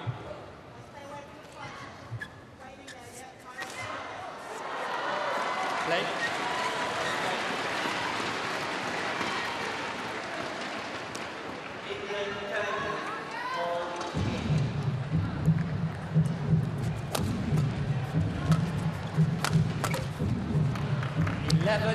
Well, this is remarkable. 6 straight points from 5-7 adrift to go to the mid-game interval with a 4-point advantage. The French combination.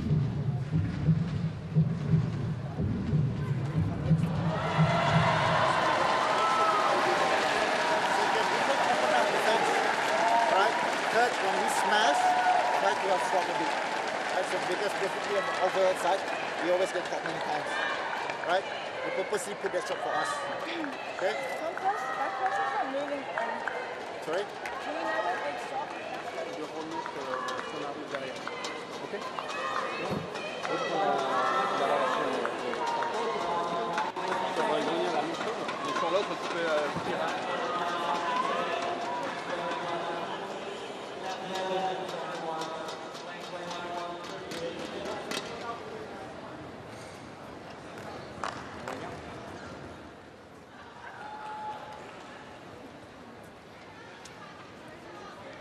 Angela receives 11-7. So it is a run of 6 straight points at the moment from the French combination. And remember, as far as the overall tie is concerned, this is a must-win situation for Australia. They're to keep the tie alive, make it 2-all going into the 5th match. Well, they have to win. What on earth has happened here, so Steve? I think the Australians are playing too short. I think the a little bit of drift there is making itself felt. Well, finally the run comes to an end. So when either you or some of you are a little bit out of balance, they can't get the right length on their shots. And Fenghuang and Lambert are taking advantage of it. So the service situation becomes super important.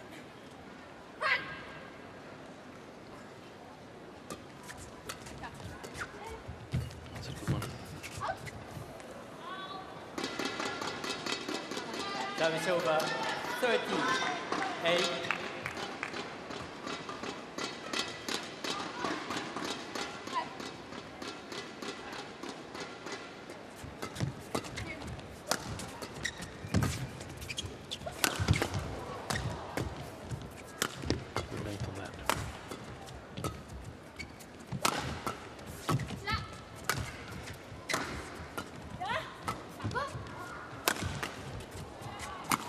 Excellent. 9 of the last 10 points to the French.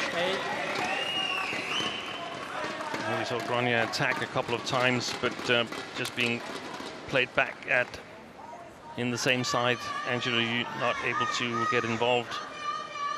Got to see some variation of the smashes from that backhand side of the Australians.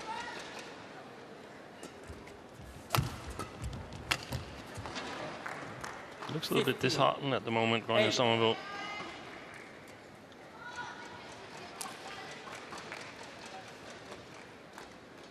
Yeah, I concur. 10 of the last 11 points.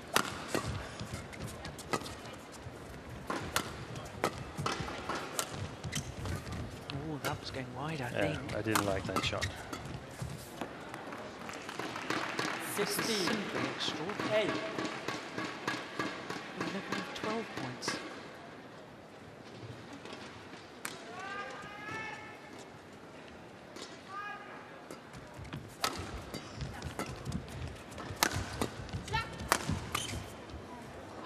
And now it's the Australians that can't hold the defense at all. Can't stand the ground in defense.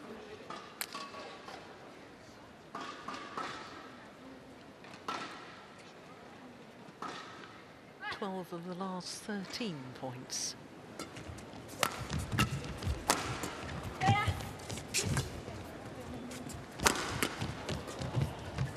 It's a thunder smash from Angela Yu.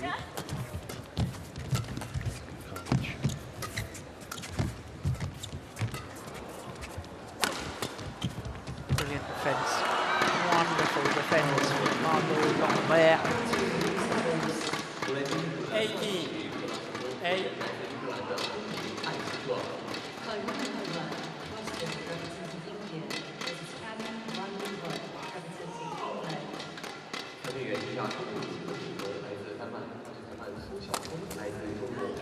Service over. 9. 18. Well, we've always said, Steen, that badminton can change in an instant, and my goodness, it certainly has here. Yeah.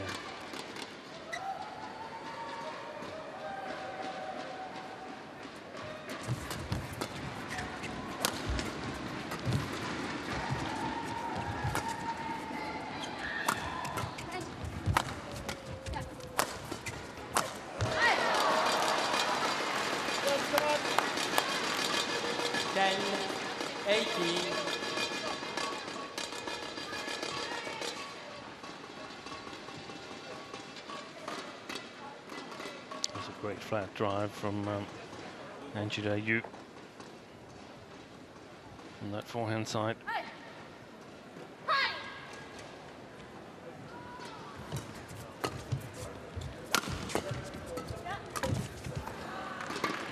Stayed her side. 19. 10. So the French now just 2 points away from the second game and forcing a decider.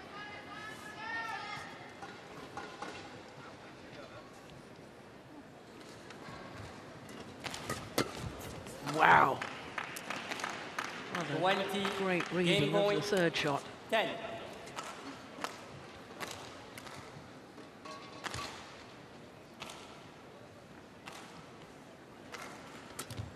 Oof. Service over. For the drive serve. 11. And the first 20. of the game point opportunities. Still another 9 opportunities to make it 1 game all.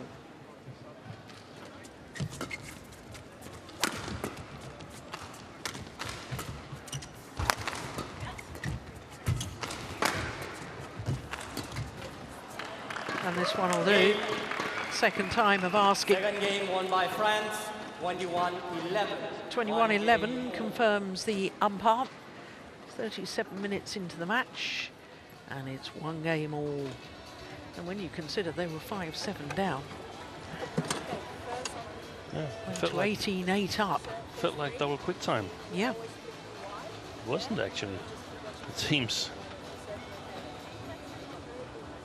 Yeah. So when we're attacking, more stick smash, more drop. Every full smash, they are hard driving. Okay? And you can clear, yeah, you can clear. Yeah. But if when we're attacking, it's like still much more around it. Use the alleys a little bit. Okay? On that side, don't big swap because they're going to too flat for us to big swap at the moment. Okay? So front person can kind of look off the cross. Does that make sense? So not on the straight, look off the cross for a flat. Okay? Because they're going more there. I'm not going to your backhand area now, right? So you play trade grab, or you just block stuff again, right? But if you're out of position, just clear. Just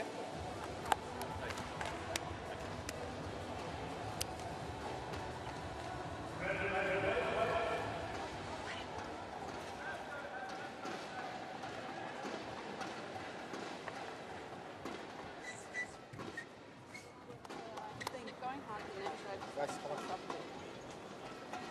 Go hard, yeah. Come on. good question.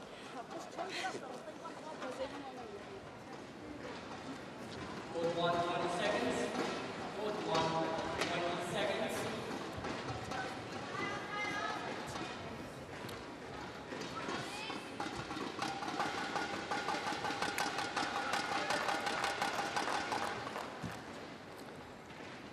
So the third time Final game. we've had a match Love all. go to 3 games Play. here this evening in this France-Australia tie. It's been a very tight-fought match-up between these two nations.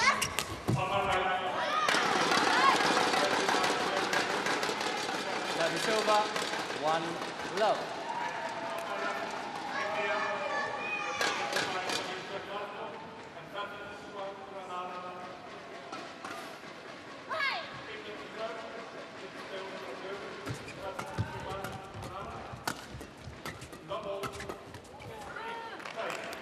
Yeah, good persistence and that there from Yan. Yeah.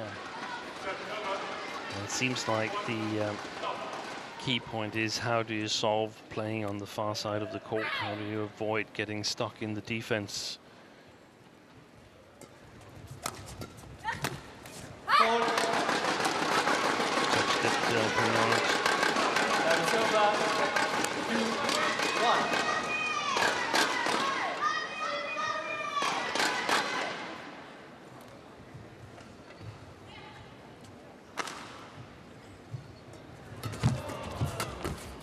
Super.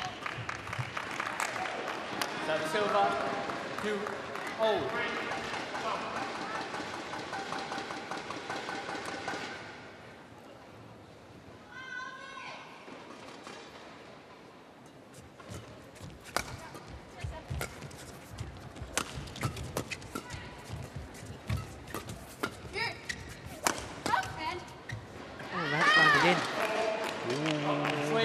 Very short. I wasn't so sure when it actually landed. That sideways drift may have just taken it out. It's worth a challenge, I think. I've got to go with my instinct, though. Yeah.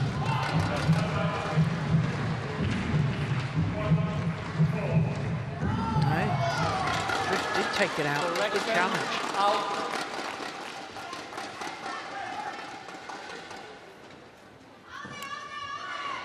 Silva, 3-2,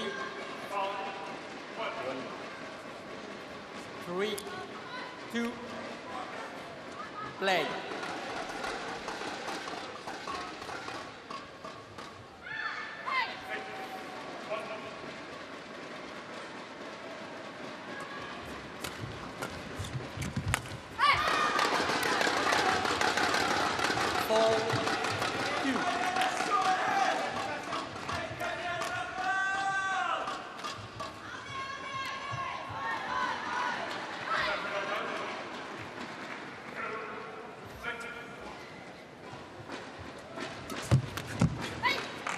Two good service returns from Camille Fenghuang from the right-hand side there.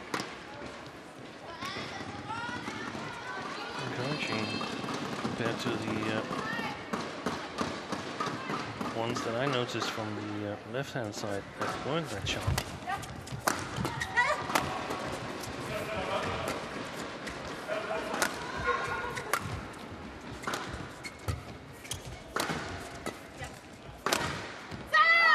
Missed it.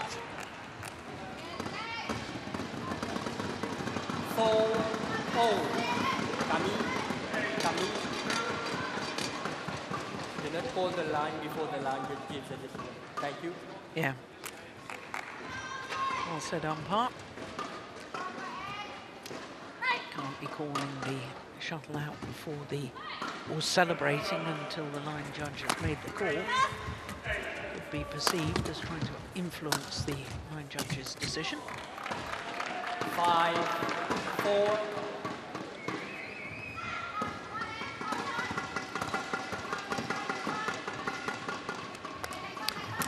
One powerful smash from Lambert, and then one half smash, and that actually forced the error. And I like that. That's clever play.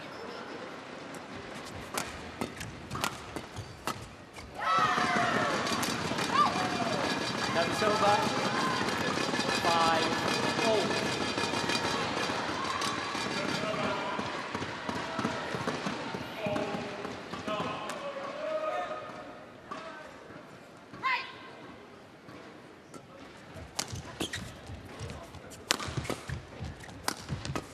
Yep, that was a game.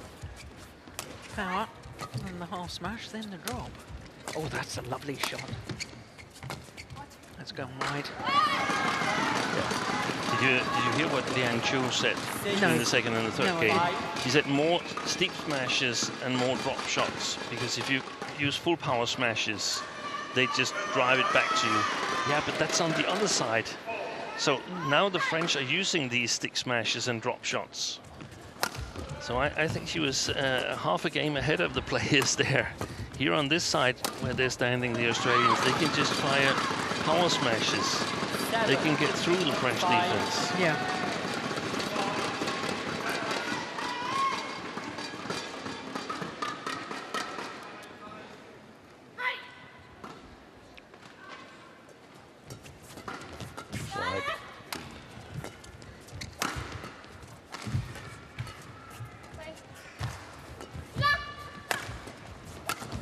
That's nice play.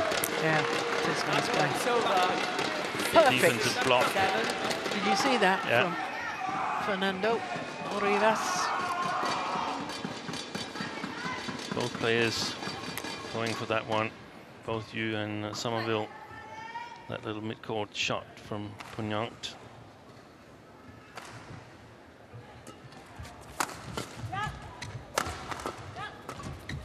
Oh, that's super. What a good shot from Somerville.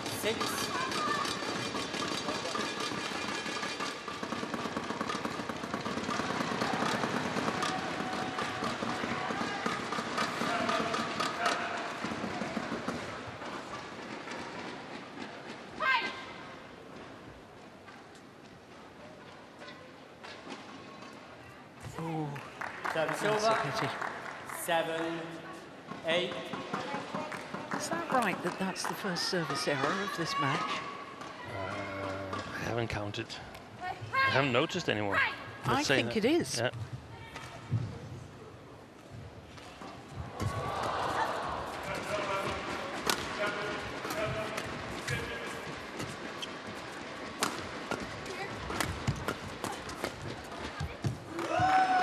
There's the drive defence from the French. Drive flat over the net. It does make it very, very difficult to intercept. Play.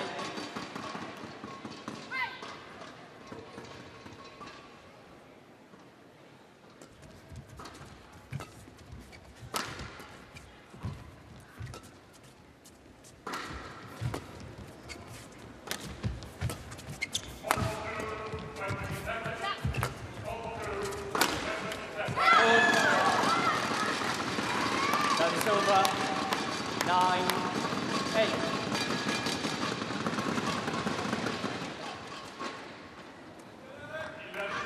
I love that she played it back across there, Angela. You super shot.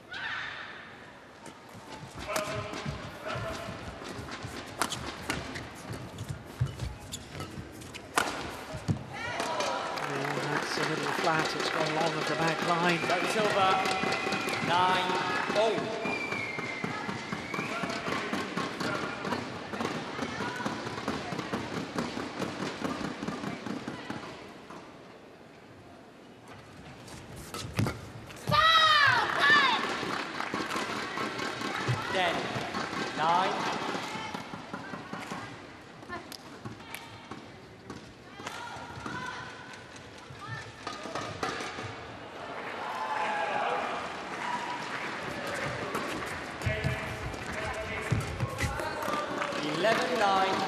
It is the French who have the advantage, a 2-point advantage at the change of ends here in the third and deciding game. 6 of the last 8 points for the French combination.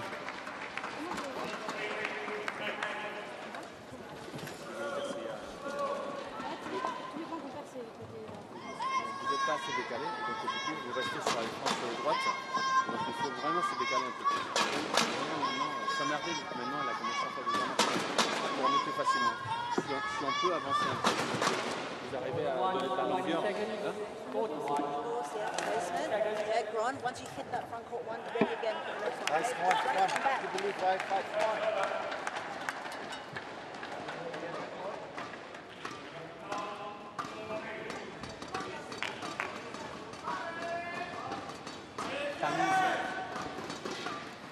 Angela 11, 9, play. So 11-9 the advantage to France in this women's doubles. That's over 10, 11.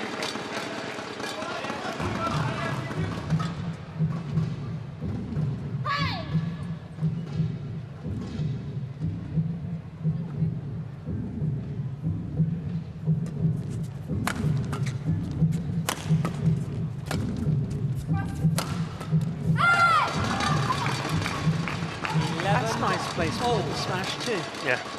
I like that. Ronya, Ronya, wait for your kick to the corner. Thank you. 1 game all, 11 all.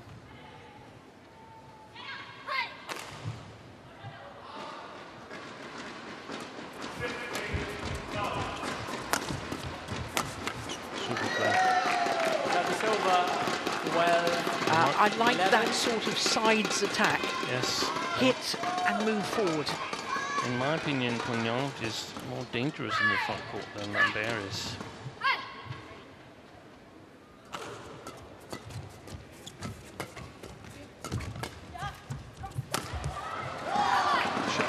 Again, cross attack.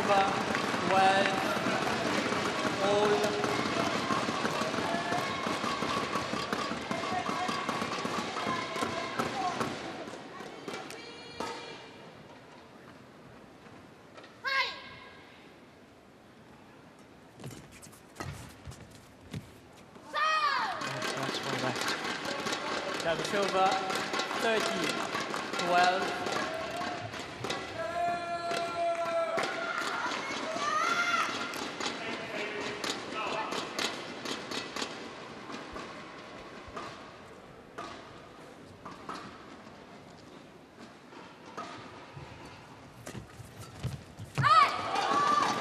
Service over, it's point for point at the moment.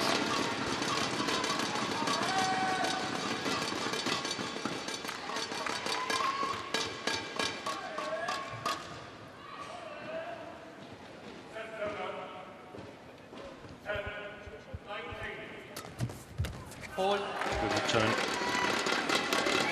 Service over, 14, 13.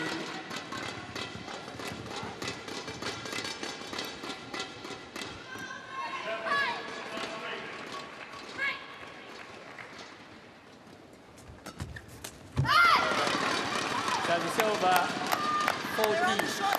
Hold. Keep flicking them. Okay, we're getting K'd on the shot.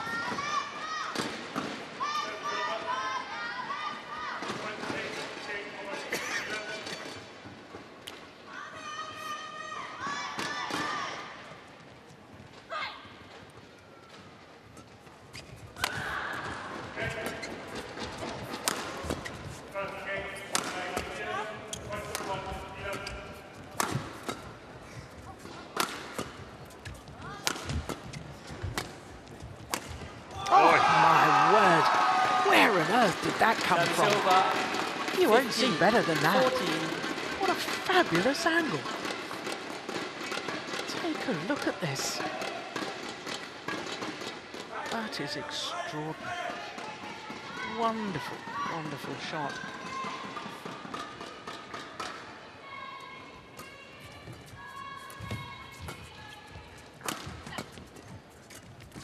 Nice. 16, 14. You know, Steve, I know you felt that she was taking some strange choices early on in the match. Yeah. I think she's gained in confidence and is now probably the best player on court. Yeah, I agree. Oh, yeah.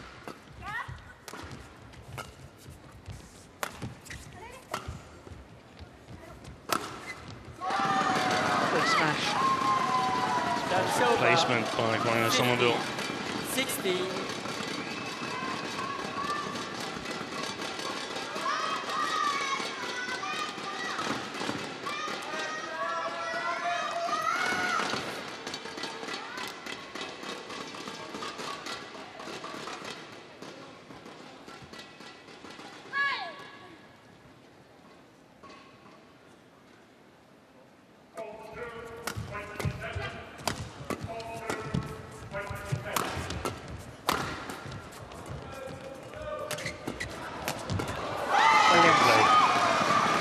Australians.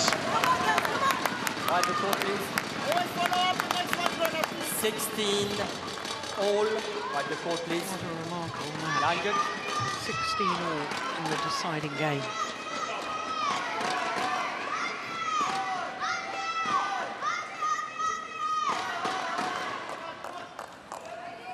never be more than 2 points in it the whole way through this deciding game.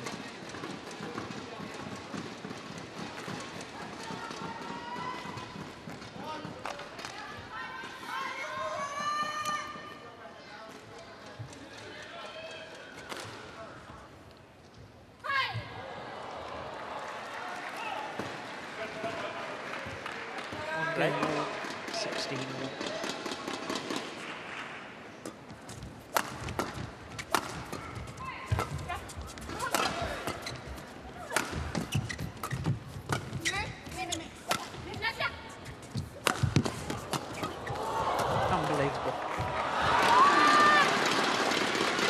Idea. Service over. 17, 16.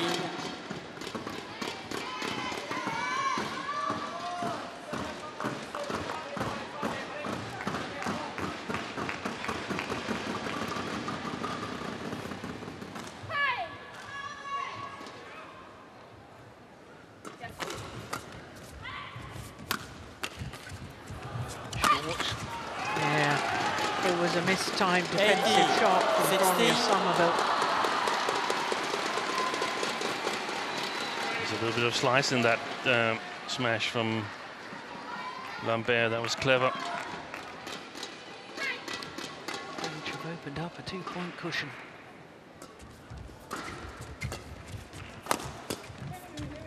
Oh, got in each other's way. Yeah, well played. Service over, 17, 18.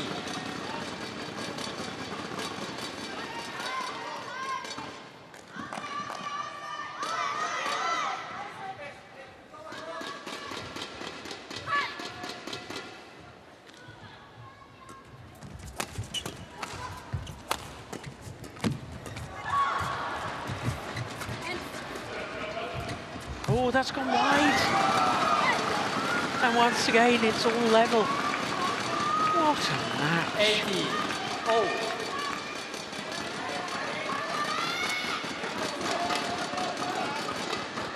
Who's got the nerve?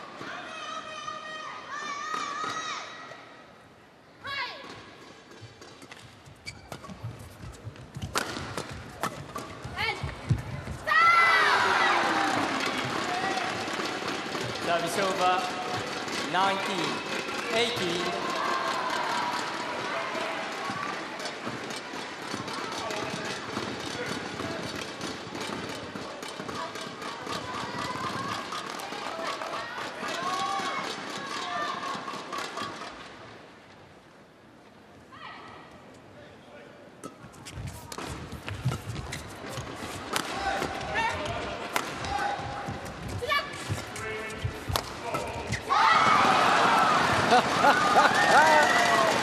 You gotta love it, haven't you? Service over. 19. Oh, 19 in the decider.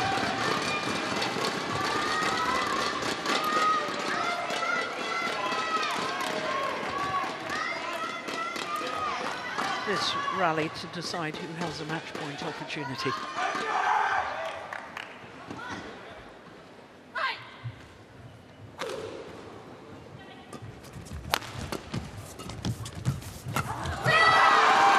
Alert to it. And it is the French who have 19. The match points.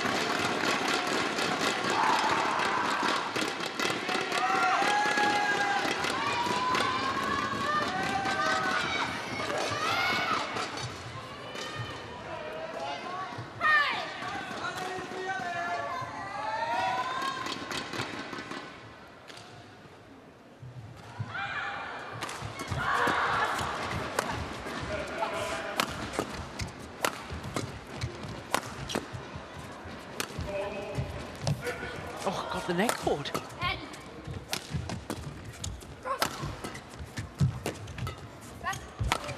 Going wide, and the French converts.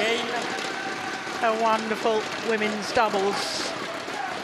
Margot Lambert and Camille Fenghuang 21-19 in the deciding game against Somerville and Yu. 1 hour and 1 minute.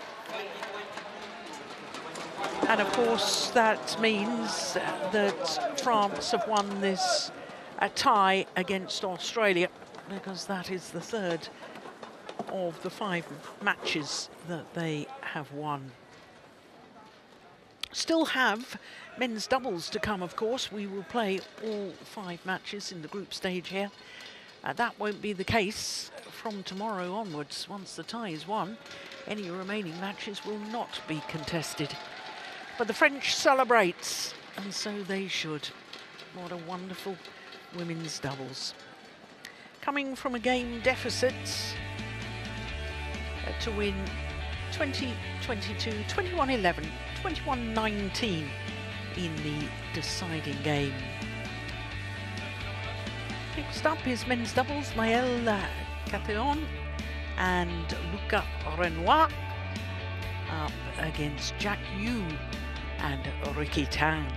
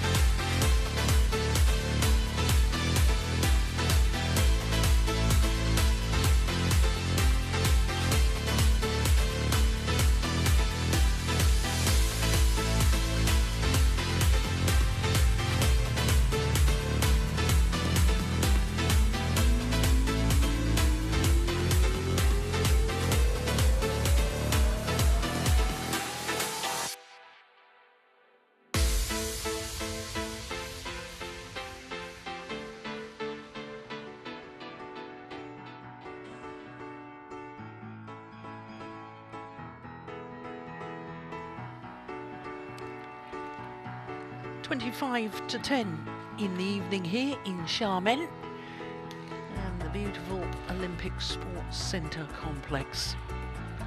One more match to come, and it is Maël Catheon and Luca Renoir for France up against Ricky Tang and Jack Yu.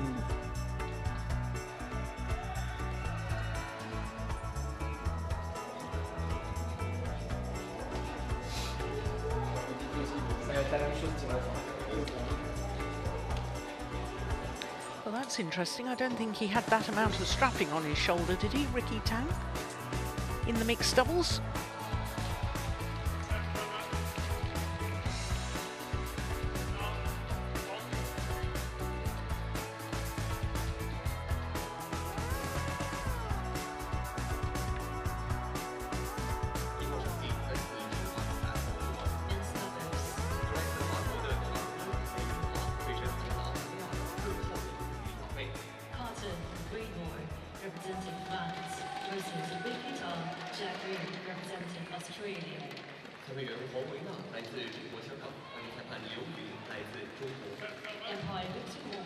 So the last match to be introduced onto court by our Master of Ceremonies, the men's doubles. There is a tie going on court number 2, but they're already into their last match, which is the mixed doubles. And that's India against England.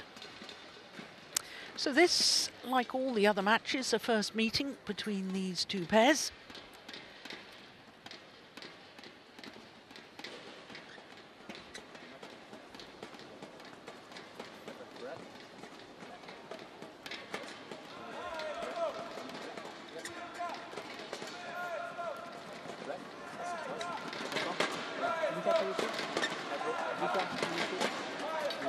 So the French have chosen to receive, I believe. I don't think the umpire's got his microphone on yet. Really struggling to hear that.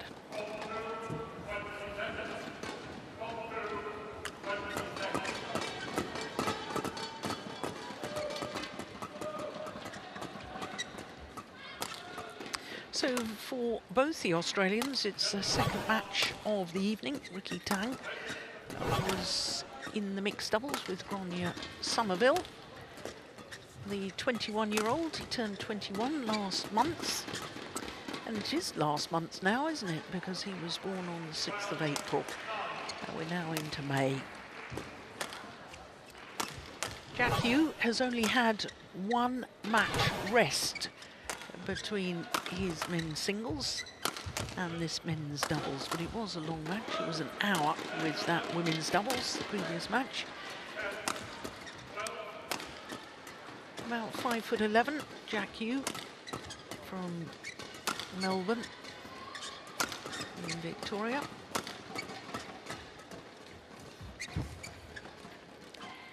And this, the first time that they've played men's doubles together in this campaign. So this is Luca Renoir, 21-year-olds, 5'9", from Normandy in northwestern France.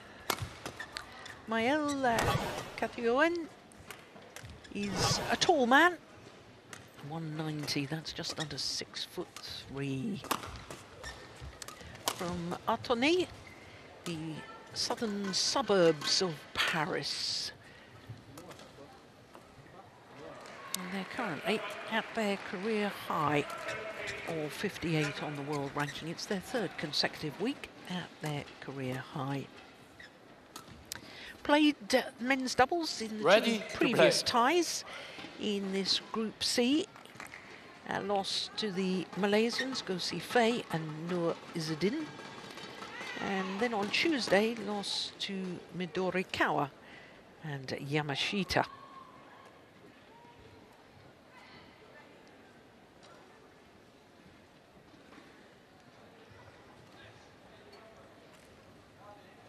Victor Wong of Hong Kong, China is our umpire for this one. Jack.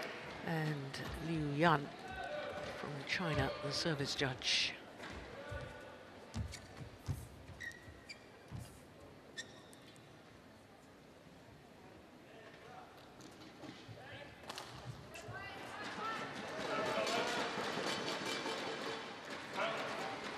Ladies and gentlemen, on my right, Australia, represented by Ricky Tan and Jack Yu. And on my left, France, represented by my Cartoon and Luca Renaud. France to serve, Luca Renaud to, Australia to serve, Jack Yu to Luca Renaud. Level, play. So Australia in the men's doubles, nearest to us, getting this last match of the tie underway.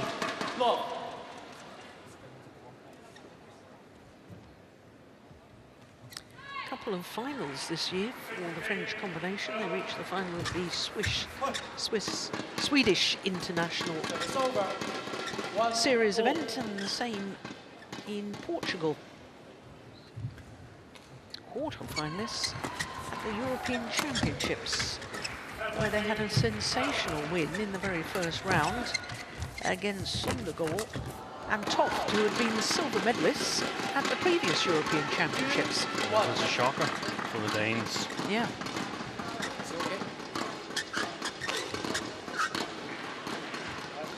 One having lost the opening game to 12.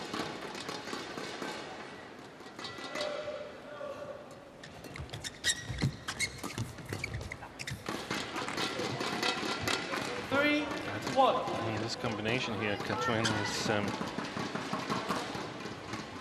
more adventurous of the two players.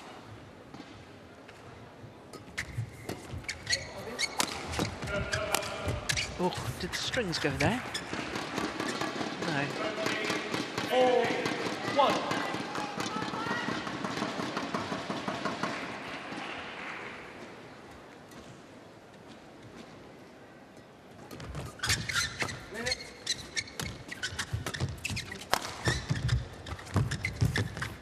Oh, that's a lovely shot from Ricky Tan. cross-court net shot from this man. That was superb. Take a look at this. Knew where the gap was. Played it extremely well.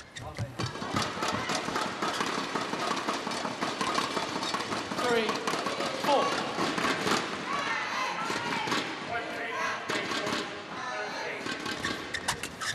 Oh, goodness, what happened there? Service over. Yeah, just shadowing 5, what he probably 3. should have done, which is try and take it off the top of the tape.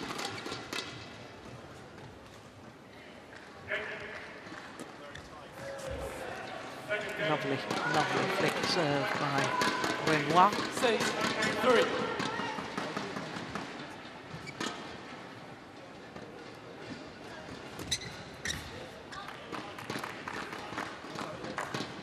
Seven, 3.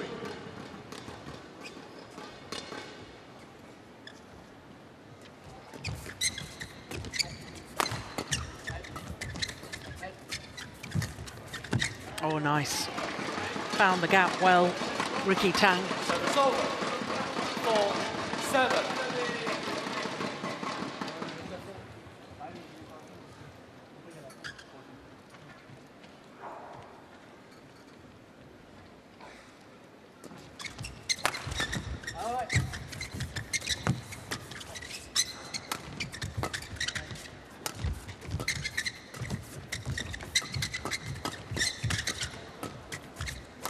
Oh, that's nice.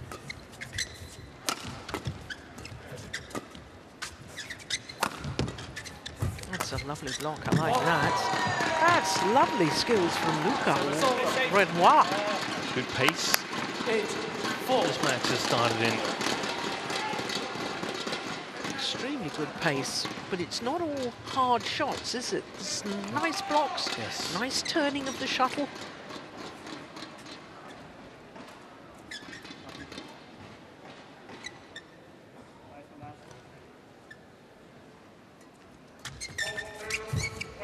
Excellent. 9, 4. Good serve. Tossing the net down by Catherine.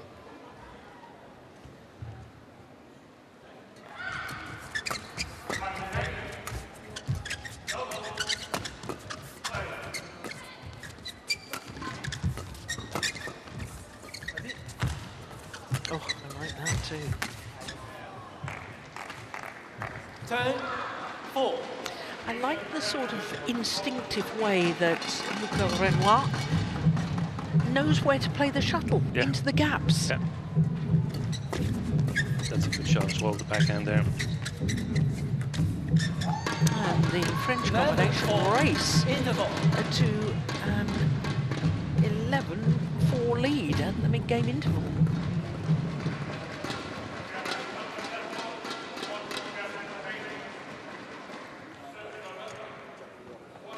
Like just moving forward, right? You just like step up, and then the rest you're going to be like more control your like cross man and like that, right? Okay, right? One. Huh? One. Yeah. Just go together with you. Even they are smack, you know, the flip man, so that you can come to it, right? One. Okay.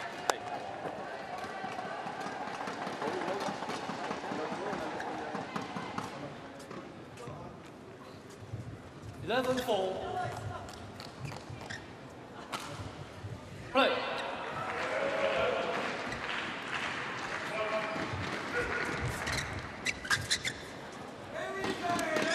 That's super. 12-4.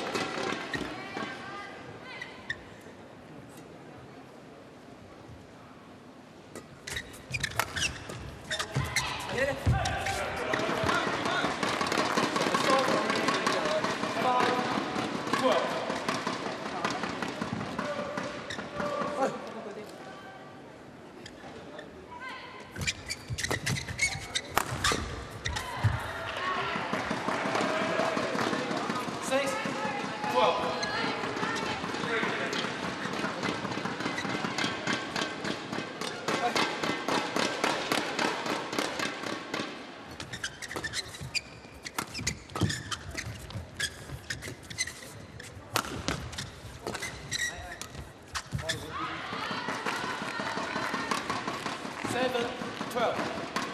Well, they're doing well here, the Australians. They're working their way back into this. They are. They haven't played a lot of matches together. These two. Only the Oceania Championship, right? 8. I'm not sure they even did that, did they? The team championship. Ah, okay. Yeah. I was thinking of the individual. Yeah.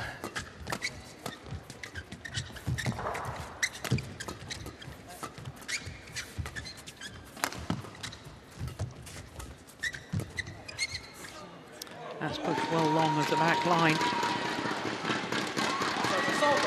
So that was a run of 4 straight points.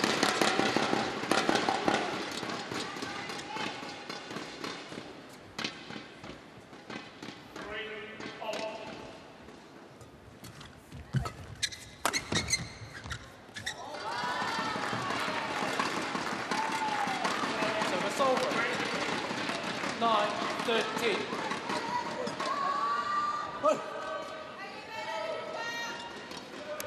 5 of the last 6 points to the Australian pair.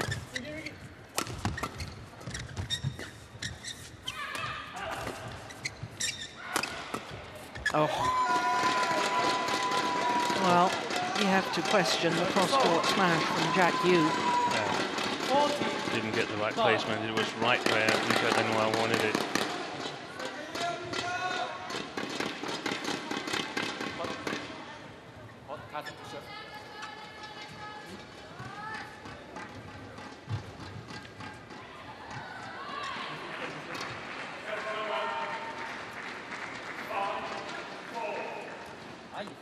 It's over.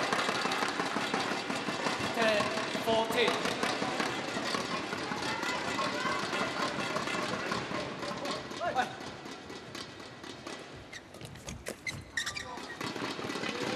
So it's over. 15-10.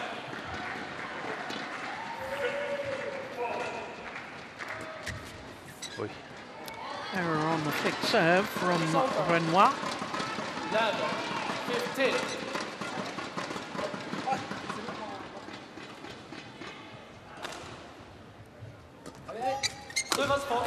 Oh, service fault called. It's over. 16-11. Jack Yu.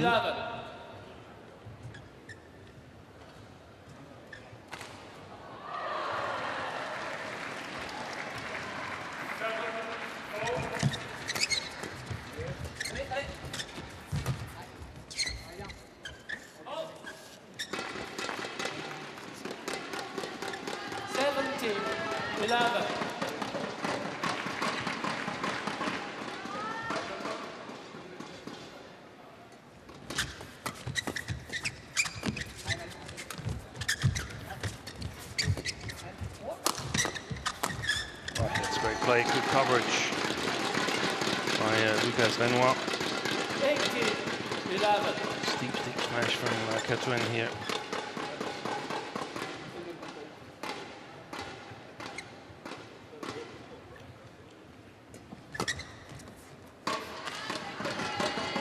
Well, they're challenging. I think they might have a point there. That looked very flat to me. Yeah, it's one of those sliding shots and slides out over the back line. Difficult for the line judge. Very difficult.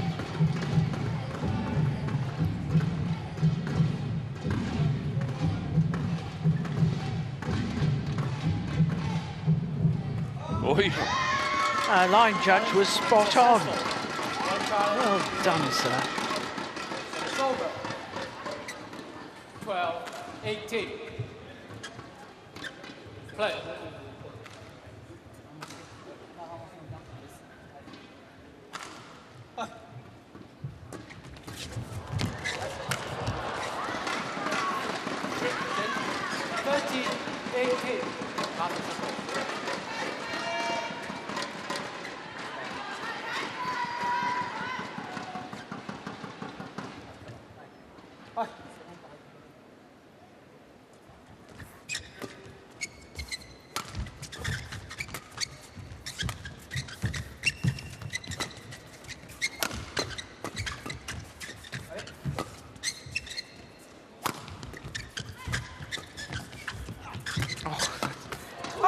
behind the back from Renoir.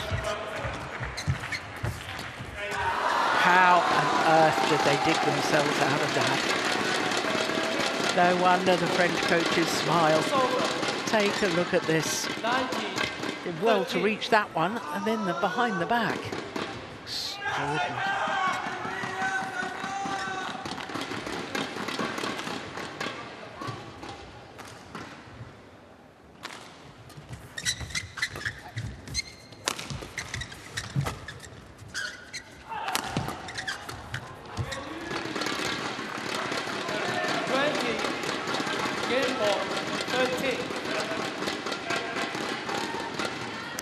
Game point opportunities, 7 of them for Fenghuang and Renoir.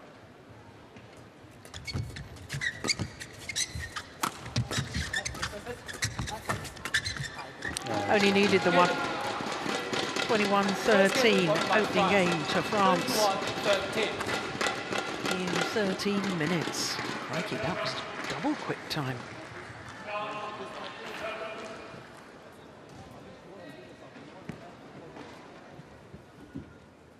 Non, non, c'est sur le dernier. Non, mais plusieurs fois. 3-4 fois, tu dis non, tu t'es énervé parce que faut tranquille. Ouais, tranquille. On est sur la place, écoute. Le lob, ça marche vachement bien. Ça marche bien, ouais. On a fait. On n'est pas assez discipliné sur l'attaque. D'accord. Moi, on se fait contrer à chaque fois. Même si on est sur la première ligne, on se fait contrer. Patience sur la construction et on travaille pour le marquage d'attaque. Like once in a while, guys, usually they're playing flat. Sometimes you also can like push up to the back. Because they're not even full smash, they're just stick smash. So once they lift back, then you can move forward again, counter that. Right?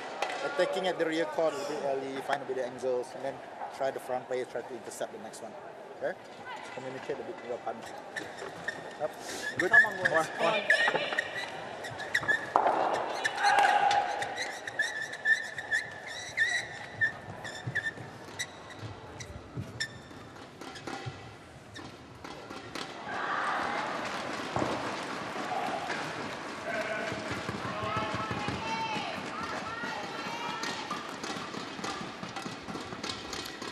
France 1 game to the good in this men's doubles, 21-13 the opening game to Fenghuang and Renoir.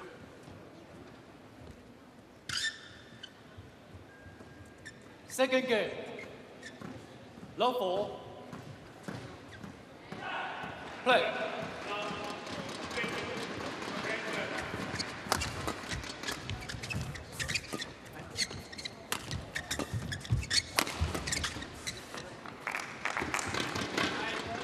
One, love.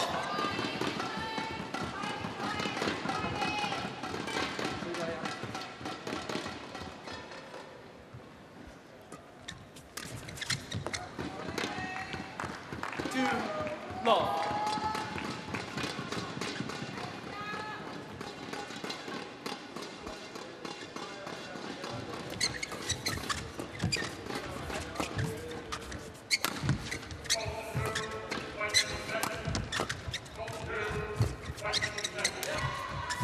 Nice drop. That's good judgment. And they're doing well, the French.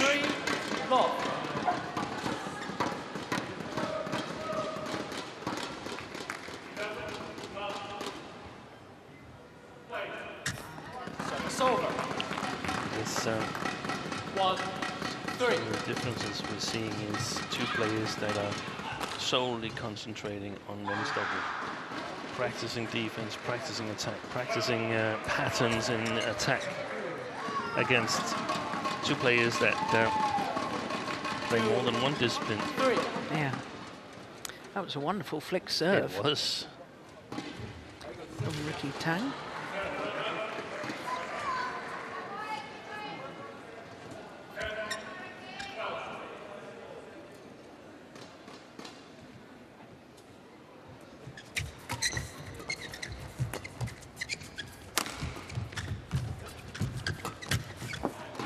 Yeah, he's got a long reach. Catoen. Yeah. I think he does really well on the front court, and it's we don't see that many front court players with that reach. The last one I can think of is Liu Chen.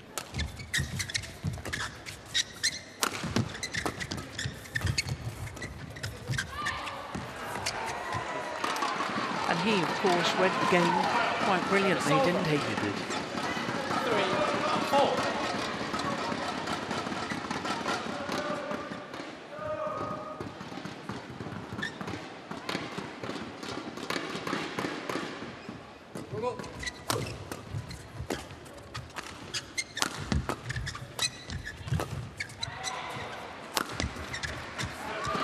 Good attack by Jagger. I think that is what they need to try and do, the Australians. They need to get the initiative, play it in a straight attack. That's of course preferred, but if they sometimes have to lift, then straight defense, avoid these flat game exchanges where the ones who regularly practice men's doubles should have an advantage. The ones that are a pair in tournament play as well. Individual tournament play. Oh. Well, he wasn't sure, and it landed clearly in. 5-4. So 5-all. Good serve.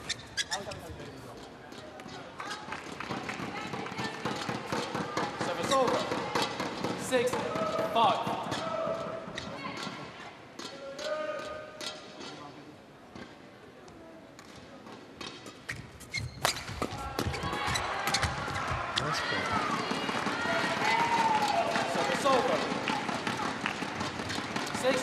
They're beginning to take away the net from the French players a little more.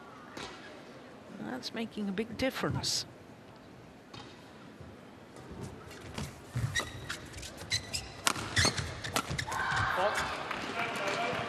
Service over. 7-6.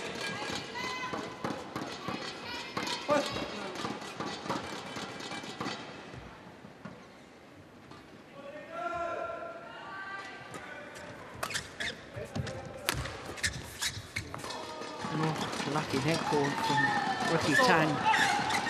7-4.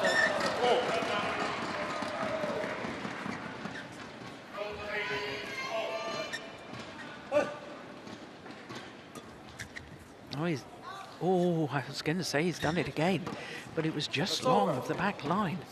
8-7.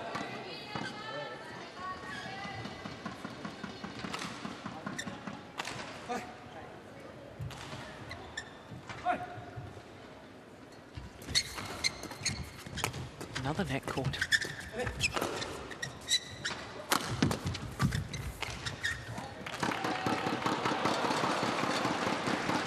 Nine, 7.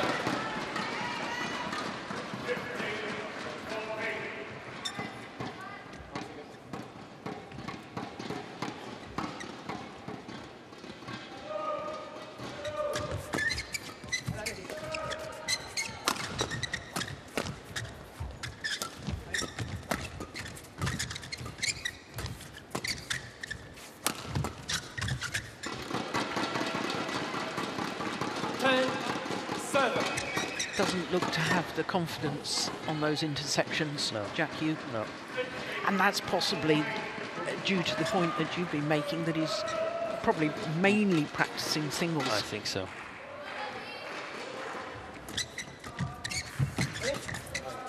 Good move. Yeah. By Renoir. He's a clever player. He is. I've been impressed. This is the first time I've seen him play. And it's a run of 4 straight points for a 4-point advantage here at the mid-game interval of the second game. The French having already taken the first to 13. Don't straight away and then defense want to move away.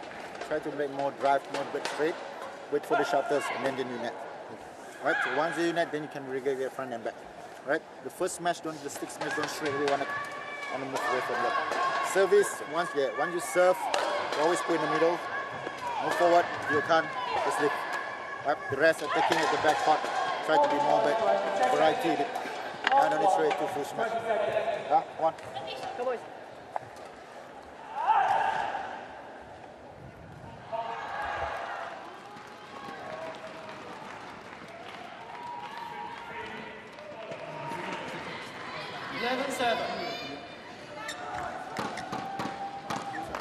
Play. So 11-7, the advantage to Catoen and Renoir. Oh, that's nice. It's clearly for formation. 8-11. Jagu on the back court.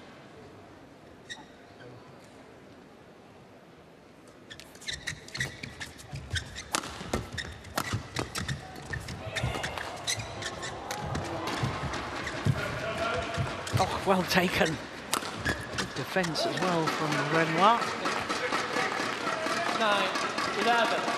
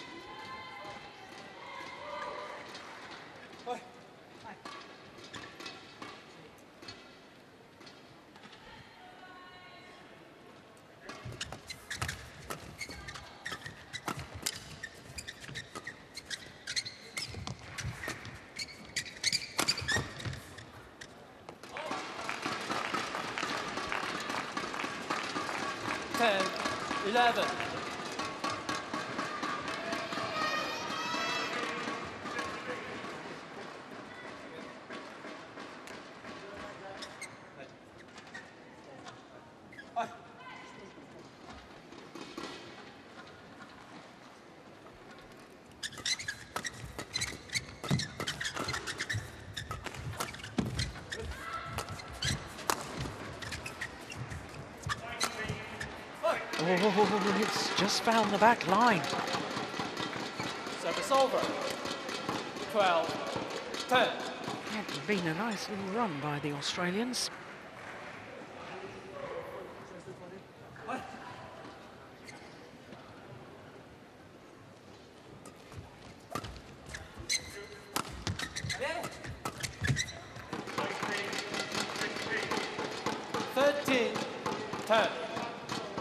Thinking that it can also be tough for the Australians to follow the pace consistently of the French pair. Ah, that's lovely awareness again, isn't it, as to where the gap was.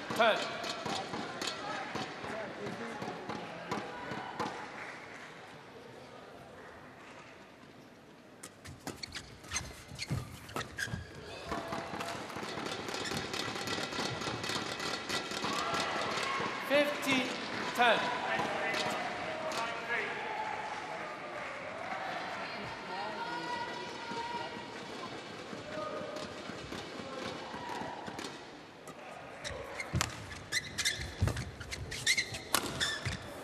Super shot from Renoir. 16-10.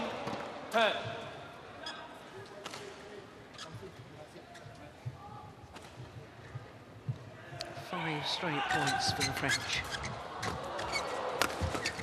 Make that 6 straight points. Well, the more I'm watching Luca Renoir, the more impressed I'm getting. Yeah, I agree. I think it makes sense that they've brought them here to Xiamen. Good return from Ricky Tang. Service over. Well, I think for Australia, they've got to start making inroads once again. Got to start closing down this gap.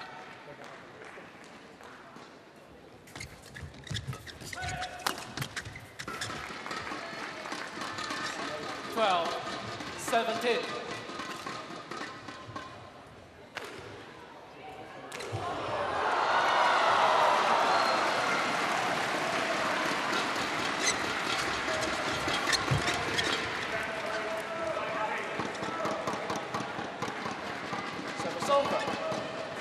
18-12. Time is running out for the Australian men's doubles pair. Oh, that's pushed wide. Service over. 13-18.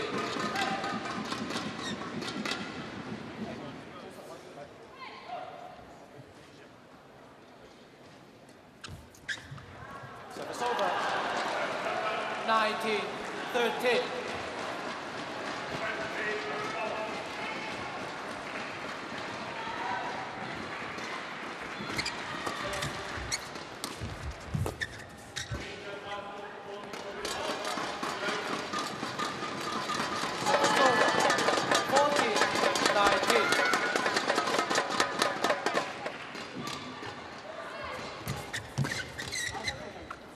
Gone long.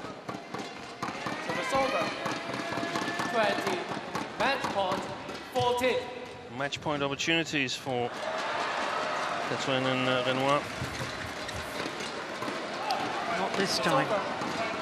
15-20.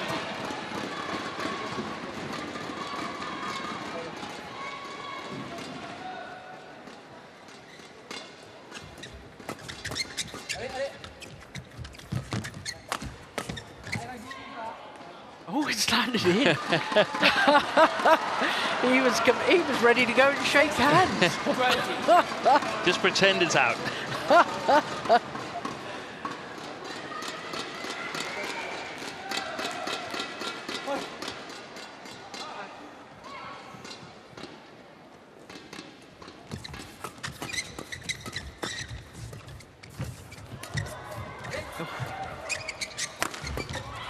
Oh, the lucky neck cord in the end from Catherine means that he and partner Renoir close out the match. 21-13, 21-16. 29 minutes. 21-13, 21-16.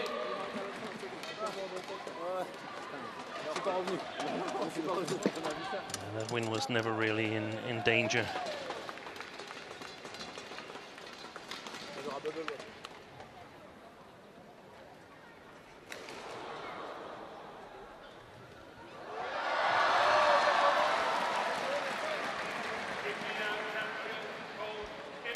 So overall, it means that with that men's doubles win, 21-13, 21-16, that France beat Australia by a 4-1 margin within the tie, and that is confirmation of how they did it. We've had 3 excellent matches. It started with mixed doubles, Deschamps and Lambert coming through after losing the opening game against Tang and Somerville.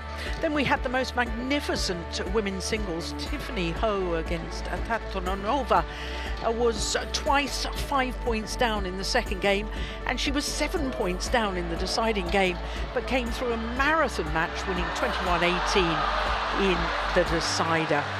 Arnold Maclay beat Jack Yu in 2 straight games. The women's doubles was also a 3-game battle. Lambert and Fenghuang beating Somerville and Yu. 21-19 in the deciding game. And as we've just seen in the men's doubles, it was Catherine and Renoir beating Tang and Yu in 2 straight games. So the groups have all been decided. The qualifiers: China, Thailand from Group A, Korea and Chinese Taipei from Group B, Japan and Malaysia from the group that we've just watched, Group C.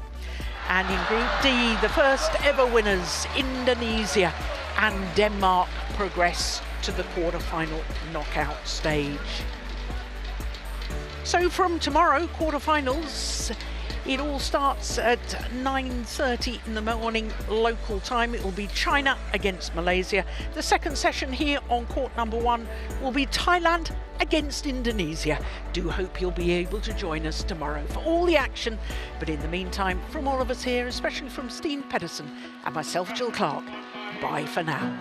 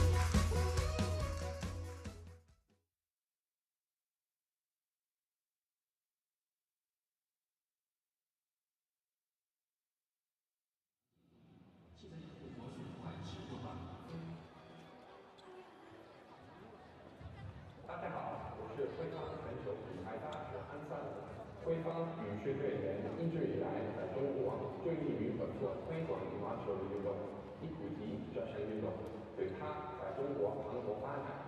目前为止，潍坊已经在中国建成了55块户外羽毛球场，覆盖了11座城市。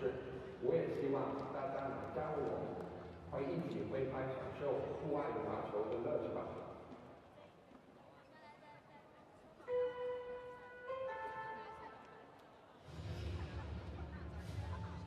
总有一些坚持不负所望，总有一种信念势不可挡。